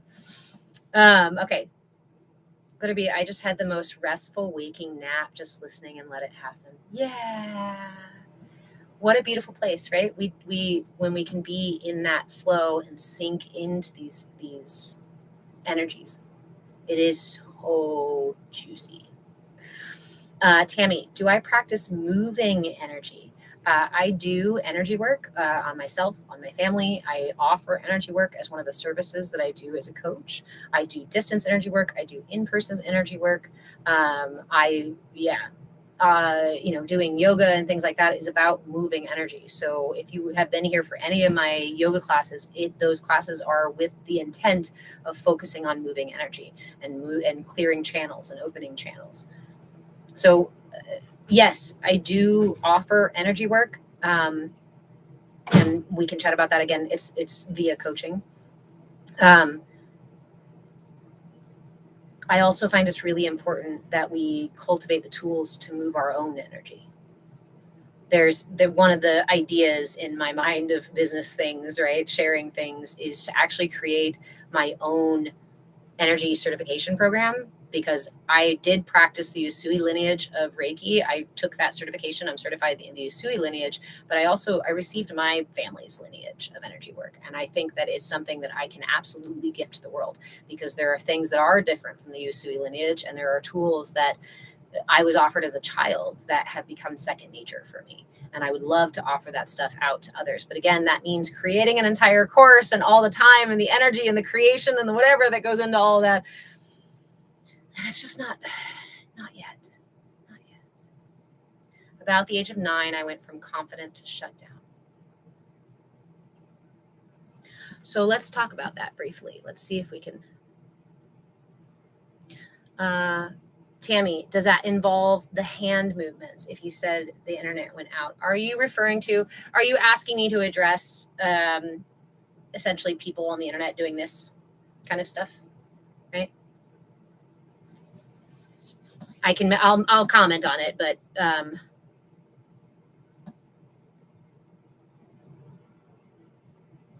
sort of, but no. Okay. Okay. Do I do hand movements? I allow, when I am practicing energy work, when I'm doing energy work on someone, it is an intuitive process, and I allow that movement to happen. I will sometimes lay hands if you're in person. Sometimes I do actual touch. Sometimes it's just hovering hands. A lot of times, what goes through me is not just hand motions. Yes, I'll move over, and sometimes a big thing that I experience is strings. I pull threads and things from people's energy fields. There's a lot of them, and some of them are miswired. And yeah, that's my experience of energy and the visual that I most often get. But instead, the other piece of it is that the rest of my body will move. And so for me, doing energy work is an entire body experience, and it's a dance. It's a flow. It's a yoga practice, basically, that I'm doing while I'm doing the energy work, so that nothing gets stuck in my system. And for me, that's not just hands. That's not just clearing stuff like this. And I find that it can be effective if that's what works for you, but it's not the way that I personally or even consistently use energy. So it's not, if you're wondering if it's necessary to clear energy, if you need to be doing this stuff, no. Trust your intuition. Can it be helpful? Yeah. Crayons to chaos. I needed that. Isn't it such a good one? Okay. So let's talk about this. You said age of 9. Why be normal? I like your t-shirt shop name. From the age of 9. Okay. So we have 2 mudras so far, the Gyan mudra and the Shankavarta mudra. If you're holding one right now, I encourage you to continue holding it or grab the other one. I'm going to switch to the Gyan mudra, palm up for the Gyan mudra, if it's in your lap. Okay. Cognitive development. We're going to the biology piece of it. We're going to the psychology piece of it. We're going to the Western science piece of it. Your brain, the child's brain, when we are born up until the age of about 7 or 8, depending on your experience, your brain is pretty consistently in the theta brainwaves. So if you're familiar with this, with the brainwave levels, gamma and delta, I believe, are above our conscious waking, busy thinking, focus, that kind of stuff. Theta is the REM sleep time. So as an adult, when you go into theta brainwaves, you're dreaming. You're in your dreaming state. That means your brain as a child is pretty much in the dream time almost consistently. Even though we're becoming familiar and attaching ourselves to and learning about and becoming conscious of the material matrix world that we're in, up until about the age of 7 or 8, it's not really solidified. The brain shifts to that being sleep around the age of 7, 8, and could potentially be 9. So a lot of us are going to experience huge shifts, big moments in our development or our cognitive experience or our lives in general during that time, because you're literally waking up to the fact that you live in the matrix. It's also why children or infants, my son used to do this all the time, and it used to crack me up. And I'd say, it's time to go to sleep, or you're going to take a nap. And so they close their eyes and then they open them back up and like, okay, I did. For them, that's the legit experience. Their body shuts down during a nap, but the consciousness does not actually. Isn't that wild? So that's why those earliest experiences before the age of 7 have such a huge impact on who we become later on and how our systems wire themselves together, because that stuff happens pretty unconsciously. That's why we say children are like sponges and they're absorbing everything around them. Yeah, because their conscious brain is not there in the middle going, this one or this one or this one or this one or that one or this one or that one. All of it.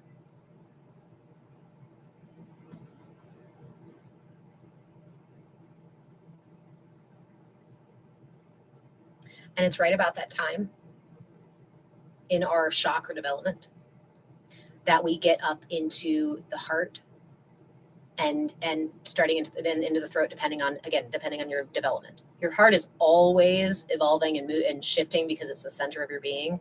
But around the age of 7, 8, 9, we're getting into the heart chakra. There's a really great psychology book called Playground Politics.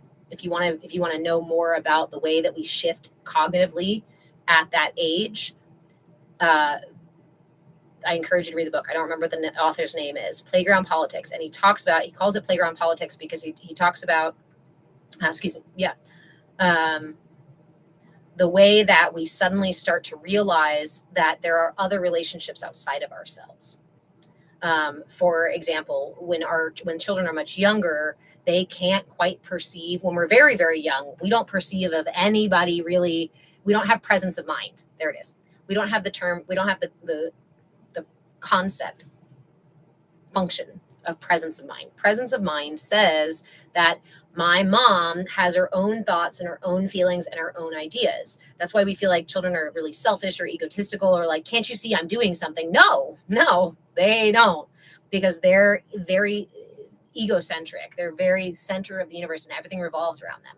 As we get a little bit older, we start to realize, okay, mom and dad have their own feelings and thoughts. But when we get to the age of 7 or 8, now we go, oh, mom and dad have a whole nother dynamic outside of the dynamic that they have with me.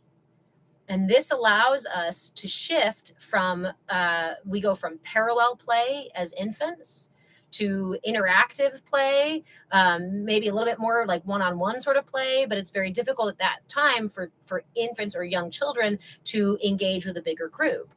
7, 8, 9. This is why a lot of school programs or camp programs or things like that will wait and ask for the child to be at least 7 or 8, because then they can actually perceive of the more dynamic relationships and relationships outside of themselves, which gives them the ability to respond and interact in a totally different way with way more depth and intention than was available to us before.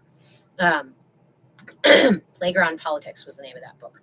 So the age 7, 8 or so, our brains go from move out of the theta brainwaves and start to experience the higher above dream time brainwaves. Gamma, I think, is the next one. I might be wrong there. Delta might be the next one. I always forget which ones are on top because I'm like, the theta brainwaves is the most important piece.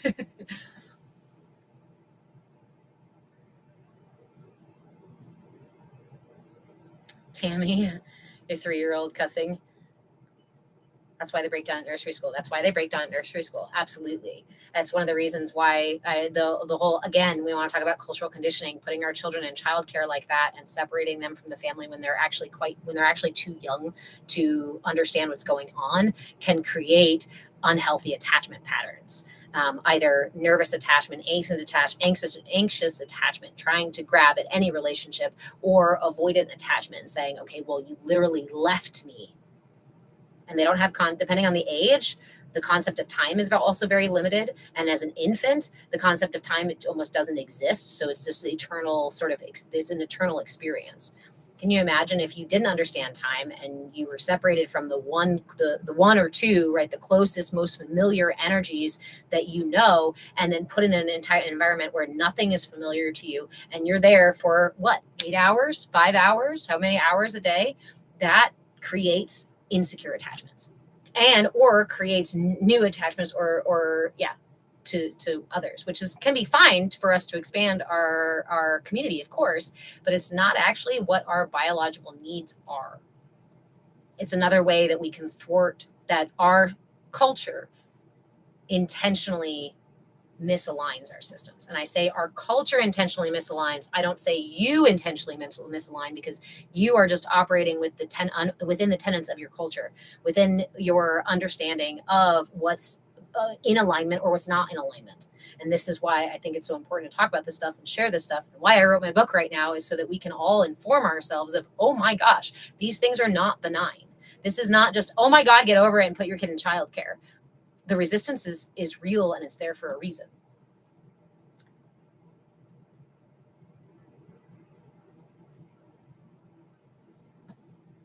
How is it not conceived? Because it's conditioned into us. Born to Bark, Australian Aboriginal dream time is fascinating. So I think you've heard this before, and I do this in group coaching. Again, we're on a hiatus in group coaching right now while I'm moving, but in our group coaching sessions, I do a practice that I've always called dream journeying, and I've done that since I was a kid. My mother helped me with these things as well. And it was later that I read about Aboriginal dream time sort of stuff and the intentional accessing the dream time.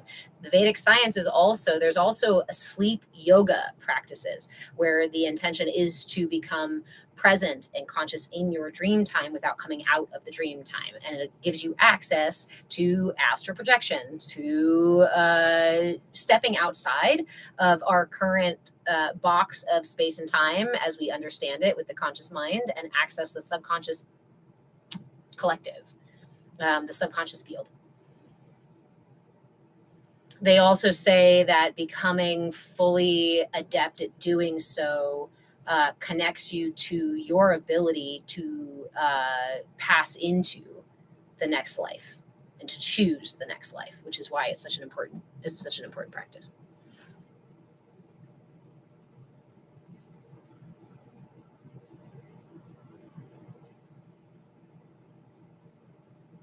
So much overlap. Yep. Is that a form of what we call lucid dreaming? Yes, it's the same sort of thing where we're becoming conscious in our dreams and making the decisions in our dreams. Do I follow Forest Fairy or Neo? Are those other creators? You're welcome to tag. If there's some other creator that you think I should follow for anybody, go ahead and just tag me or send me a message or send me their thing or whatever. I try to follow suggested creators. I'm terrible about me engaging on social media, and I'm really sorry about that, especially those of you who are like, yay, mutual follow, and you're never in my life. I know. There's a lot of things on my plate right now, so. Oh my God, I've tried. So it's hard. It's hard to stay on social media, and that's okay. I won't come up for you. You can't share things to me. Wow. Anybody else explain that except for you can DM me? Okay, good. Again, I think it's just another version of TikTok saying, yeah, TikTok trying to pull my energy in, trying to capsulate my energy so that it doesn't spread throughout social media. The reality is when I first started the TikTok account 3 years ago or so, we went in 1 year to over 10K with no marketing, no sales, no payments of any kind. The only marketing I did was create content and offer free classes. And I did have coaching and a community then too. And I was like, come into the thing, come into the thing, come into the thing if you want to. But otherwise, I'm just going to keep sharing. And we just went, which I did not expect to happen, but it only happened on TikTok. And that was several years ago when TikTok did not have all the grubby little fingers in the pie. On social media, we aren't customers. We are the product they are selling. Absolutely. Which is why it's so important. I know I say it all the time, but it's also a really important thing to talk about, which is why I wrote the book, Energy for Sale, the energetic blueprint for consumer conditioning. Honestly, it just pisses me off. It just makes me pretty fucking mad that anybody has the audacity to think that they should be in control of other humans. That is so out of alignment. That is so like, what were we saying earlier about letting it go instead of attaching my dislike to it? Yes, in part, I wrote the book because I dislike what's happening and what has been happening for so long. And I went to college for 12 years plus a bunch of certifications and other workshops afterwards because I wanted to dig as far down this rabbit hole as I possibly could. It's why you see, if you go to my Patreon and you go look about the About Me section, why you will see a laundry list of all these certifications and degrees and things like that. Because I wanted to make sure I took this and I looked at every angle, right? Like the prism. We'll turn it around and turn it around and turn it around and chew on it and taste it and find all the like the little different every little facet and find out all of the ways they connect. And as I studied this in college, in workshops, as a child with energy, and even tried to share it with others and talk to others about it, it's like light bulbs coming on. It was like following a thread out of the matrix. And honestly, so many times I found myself outside of it, but then I got too scared or I got pulled back in, right? And even with my awareness that I was being marketed to, even with my awareness that I was raised on propaganda and a specific narrative, just a specific narrative, I knew that that was the case. So I went to college, I went to school to unravel that narrative because as a kid, I was like, I feel like I was born into a club that I don't like. I don't like your rules. I don't like the way you treat each other. I don't like the way you fucking punish people. I don't like the idea that I'm supposed to subjugate myself and hurt myself for somebody random's means to an end. Forget it. This is absurd. I refuse. And it's caused plenty of turmoil in my life. It's caused plenty of disruption in my life. But again, I think part of it is the fact that it's very difficult for us to fully disconnect from the system. So we have to find a way to live in balance with it, right? To turn away our resources and find what's really, really for us. And when we do that, then it doesn't matter that there's a matrix there because we are in our flow. And when you're in your flow, you flow right through that shit and ain't nothing going to stop you.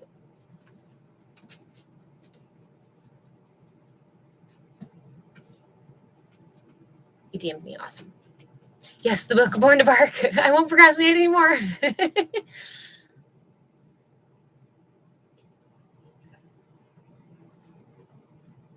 Schedule local news coverage. You know, I've thought actually in my local area here about going to the library and doing a book signing.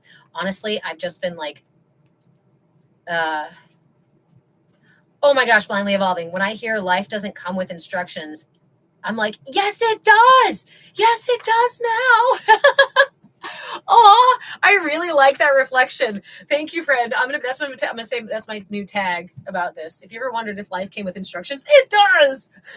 And they've had it for for thousands of years. We've had the instructions for a long time. The instructions have been taken away and they've been hidden from you, because if you knew how your system functioned and you knew how to rewire it and you knew how to self-actualize and actually cultivate your true personal power and be your authentic self, they would not be able to harvest your resources and energy. So perfect. From the moment they're born, let's start disconnecting them from their body, disconnecting them from the systems within their body. They're disconnecting them from their intuition, their spirit, their community, their family, their food, from their culture, from their everything. Let's sever all the ties to the humans that they are and make them little people that fit in little boxes on the hillside, little boxes made of ticky-tacky. Life, some assembly required. Some reassembly required. Reassembly, right? Like, I actually think about this. I think I've said this analogy before. Hold on.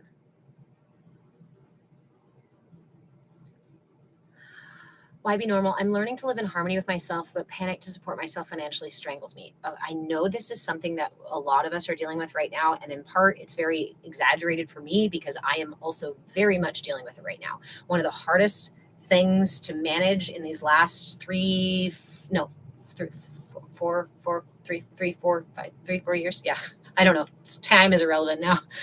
Has been how to be okay with not bringing in a consistent paycheck. And I know that some people are like, oh my God, you're not out there doing a W-2 job and paying your income tax and doing the thing that we all do. No, because that nearly broke me. Because that is why I have NTOS. It's why I had, as childhood stuff happened, but the continuation of the exact same traumas throughout our lifetime because of the culture that raised us the way that it did creates PTSD. It is fucking terrifying. There are days, there are months that I am out of money. Does it mean that that means that I don't get to buy a nice house, the nice house that's for sale down that way? I don't get to have a place that I rent because of that. Does it mean I have to change my lifestyle? Yes. I have to change my lifestyle to align with that which truly aligns with me. And I know that feeding my energy and my time into the system for some imaginary numbers on the computer, because it's not even paper anymore, that fiat money is only propping up a system that is systematically destroying us and the planet. I can no longer prop up a system that is hurting my neighbors and my friends. I can no longer prop up a system. Look, this is a mudra. I love mudras. What if my lifestyle is homeless though? Spaz, we're about to join you. One of the things that I have done for many years is to do work trade. So I find jobs that allow for work trade for housing or for a place to stay. I have an RV and I use that to travel around to these different places. We were doing it here for 3 years. And we are the house finally sold. This one did. So we're looking for a new situation, but we don't have one yet. So technically we're going to be moving back into the RV and we will also be homeless. But it's about perspective. Can I do the things that bring me the most joy and make me feel the most aligned and actually create a revenue? Yes. Right now, I'm actually being able to do that. And again, you guys are the ones that help support that. And do I need thousands of dollars every month to survive? Nope.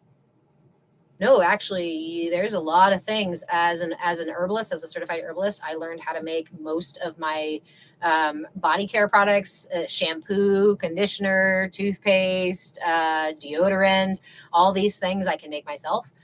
Condiments, mayonnaise, mustard, salad dressing, all these things I can make myself. Learning basic skills on building things and repairing things so I don't have to pay somebody else to do it. Finding community of people who have the skills that I don't have so that when I need something that I can reach out to somebody and exchange those things. You can absolutely do these things. It is absolutely available. And guess what? The system recognizes that you can do this. So what are they doing? They're making it harder and harder to camp for free, to park overnight. People are getting if you've ever watched anybody with van life stuff or travel stuff, you will see people who are actively being like, we are being pushed out more and more and more and more and more. And there are, yeah.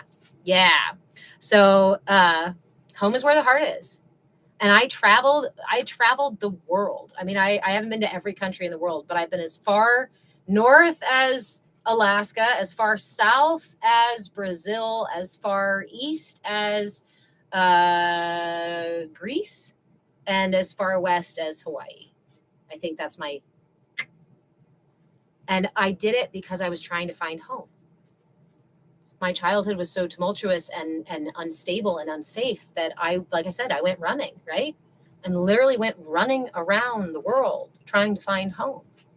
And in that process of trying to find the home outside of me, which is what the culture tells you to do and where it is, in relationships, in other people, in jobs, in places, in houses, in material things, I was lost. And I felt more and more and more lost until I got myself in a situation that nearly took my life. And that was back in 2022 when I left that. And in the last 3 years, that's it then. It happened in 2021. I got out of there in 2022, early 2022. And for the last 3 years, I have been cultivating the home within myself. And it didn't just happen overnight, but it did strike me in a meditation like a bell. I love you too, dog. Do you have to go outside? Come on, go. Will you let him out, honey? Yeah. It struck me like a bell. I was in meditation. No, you don't want to go outside? Okay. I was in meditation and I was begging for guidance. I was probably crying. I was feeling desperate and alone and scared that I would not be able to continue. And as a single mom, I was like, that's not an option. So you got to help me here, God. Like, you really got to help me. If I never ask again, give me something now. Like, and it was the sweetest. It's gonna bring up emotion because it was so powerful and it was so deep. I felt it like a bell in my heart, and I saw the temple. I saw the bell in the temple, and I realized it expanded out around my body, and I realized I was living in my temple. And I heard God say to me, what if you knew I was already there? What if you knew you were a temple for Christ consciousness? What if you knew that you were a vessel for me, for us all to experience all? And it's not just me as Deborah, but you too, all of us, that you are a conduit for this energy. You are a vessel for this energy. It flows through you. That heartbeat, that is source. That is God. That is the one constant in the entire universe, is that vibration manifesting through your heart. And it grows, it brings this toroidal field around you so that you can move through the matrix like water. And we are taught to be stone and brick. We don't need no education.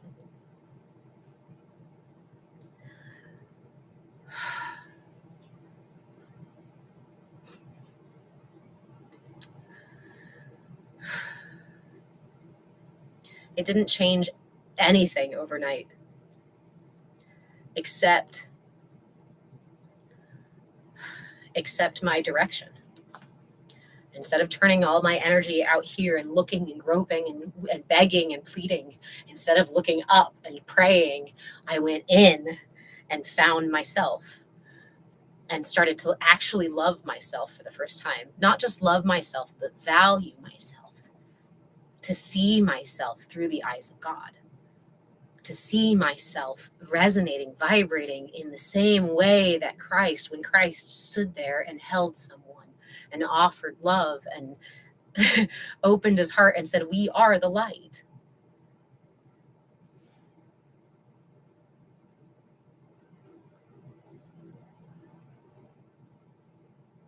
And it's what has changed my life for the last several years. And it's what also made me just say absolutely no more. I will no longer engage in the abusive relationship that it is that this culture, that capitalism has become. I will no longer submit to tyranny, to the subjugation of myself or my fellow humans. I'm out. I'm done. And the more of us that can just, I know it's hard. I know it's scary, especially if you've never done it. I feel lucky, I guess, because I was wild enough to just go do it in the first place. I went traveling first. I went to college, but I did it online. I went searching the world for all of these things. I knew from the earliest memories, I was like, this is not the club. This is not the club you were looking for. Go find another one. My mother used to say that I was like lightning in the jungle. She said, it's like you're running through with a machete, just cutting paths that some people are not willing to go down. And that's okay. She said, but when you cut that path, it's easier for others. And so I kept running. I kept running through the jungle haphazardly. And in the last 3 years, I'm learning to walk with intention through that jungle, blazing new trails. But it's that, all that process, all of that awareness and understanding and gosh, was it patience with myself? It wasn't even patience with myself. I was mad. Again, these are like, we think we have to be peaceful and loving and gentle. And yes, gentle is important, right? But we can't always muster it. Sometimes the truth is I'm angry and I'm scared and I'm desperate and I'm alone and do not deny these things in your system. They are the keys that open the doors that you're pounding on. And every time that fear and that loneliness and that desperation and that anger come up, it says, come in. Come in. Don't shut me out again. Don't push me away again. Don't ignore me anymore. Come in and sit with me and listen to what I have to say. For how many times we were told to shut up. Come in and sit down and listen. And it can be really hard to do when we don't like what we hear in our heads. And we don't like the scary thoughts that anger brings up. But they're not wrong, and you're not broken, and you're not bad or shameful for any of these. These are your allies guiding you home. This is your energy, your ego, keeping you safe in a world that it perceives as dangerous. Thank you. Thank you, ego. Why be normal? I feel like a burden. So my question, and the question that I learned to ask myself, is where do I burden me? Don't look out. Don't look out there. Don't worry about what you think other people, how you feel like you're burdening other people. There is somewhere in your system where you are harboring that burden. At least that's what I discovered. And this is what's been most powerful. Again, I try to shift these to speak from my perspective because I don't want to sit here and go, you, because that's not the core of what I want to share. What I want to share is this is how it happened for me. And if this resonates with you, and if you find these tools helpful too, then my pirates are like, praise God. Then yes, awesome. But we're not all at the same place, and not all the tools work for each other, right? So why be normal? I invite you to sit with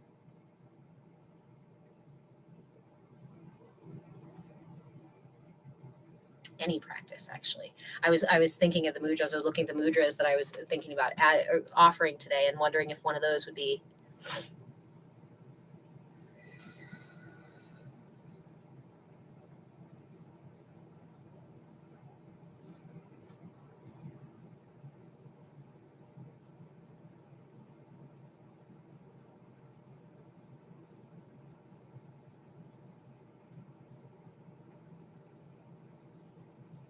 okay. So there's a mudra called the Pralamba PRALAMBA mudra. This is another simple mudra. It's not too complicated in dexterity.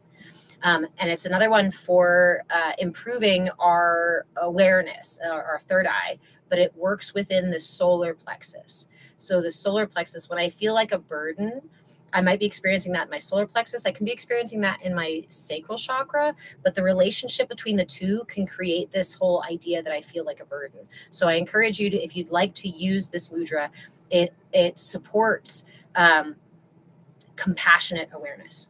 It supports connecting to the true self so that it can come up and rise into that third eye, right? Mental ease, relaxing the mind so this energy can naturally rise and so that we can have through the heart. So yes, there we go. Thank you. I had to find the words. This mudra encourages the energy from the solar plexus to come up through the heart, through a clear channel in the heart, and express itself in compassion and in compassionate awareness. And we can't have compassionate awareness until it goes to the heart. So this is it. Both hands, thumbs out, thumbs together. Just hold turn your hands down, palms down, and hold it in front of the solar plexus. Anything solar plexus almost immediately moves my gut. Blindly evolving, learning I wrote this script for myself unlocked something for me. Yeah. And I think about that one too, about how we are all part of the collective. So like we collectively write these scripts for ourselves. Do you know what I mean? Like God, the whole idea that God has a plan for you, I feel like is again, a separation of the true message, which is that we wrote these with source. We wrote these together so that we as a body, as a collective, as God can evolve, discover whatever it is, the purpose. So this Pralamba, Pralamba,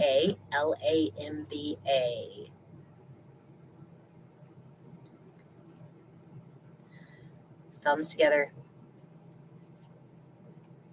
palms down, right in front of the solar plexus.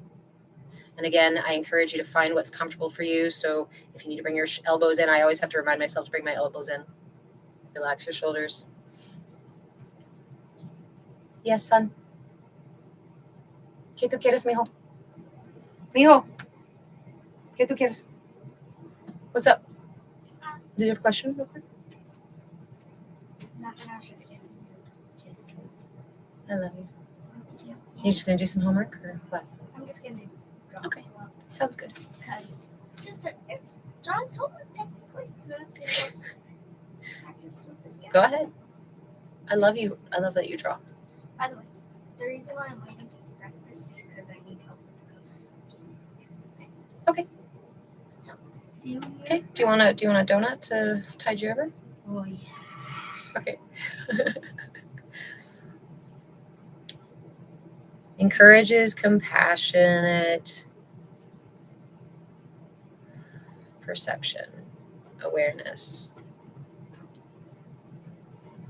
Allows that pranic energy from these lower chakras to come up through the heart. Mental ease and compassionate awareness. The Pralamba mudra.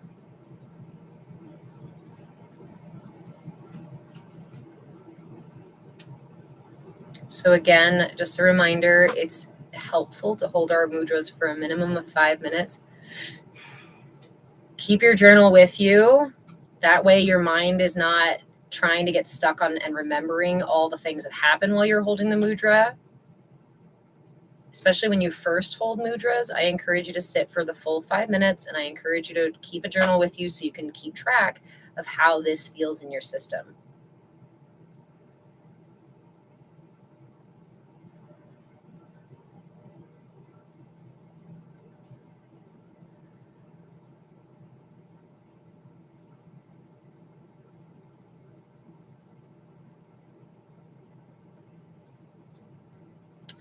Another option I can give you there, friend. Why be normal? Feeling like a burden. This one encourages authenticity. This next one encourages authenticity. and requires a little bit more dexterity. So that's why I offered the other one first. But this one also works to bring up the energy from the solar plexus and up through the central channel. This one encourages me. Born to bark, have to go in. All right, I'll see you soon. Remember your tools. This one encourages inner alignment so that your channel is nice and clear and aligned, and it supports authentic self-knowing. This is the mudra for authenticity, and authenticity in its expression is aligned and goes all the way through our system. So for us, I also find this one, the reason I offer this one as a third eye chakra or third eye mudra is because for us to even know what our authentic self is, we have to be able to employ that insight, that third eye piece. So this one, the Matangi, sorry, my Sanskrit is not perfect, and I'm very conscious about it, apparently. Bring your palms together, align all the fingers. You're going to leave your middle fingers touching and up. With your first two fingers, make those interlocking circles. And then the last two fingers, fold them down. The Matangi mudra. And again, we hold this at the solar plexus. Now, obviously, it's going to be a lot harder to hold it like this. If this works for you, go ahead and hold it like that. If this does not work for you and creates all kinds of tension like it does for me, tilt the mudra so that it works for you. You can also lift it up a little bit and hold it a little higher if that's more comfortable. I wouldn't really recommend dropping it all the way to your lap just because it's the mudra for authenticity and we want to get that pranic energy going upward. But if you are in a situation where you feel the need to really hone, like you're like, I really need to be authentic in this moment, but I don't want anybody to see what I'm doing, which it's obvious here and obvious here, go ahead and rest it in the lap.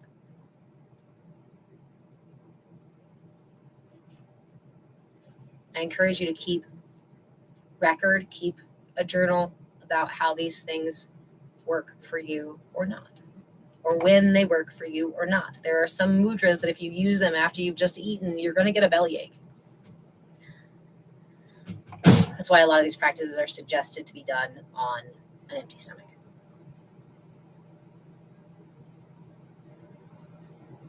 So another side note here, especially with this one, which causes us a little bit more tension. Remember that tension in your system can be aligned or indicates imbalance.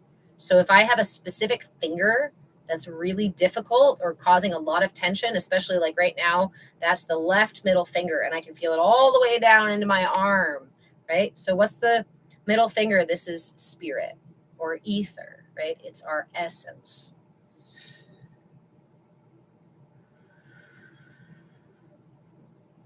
So then I'm able to follow that thread and go, okay, well, left is yin energy, lunar energy, receptive energy. Can you see the imbalance in my mudra here? The way that the right finger is extended and even kind of pushing into the left one. As I'm holding it, my right sort of overtakes my left and pushes this way.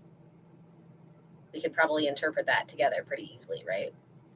The lunar self is not as strong or as balanced, and I would even say that the solar self is out of balance right now and pushing down that energy of the yin of the lunar self. So the authenticity of my yin aspect, of my feminine aspect, lunar aspect, is struggling a bit right now.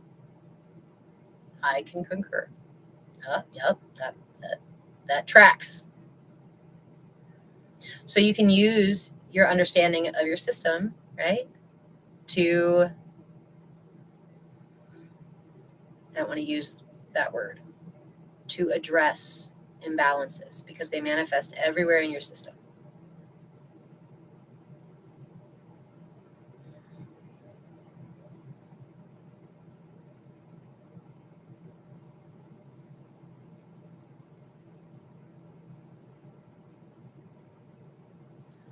Matangi mudra. All right, I've got another one. For you. be normal. Wait, why be normal? Wait, I forgot what it was. Yeah, why be normal? One last one. Okay. And this is the mudra I was doing before. Remember when I was saying I do not consent anymore to the system? I do not consent. Beth, thank you, Beth. I do not consent to tyranny. I do not consent to being controlled. I do not consent to having my energy siphoned off of me, these kinds of things.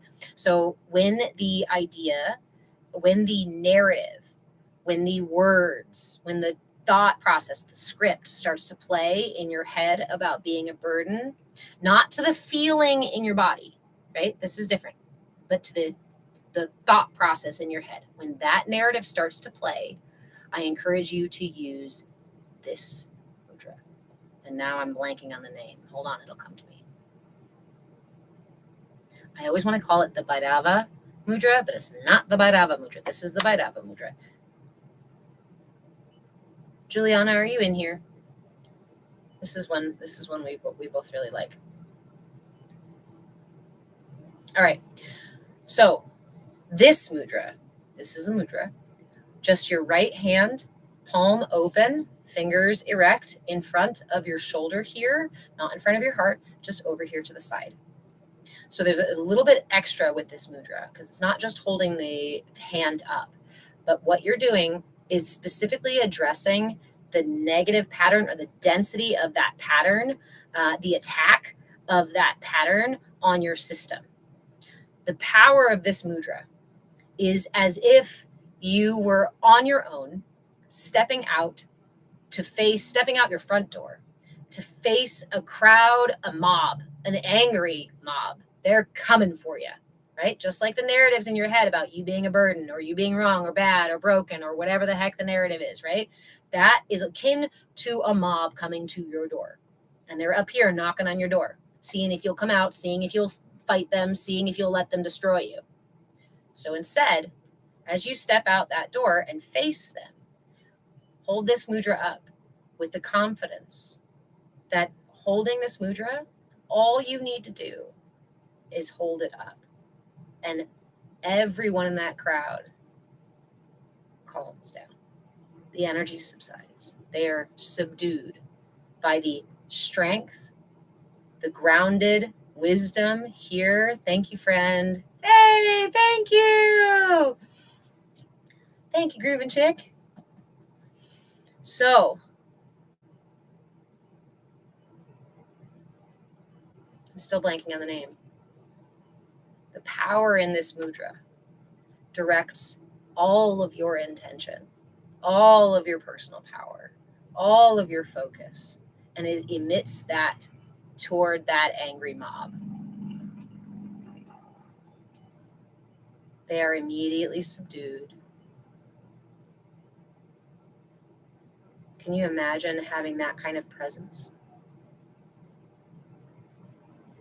Can you imagine having that kind of power and maybe even not influence, just presence?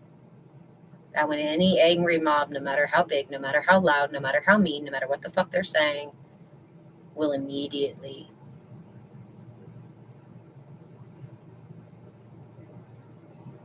be subdued by your energy. Sorry, I can't remember the name of it right now. Thank you so much, Groovin' Chick. I appreciate that. First ever. Sweet. Thank you, friend. Thank you, friend. Remember that we are having a raffle, everybody. Groovin' Chick, are you wanting to enter the raffle this week? That was the gift that we had for the raffle last week. So I just want to double check to see if you wanted to enter the raffle. This week we are doing... Oh, thank you. This week we are doing a manifesting gift. I wanted to kind of change it around, but if you wanted to join the raffle, I can absolutely put your name in the raffle too. The raffle is for a copy of my book. My book is called Energy for Sale, The Energetic Blueprint of Consumer Conditioning. And as much as it might be silly or sound like hyperbole, I swear this is the reason why TikTok is not pushing my content out and falsely flagging my videos and giving me silly restrictions. Awesome. Cool. I will absolutely put you in. So we're going to be doing this every Saturday. And then in October, I will pull a name from the hat, and you can enter as many times as you'd like to. Remember, there's 2 ways to enter. You can either send the gift that's here in the box on the screen over on TikTok or on YouTube or anybody else. You can go to my Cash App here and drop $5 in the Cash App. If you go to Cash App, you get 2 names and 2 entries in the hat.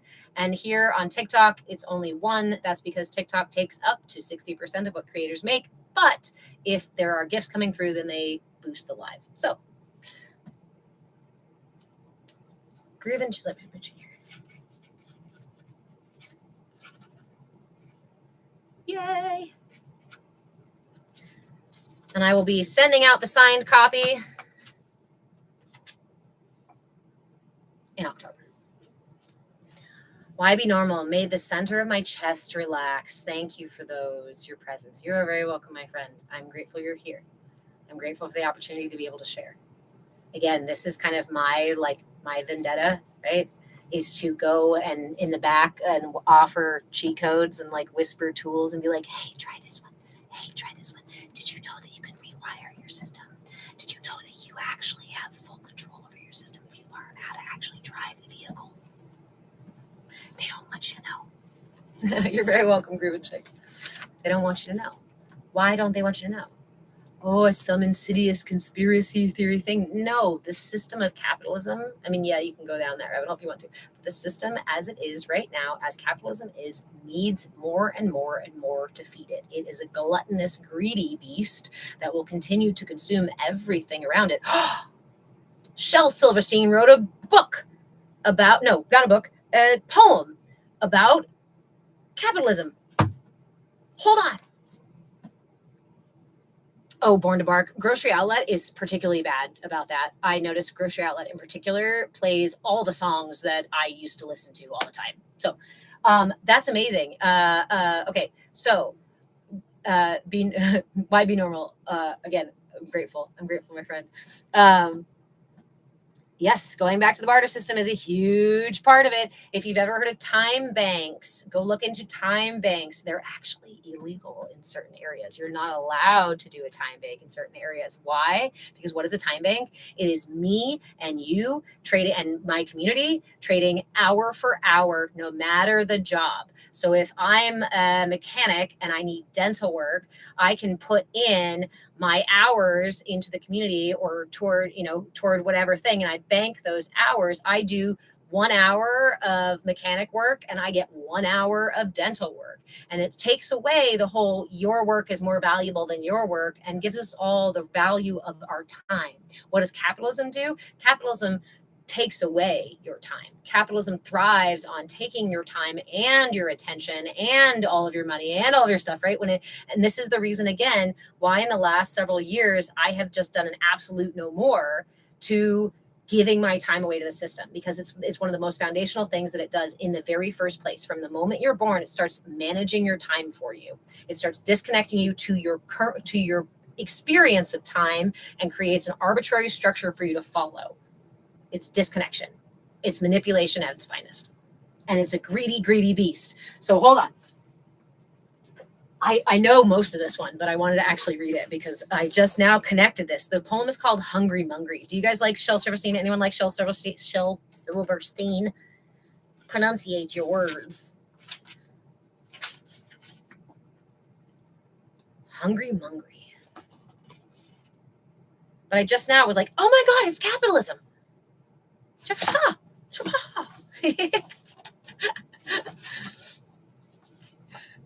How many goats for my cell phone plan? See, that's the thing. We ask ourselves the question, oh shit, how do I then pay the internet on a barter system? So immediately right away, we may not be able to get all of our things through barter, but guess what? I have a friend of mine who I met traveling the world, who is down in Brazil, and her community in Brazil, a little town in the jungle, they have purchased a singular account basically from the local internet company, and they're able to, again, it's not just one person has the router and everybody else siphons off the router, because that won't work with the data and the download, whatever. But they actually, with that company, they negotiated with the company to provide the entire town internet. with just one account payment sort of thing. I don't know exactly how they're doing it. I don't know exactly how it's set up, but I'm like, oh my gosh, seriously? Find people who are doing these things. Find people who are building these systems. Get a walkie-talkie. Hell yeah. Just use their airwaves anyway. FYI, you can buy from like Alibaba or other drop shipping sites. There are some that you can buy a cell phone that is an unlocked cell phone that does not have all the random other bloatware, that will connect with a SIM card to any other network that's nearby. You can actually have a cell phone that functions and is connected to the network without paying those freaking bills. But they don't tell you that. They tell you your only choice is to Verizon or AT&T or T-Mobile, because they are the companies that are paying our government the most to so that they're they can have their monopolies. All right, Hungry Mungry, come here. Yes. Tell me this doesn't sound like capitalism to you. I remember the first time I read it and I was like, oh no, terrible. It was almost like a scary one for me. So let's do this. Hold on, let me take a sip here. Shel Silverstein, Hungry Mungry. It's where the sidewalk ends too. Shh, pirates. I have several of these poems memorized, and so sometimes my pirates start reciting them. We're focusing on one.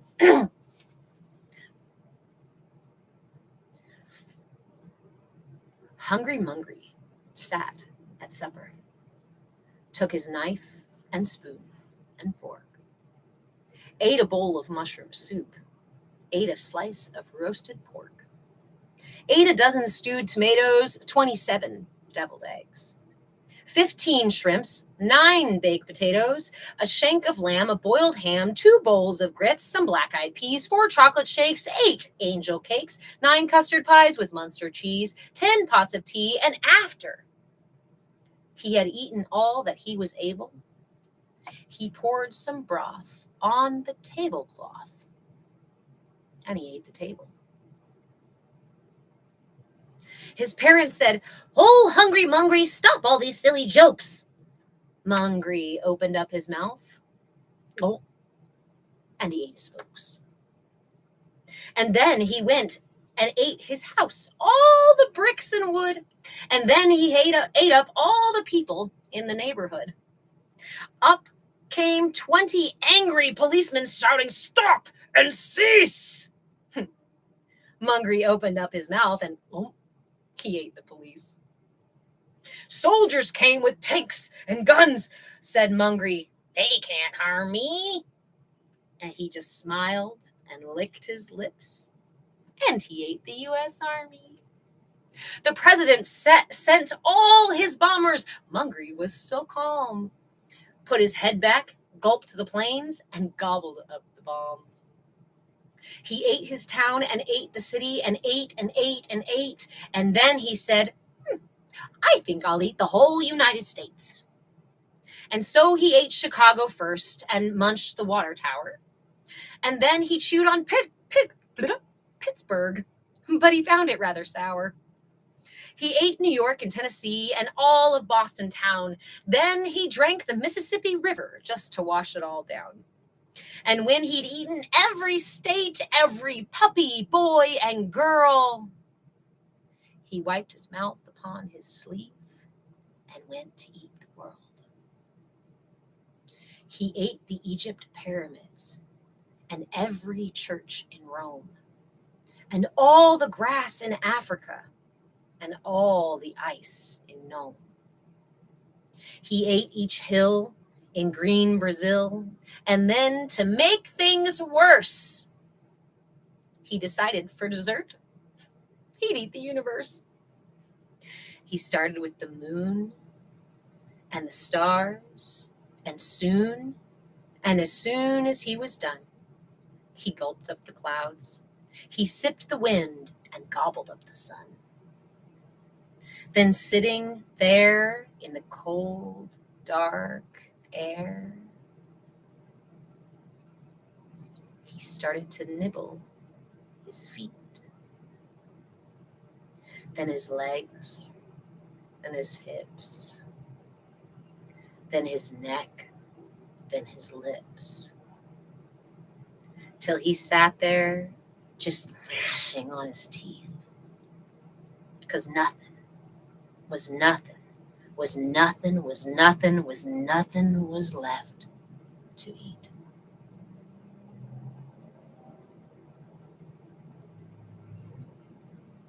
Born to bark. It isn't that we can't feed the poor. It's because we can never satisfy the rich. This is capitalism, is late stage capitalism.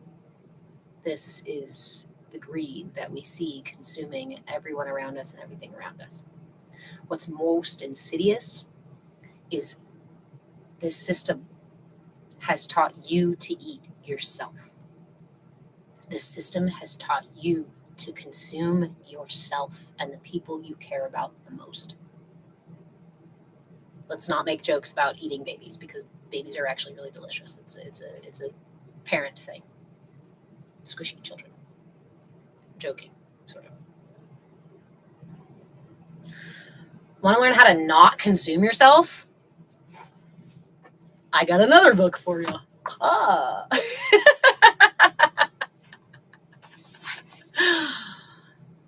Energy for Sale. The Energetic Blueprint for Consumer Conditioning. The what did we say? The instruction manual for no longer eating yourself. The snake eating itself is the cycle of samsara, consuming itself into eternity over and over and over and over again, and never understanding why it's hurting, never understanding why it's suffering. We can stay in these cycles. Christ was teaching us how to step out of these cycles. Christ was pointing to another time when our cultures and societies and were consuming themselves with such opulence that it was destroying them. And ultimately, we think it did, right? Oh, Rome fell. Where did those ideas go? Oh, we don't have the church crusades anymore. You know, the Catholic Church isn't trying to take over the world. Really? Where did they go? Instead of coming to your door and sending troops, instead of fighting you and catching you when you're out, they figured out how to implant the bug in you. They don't have to work very hard at all. You're going to do it for yourself.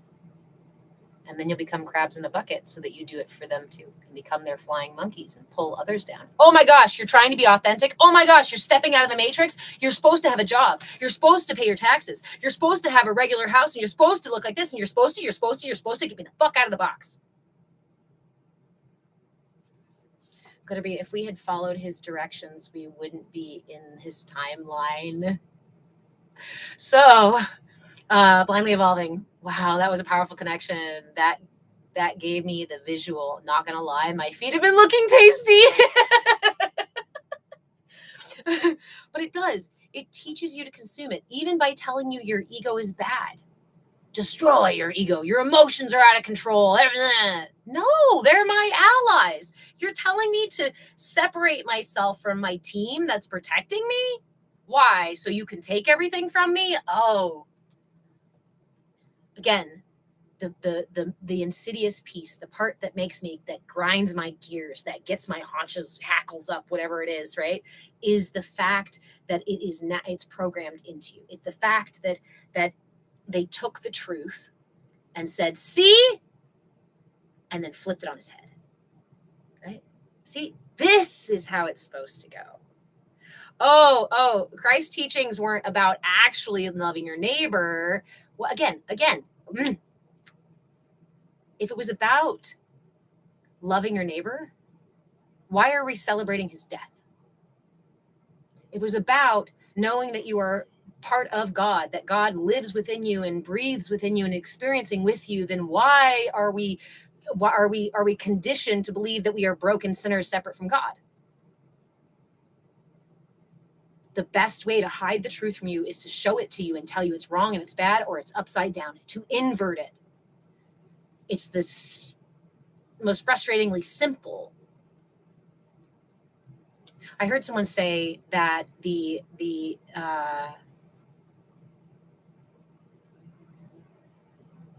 demon, we'll use the terms here, the negative forces, the evil forces, the demonic forces, part of the way that this universe works is that they have to show you what they're going to do.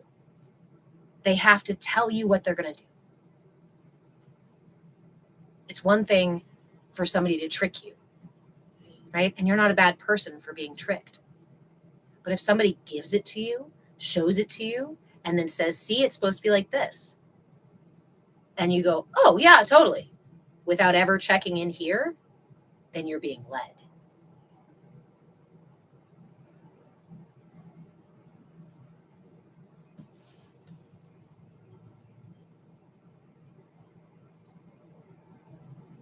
WWJD, who would Jesus deport? Exactly.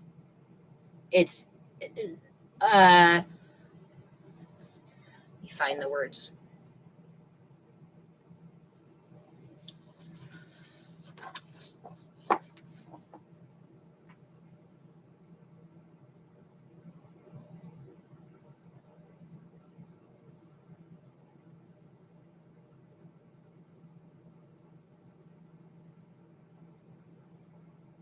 Exactly, Katie. Jesus wouldn't deport anyone. No, it's okay, Katie. We were, oh, you just now came in. Oh, you got to watch the replay. I might even, Glitterbee. Oh, okay. Anybody, see? We just had like a really awesome little flow there. And I even like connected it to a poem and we were talking about some cool shit. And I really think that's one of those moments that I want to be able to clip and then reshare or turn into a short, right? That's the kind of stuff. This is the kind of stuff why I haven't made more traction on social media is because I know I have to do that stuff. But when I'm done after 3, 4, 5 hours, 6 hours on these lives or more classes, I'm like, I don't want to do that. I don't feel like doing that. So I usually just use the TikTok automatic clips. And a lot of times those are not the best stuff because TikTok will clip that. Most likely we'd be the one not. We said you were. I think the thing that I was thinking about, the imagery that really came to my mind, right, about people who are propping up the inverted truth, the people who are still clinging to the inverted truth. Think of it like a table or like the wall. We talk about white nosing in here, right? The idea that society tells you that you have to put your nose to the wall and hold up the wall. And if you turn away, then you're bad and you're broken and it's terrible. And it's going to be scary out there. And so everybody stands next to each other with their nose on the wall, holding it up. And if somebody next to you tries to walk away, stop paying the taxes, stop doing the job thing, stop whatever, stay moving away from society. They're like, no, you're bad, you're wrong, come back here, we care about you, so you should put your nose back to the wall again, right? We call it white nosing. So the imagery, let's pull it further and say the people who are adamant about white nosing, right? The people who are standing there demanding that this is the only way and that we're all bad and awful and only certain people should be on this side of the wall and everybody else should be on the other side of the wall and blah, blah, blah, blah. All the people who are fully committed to that. Here is my understanding. The more of us that turn our attention away and fucking walk away from the wall, the heavier that wall gets. The more of us that no longer give our energy to that wall, the heavier that wall gets because it is heavy as fuck. That's why capitalism, that's why the ruling class needs you to hold it up. It's like the table. The table is heavy as fuck, right? They need you to hold it up because they're greedy as fuck. So they're going to put all the stuff on top of it, keep piling it up harder and harder. And that's why it hurts more and more and more and more pressure. So those of us say, fuck this, I'm out. As maybe as terrible as that sounds, but to each our own choices. If people are going to stay under the table that is crushing them, there is not a lot that you can do. But if you care about them, if you love them, then for the love of God, stand close enough that when they reach out finally and go, help, that you can give them a fucking hand. We don't have to abandon people. We don't have to leave them under there to be completely destroyed by this system. We can love them from afar without letting it also destroy us. And sometimes we think that the only way to save people or to help people is to go back under the table and tell everybody about how terrible the table is. Get your ass out from underneath the table in whatever way you can. I don't care if it's just one arm for now. I don't care if it's just your foot blindly evolving, right? Just stick your foot out as a signal of like, I'm not doing this anymore. Eventually I'll get all of me out of here, but a foot is better than nothing. There's a new wave. It's a new dawn. It's a new day. It's a new life for me.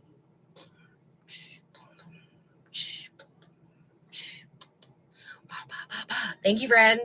I love to use music as affirmations, right? When we trust our intuition, the comment there reminded my brain, said, I know one for that, and sang the song for me. And then song gets my body moving and rewrites the experience of the moment. That's right. It's a new dawn. It's a new day.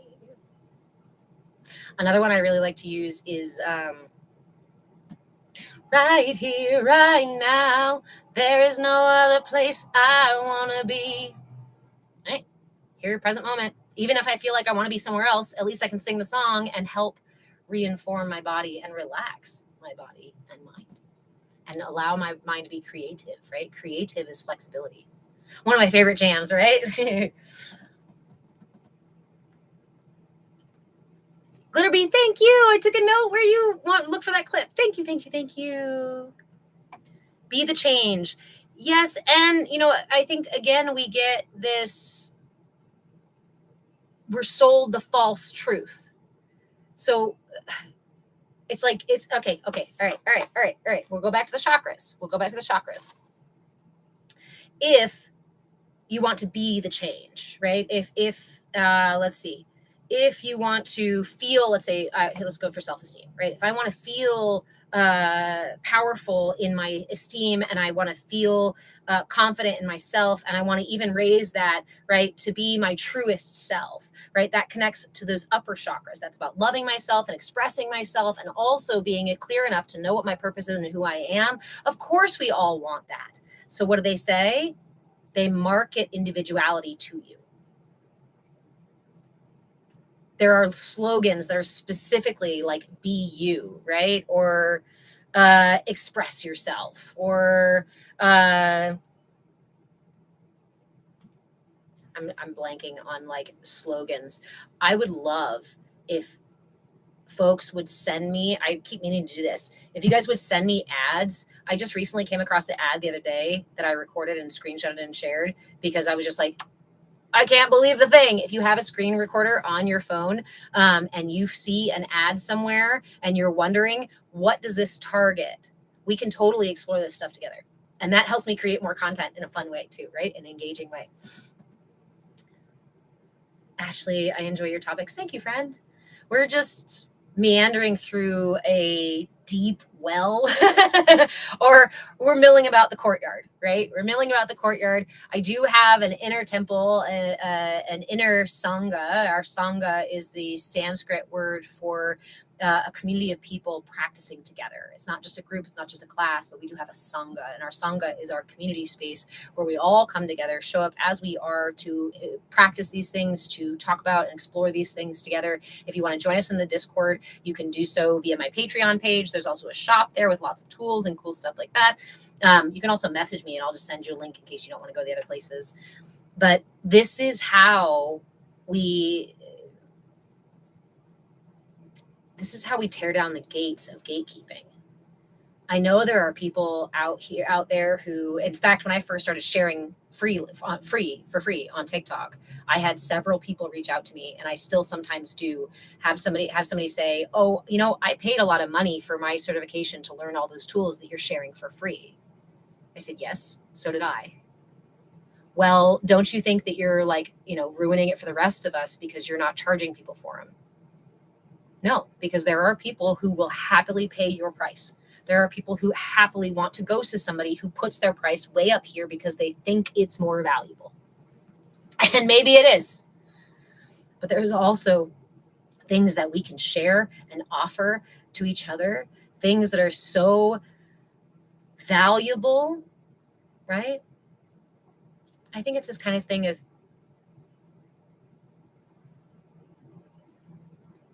when we offer something first of ourselves, it takes down walls, it takes down barriers, we show up first. And you could go and spend 12, 15 years in studying and read all the books and do all the things and all go find the information yourself. I'm not here to give you a ton of that information.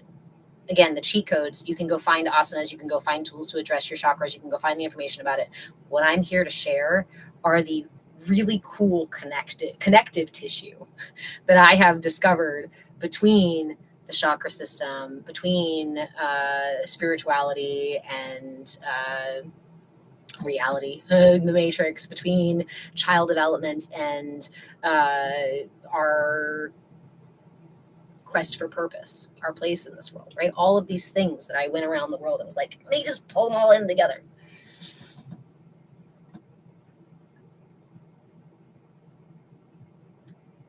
On Wednesday, we wear pink. Born to Bark. This is how we do it. That one's often playing in my head. Divine Within, I'm so thankful I came across your uplifting live. Thank you, friend. I'm glad you're here as well. Yeah, I agree. I don't think peeps should charge for vital info. So it's this also, again, an inversion of the truth. So once upon a time, before we had these institutions that gave you certifications and you had to pay for those things, and you could only hire the people and you could only work if you had the certifications, proper licensing and all that stuff. While I understand on the surface level the desire to make it safer, if we have a licensing program and an education program, then everybody learns the same stuff. And we know that nobody's practicing all willy-nilly and hurting people. There's sort of a reliability is how it's sold to us, right? However, before that, those of us who were naturally inclined to do these things did these things. And those were not naturally inclined to do them, didn't do them, or if they did do them, they weren't good at them and nobody fucking went to them. But now we have the arbitrary certification program, who's somebody who is not aligned with being a teacher or a doctor, or they can go get their certification and they can go out there and they can charge you top dollar because they have the proper licensing and they checked all the boxes, but they have shit bedside manner. They don't fucking care what you actually have to say. They're operating in some weird ego arrogance that said, I got the highest paying job, even though I'm not really good at it and I don't actually care about people. Why? Why? Money, status.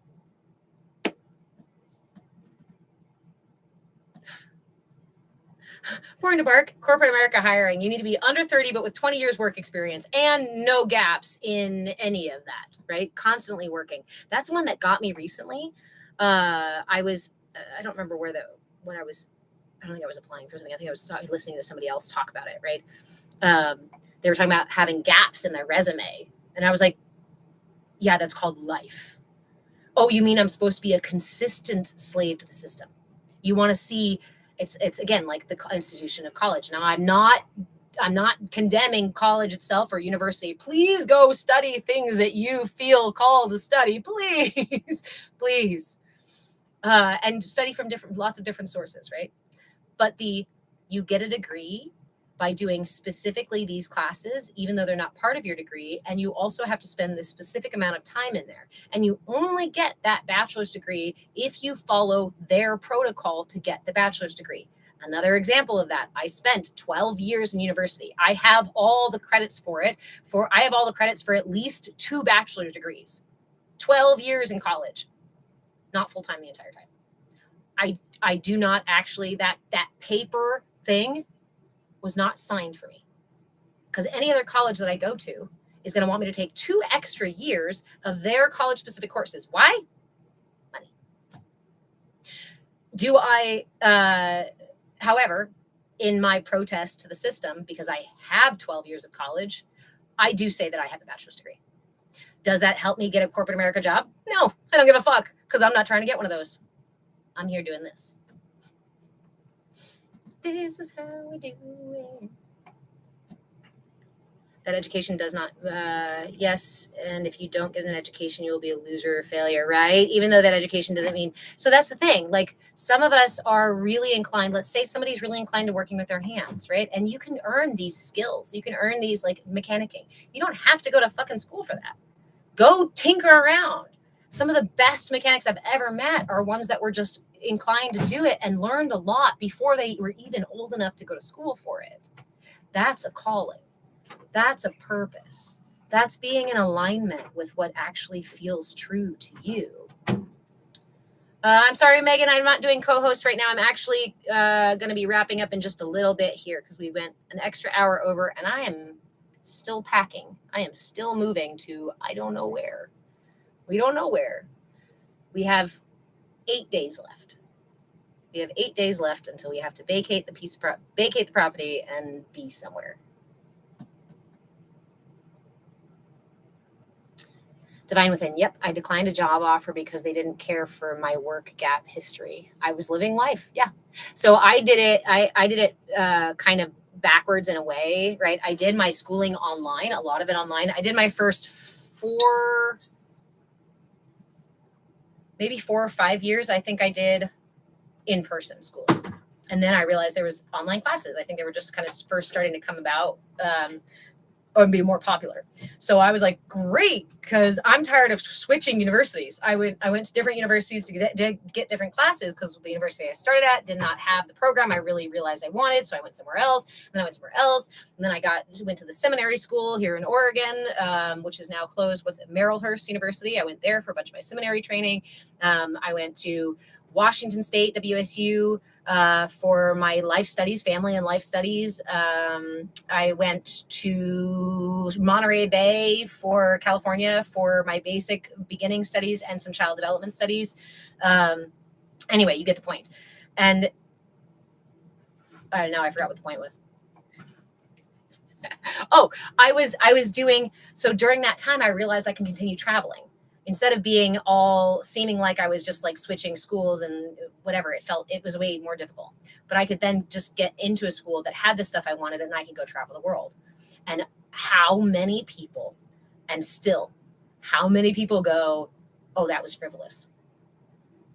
You should have just stayed for the 4 years and got your degree. Well, but if I stayed for the 4 years and got my degree, I would not have been able to do the rest of the college that gave me the information that I actually wanted. I wasn't studying for the degree. I was studying for the knowledge. Yeah, well, you should have invested your money. You should have stayed at the same job and invested that money into a house or I don't know what a bond or whatever the things are. See, I don't fucking care. Like, does it mean a different lifestyle? Yes. But it also means more authentic ways of living my life and getting to teach that to my son now. Are there things that he's going to struggle with out there trying to engage in society as it is? Probably. Because I'm not teaching him to shut up and sit down and do what he's told all the time. And that's dangerous in a world where you're supposed to. Groove and Shake, sorry I hear that move. It's the situation. That's okay. We're just hoping to find a new one sooner than later. Blindly Evolving. Sorry, I missed this here for a minute. Is there a planet that rules your Ajna chakra? Yes, I believe it's Uranus. Is there a joke in there? I think there's a joke in there. No, it's Neptune. Neptune and Jupiter. So Neptune is the planet of illusion. So Neptune and also the dream space and dream space, intuition, and illusion. If Neptune is put in a funny spot in your chart, it can cause illusion in that area of your life. And then Jupiter leads us to expansion and philosophy. It leads us to look more and see more. And it's also kind of, much Neptune and Jupiter are further out there. Glitter B, shut up and color is absolutely, be quiet and color inside the lines. Jupiter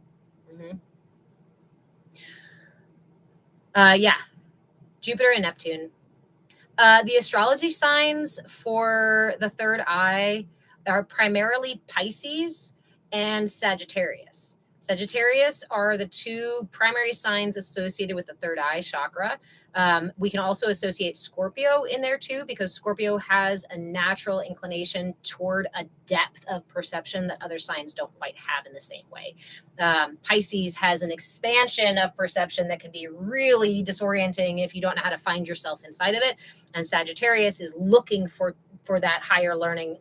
It's Sagittarius is chasing Jupiter, right?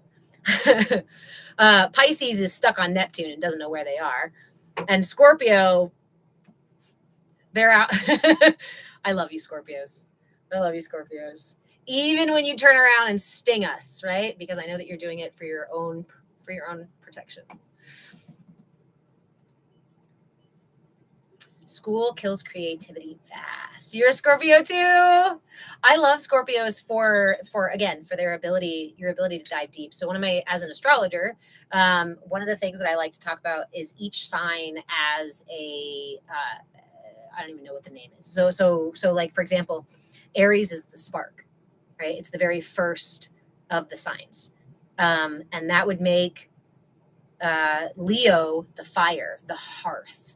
Leo is a steady hearth that we gather around. Aries starts shit. Aries is the bang, right? And then that leaves my other fire sign as Sagittarius.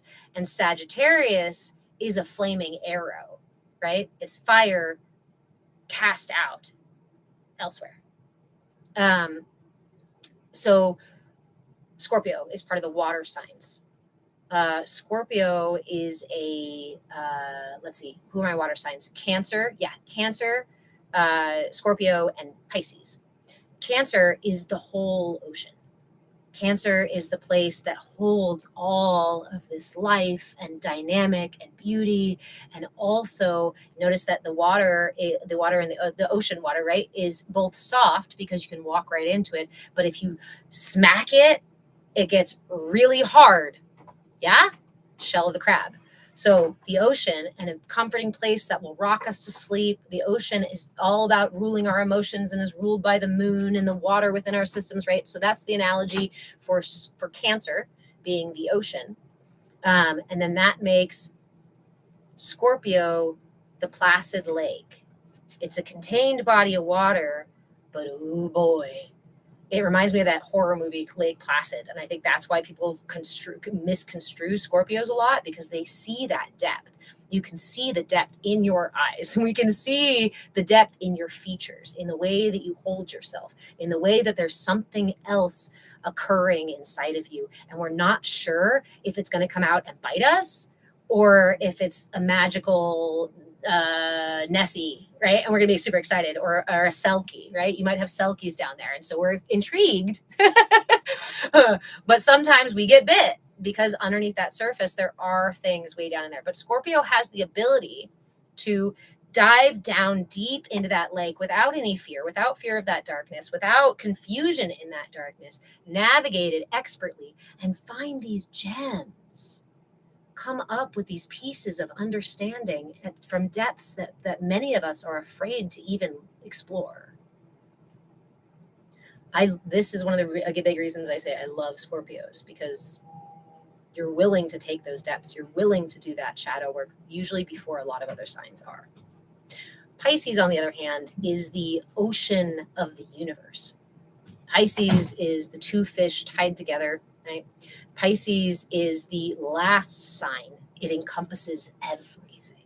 You could also say that it's the womb of the universe, that Pisces holds the entire universe. And so if you have Pisces in your chart, you can be prone to things like difficulty in decision making, or essentially having an entire other universe inside of you to explore, which can cause misalignments with things like honesty, because you honestly don't know your own truth, because it's hard to find if it's floating around in the universe, right? But it also means that Pisces are constantly exploring these really out there, without being rude, concepts, and bringing them back to earth for us, and bringing them down and going, look what I found out there in the ether. You won't believe this. I love shadow work. Not afraid at all. There you go. Spot on for Pisces. Somebody else, let's see. Virgo. Let me see if I can remember all of these. So I did this several years ago, and I actually don't even know if I wrote it down. I may not have written this one down, so hopefully I can check in with the pirates and they'll tell me what it is. Somebody else said Virgo. Virgo is an earth sign. And I have a sun sign of Virgo, so I may be blind to this one. I may not be able to remember this one here in a no, wait. Okay, the earth signs. Oh, Taurus and Virgo and Capricorn. Taurus is the forest. Taurus has a way of being present for much longer than any of us are willing to stay, and for cultivating a stillness that is almost awe inspiring, or that is awe inspiring. We can also call it stubbornness if we want the trees to move, if we want the forest to get out of our way, right? And to clear that forest, you may have to fight that Taurus to make it move, right? So Taurus is the forest, and the forest also is inviting. And the forest is also beautiful and playful and lovely and sweet and has all these things, but it also has dangers and dark things hiding behind places, right? If you know a Taurus in your life, you understand. But it's also abundant, right? Taurians love all of the beautiful things in life and love them abundantly. And that's a beautiful thing too. Let's see. And Virgo is the field. Virgo is the harvest. Virgo is the ability to till the land. Virgo reminds me a lot of Henny Penny. Like, I am willing to go out there and till the soil, plant the seeds, grow, water, and care for the crop, harvest the crop, bring it home, grind the crop into flour, turn that flour into bread, and then when I place that bread on the windowsill, everyone comes running and says, "Oh, I want a piece of the bread." So we have to be careful as Virgos, being the harvest, that we don't allow others to consume ourselves, but to also recognize that it's one of our skills, one of our gifts, to be able to feed the whole town from our heart, right? Glitterbee, I'm a dang old Aries. They make it seem like I just want to, but that you just want it your way. What? I'll talk about Aries a little bit too, if you want to talk about that for a second too. Let's see. That makes Capricorn the mountain. Capricorn, the mountain. Capricorn is a mountain. Will move absolute fucking mountains, and they will do it in a way that you're like, how did you accomplish that? They have a power and a strength within them that is so deep and grounded, and they can use that to, with intention, literally move mountains. It's such a powerful thing. But they also like to stand on top of the mountain instead of move the mountain and talk about how cool they are being on top of the mountain too, so they can get distracted there. Yeah. Okay, so the fire signs though. Aries, oh, we already did those. The spark, right? The spark is a powerful thing. The spark is the Big Bang. You began the universe. You begin time, and having that energy, having that desire to show up, right? The desire to be there, and sometimes maybe getting confused about why you're there or what you're supposed to do there or that kind of thing, because once you're there, there's the what's next. And at any point, if any of these, thank you, Blindly Evolving. I love these. This is when I was teaching astrology to my son, and I was using these examples to explain the different signs to him and to help him remember which one's water, fire, earth, air, and that kind of stuff. So the other piece is that if you don't relate to a specific piece of that, where you're like, I don't relate to this being the spark or being the fire starter kind of thing, I relate more to these other signs, go look at your full chart, because your sun sign is not all of who you are. Think of it like my sun sign is the core of who I am. It's the light of who I am. It's going to exist in here at all times. It's if I'm going to fall back to anything, I'm going to fall back to those tactics. As an Aries, it would be to get yourself the fuck out or confront something right away, right? As a Virgo, it would be to either take care of everybody or pull all my resources in, right? If I react like my sun sign. My rising sign is actually a product of my conditioning. one of the really cool things about your rising sign is that you can look at a child's rising sign and even kind of get an idea of some of the events or some of the things that might or could happen for that child in their lifetime. Because that rising sign is the way that you learned to show up for the world. My core impetus is, for me, Virgo. And then as I was expressing my Virgo and my culture said yes and no to things, yes, no, you're allowed to act like that, not like that, you're allowed to be like this is successful, this is not successful, I developed ego. And that rising sign is the same as the ascendant. Yes, you see it on your chart as AC, ascendant sign or rising sign. It is literally the sign that was coming up on the horizon when you were born. So I learned to be a Gemini. And I love think about this, right? I had this core, like, I know who I am and I'm carrying this thing and I've got to give it to the world. And my attempts to do that were thwarted at like all these fucking, like, holy shit, holy moly. So I split in two. And that too allowed me to see these different perspectives and be able to see things from multiple angles, so that instead of being just locked in Virgo, I can step back and go, well, wait a minute, there's this way and that way. Which way should we go? I glitched out again. Is TikTok glitching me when I'm talking about the signs too? And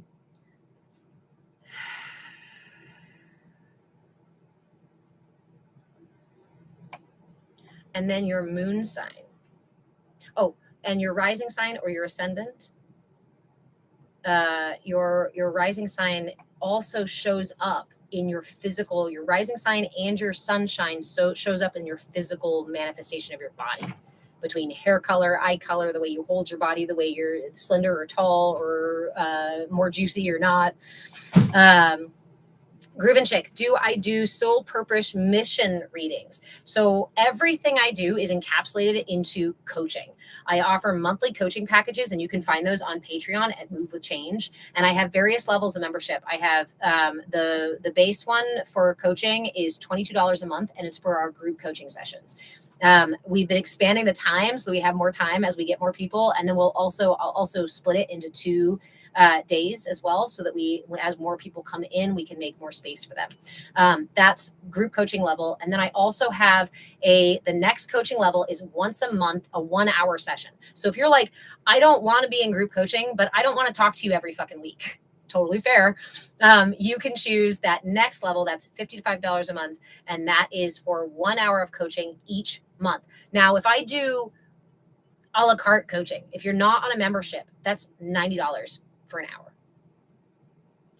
So the membership offers you a discount in there so that you can continue, right? It allows you to stay on for a little while. And again, you can cancel anytime. You don't have to stay on these things, but that allows you 1 hour that you can use either once a month, or you can split it into 2 30-minute sessions. So if you're like, I want to do 30-minute reading once a month and a 30-minute meditation or a yoga flow once a month, cool. We can do those things. We can work together and do those things there on Patreon. Yes.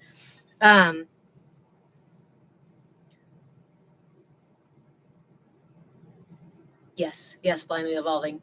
And then, okay, so there's group coaching, there's once a month coaching, and then there's weekly coaching, 1-hour sessions every single week. And then I also have my coaching intensive, which is what I mentioned before, the 30-day or 40-day coaching intensive, where we work really closely together for 40 days. That is reserved for when you're making a big change or when you really have something intense to work on. And it's also reserved for times when I am available. I am currently not available for the 40-day one. Please don't purchase that. If you do purchase that, I'm going to reach out to you and say, I'm going to cancel your membership because I'm not ready for it. Reach out to me if you need to do that or want to do that. Just got a cool new book, Hellenistic Astrology. Yes, Blindly Evolving.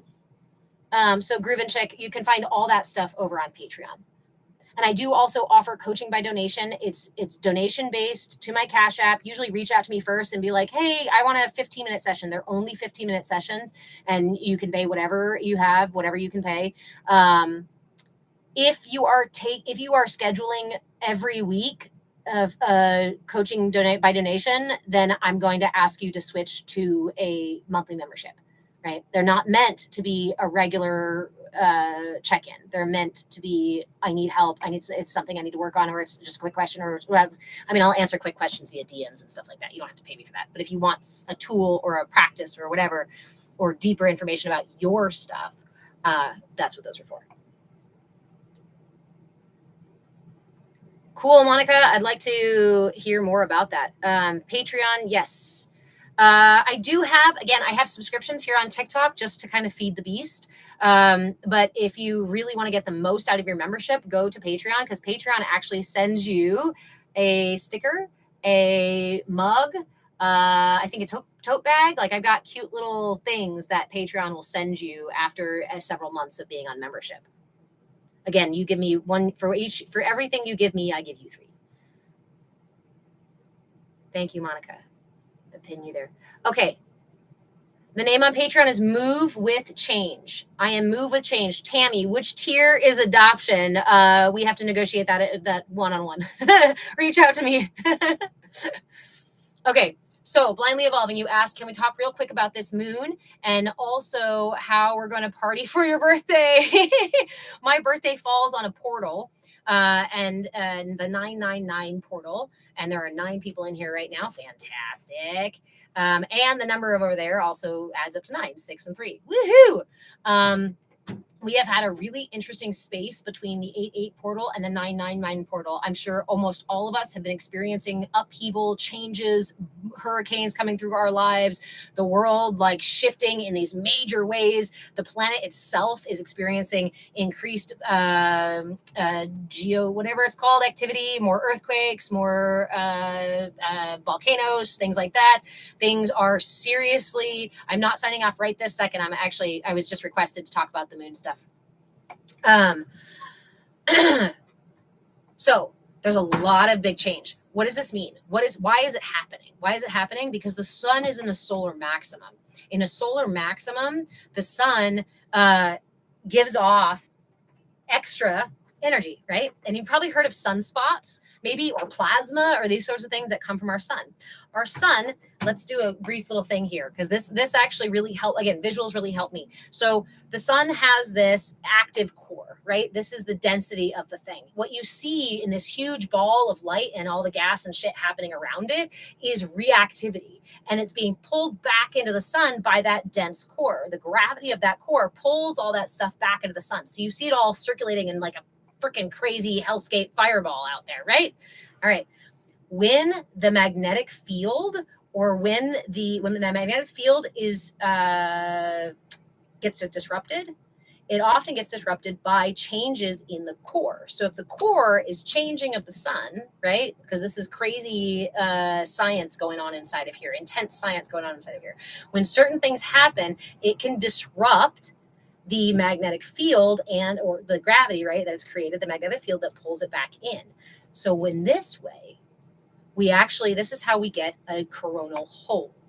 The coronal hole is exactly what it sounds like.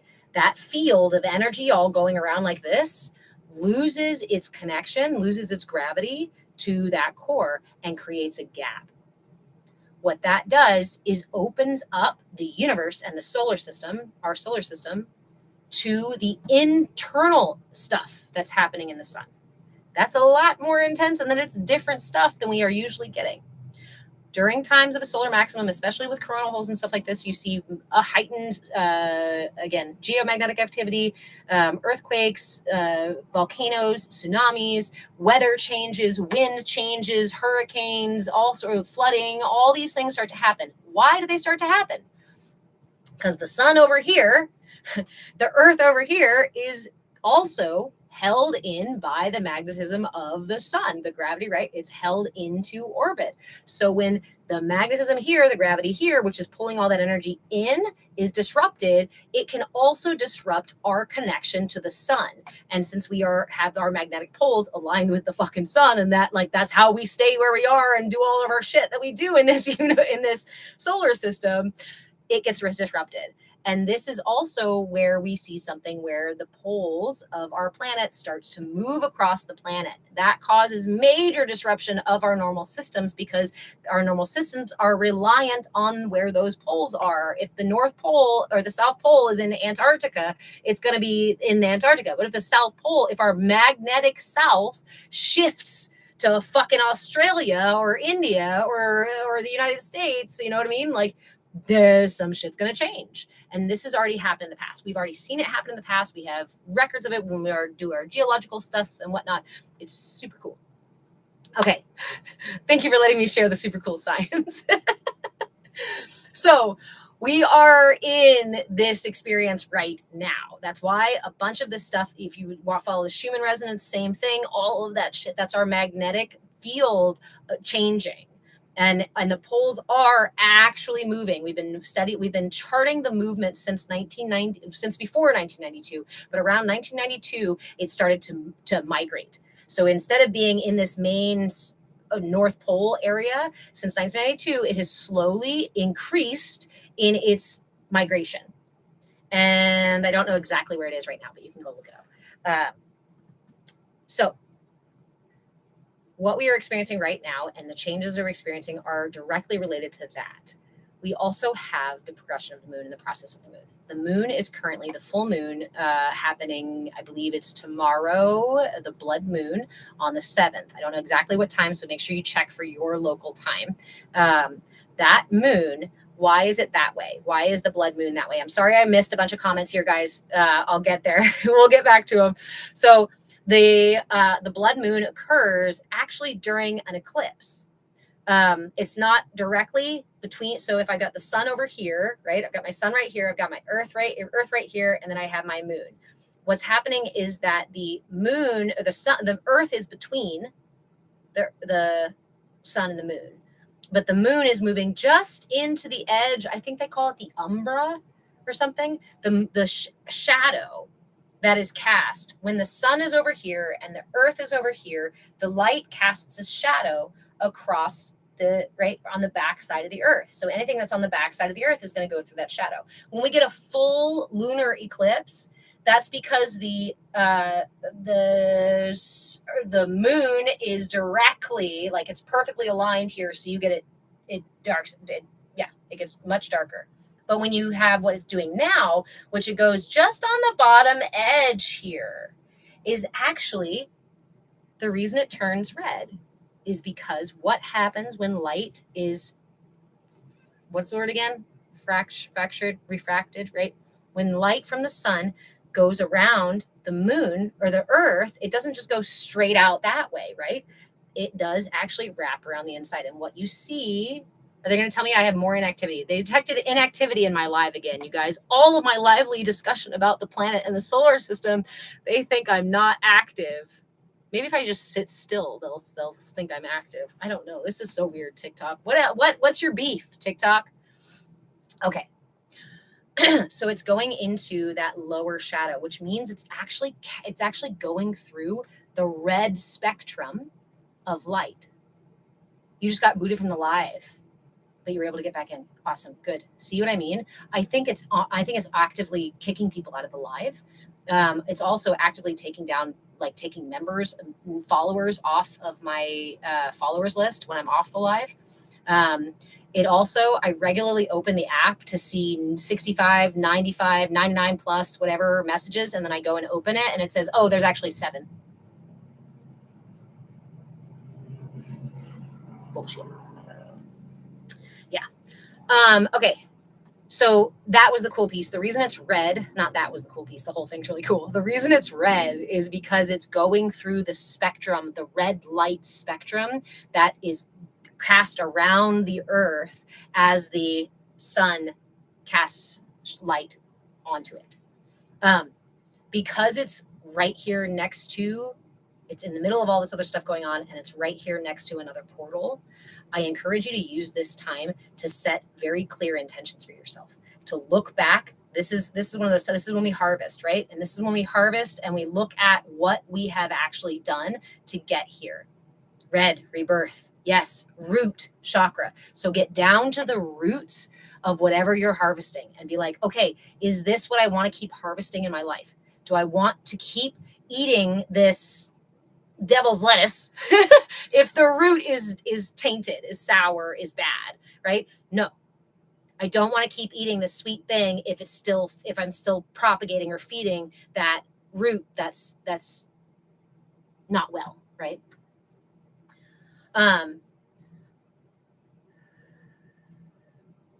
Go in your proverbial pantry, right? Do your chakra work and see if you can follow those energies all the way down to the root, to the core. Spend time in your root chakra tomorrow, or during the moon, if you can get out there for a ceremony. Honestly, write out intentions, Monica. Absolutely. Write out intentions. And I would encourage you can burn them if you'd like to, although I like to use burning during the new moon because it brings light to it. Whereas during the full moon, I like to drown it. I like to water it, basically put it in the water. So putting it in water. But again, choose your own ceremonies.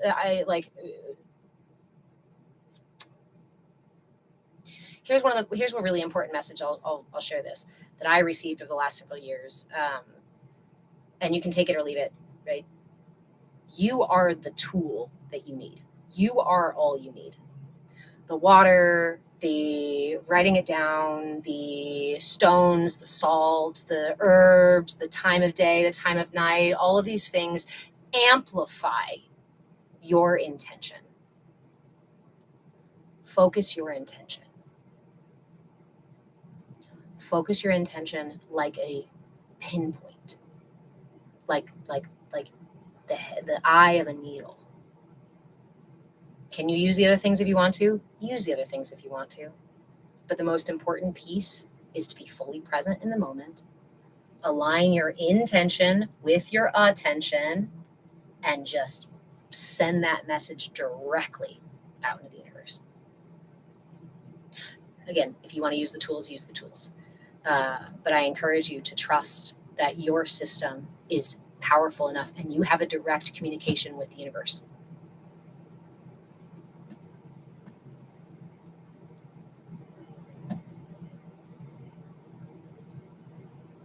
All right, we also have some interesting alignments, I think, right now, too, huh?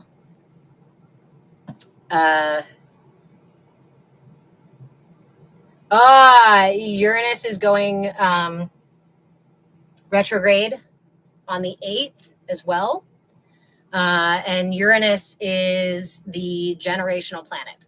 It's really slow moving, really heavy energy, and it does not go into retrograde often. And I'm sure if you guys have been digging down the rabbit hole of what that means, you may have probably heard a lot of people interpret it as major upheaval, major transformation on a cultural level, societal level, on a mass scale. I don't want to spend too much time on that because I feel like it also can be fear mongering. So we want to be really careful not to go like, oh my God, the world is ending. Chicken Little, sky is falling. But instead, focus our intention on raising out of those lower vibrations of fear and using it as an opportunity to catapult yourself into the new earth that you want to be in, into the authentic life that you want to be living, right? Look at those roots of what you've been cultivating, of what you've been feeding in your life, and say, is this really for me, right?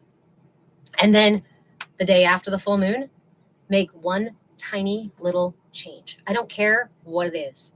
One tiny little step. Why? Not huge changes. If you want to, go ahead. If you feel like you're ready for them, go ahead. But like I hear people go, okay, I'm going to manifest this. I'm ready for it. The day after the full moon, now I'm going to be totally vegetarian, and I'm going to change the way that I'm going to breathe all the time, and I'm going to do all these things. Whoa. If I am here and I still have a distance to go, which most of us do, one tiny little step off to the side now means huge change in the future.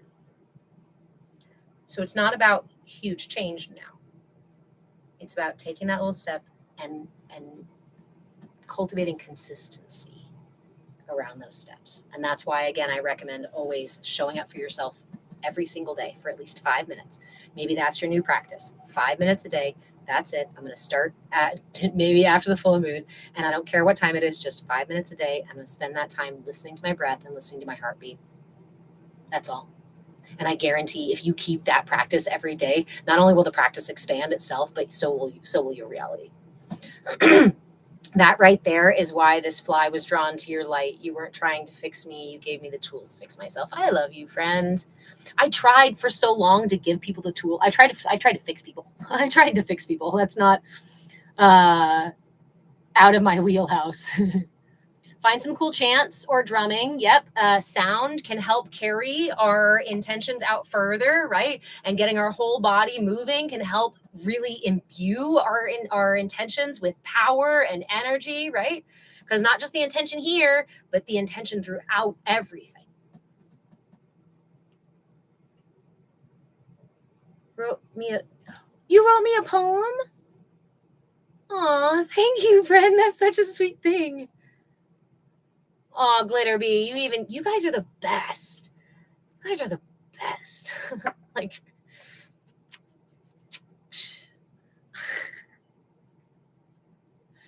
thank you all.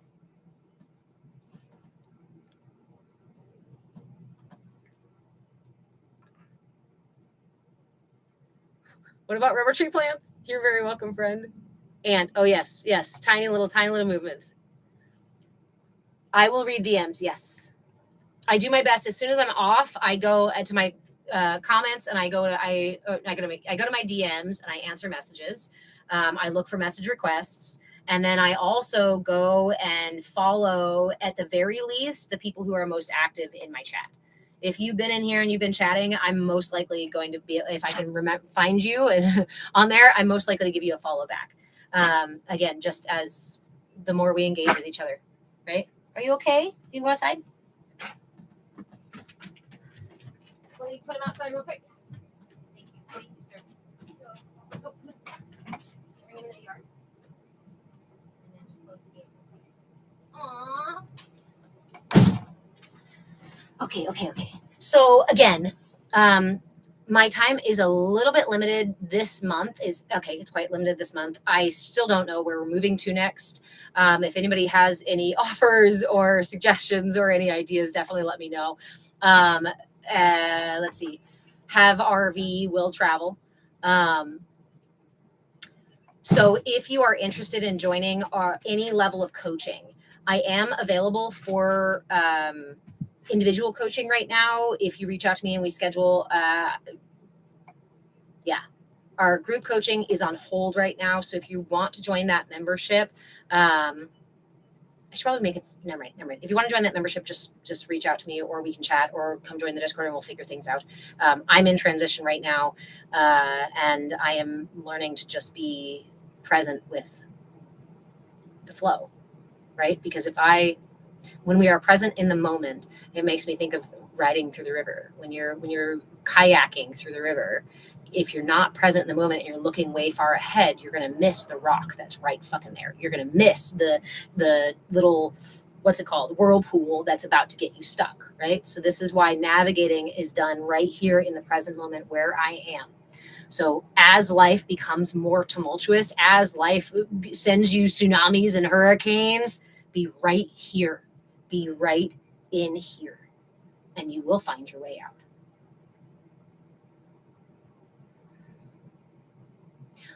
I love you all so much.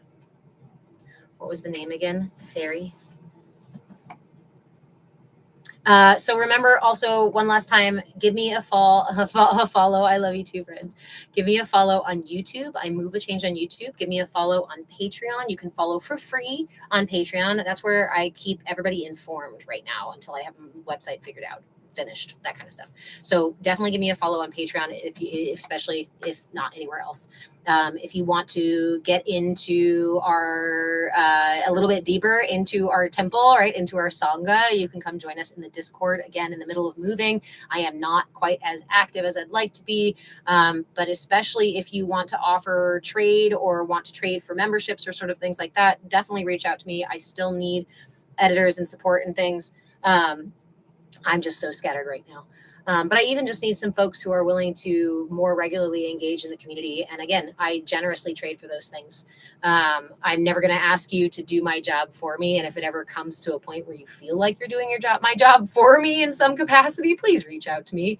Unfortunately, that's apparently occurred. So what's the last thing? What's the last thing you pirates want to say? It says, if you want it, if you want to read it, I'm not even going to force it on you, but if you want to read it, go grab my book off of Amazon. It's called Energy for Sale, The Energetic Blueprint for Consumer Conditioning. What do we say again? If only life came with a manual. It does. It does. At least the manual for getting ourselves unattached to the matrix, to getting ourselves out of all of that wiring and programming. Again, it makes me think of Pinocchio and the puppet and whatnot. There ain't no strings on me. Oh, it even works with the hat a little bit. Otherwise, I think the last thing, if you want tools to work on your third eye chakra this month that you can just work on your own, I have that $5.55 cheat code PDF available on the shop. And the tools we learned today, the simplest one, I'd like you to remember, if you don't remember anything else, just remember to close your eyes and turn your earthly eyes up towards your spirit eye. That just literally means closing your eyes and turning your eyeballs up as if you're trying to look through a little window right there. And that's going to help support the balancing of your third eye chakra without you doing anything else. You can also wear purple. That'll help too. All right, my friends, I love you. I will be back next Saturday. It will be the last 2 days that we are here at the house. I didn't tell you how I was celebrating my birthday. I'm not sure how I'm celebrating my birthday. Birthdays are a thing, of course, for me. So thank you for asking. I have one thing I did decide to do was to take my son and I out for dinner at one of the local restaurants. That's just a cute little place, and they're family owned and run, and they're just the best. They're just the best.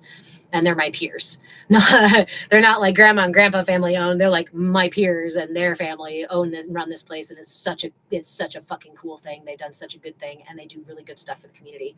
And I love them a lot. So, anyway. So that's where we're going to go for dinner. If you're in Southern Oregon and you want to come join me, let me know. But once I get on the road there, blindly evolving, you may be one of my, if I decide to get on the road and do a circle around the country, there'll be a lot of stops to make, and you're going to be one of them. Thank you all. Thank you all. It's on Tuesday. So yeah. She was born Sunday. All right. I love you guys so much. Thank you so much, you two, for hanging out, for being consistent today. I really, really appreciate it. And for storing all my replays. You're the best. All right. And please go follow me over on YouTube, guys, over on TikTok if you haven't followed me over there, because I'm like 700 something followers now. We got to get over 1,000 for me to start qualifying for the other things. So thank you. Go watch lots of content out there. I love you, blindly evolving. And the other lurker who consistently stays through every single live. I do appreciate your consistency. Have a wonderful Saturday. Oh, your puppy. Oh, your puppy dog. All right, my loves.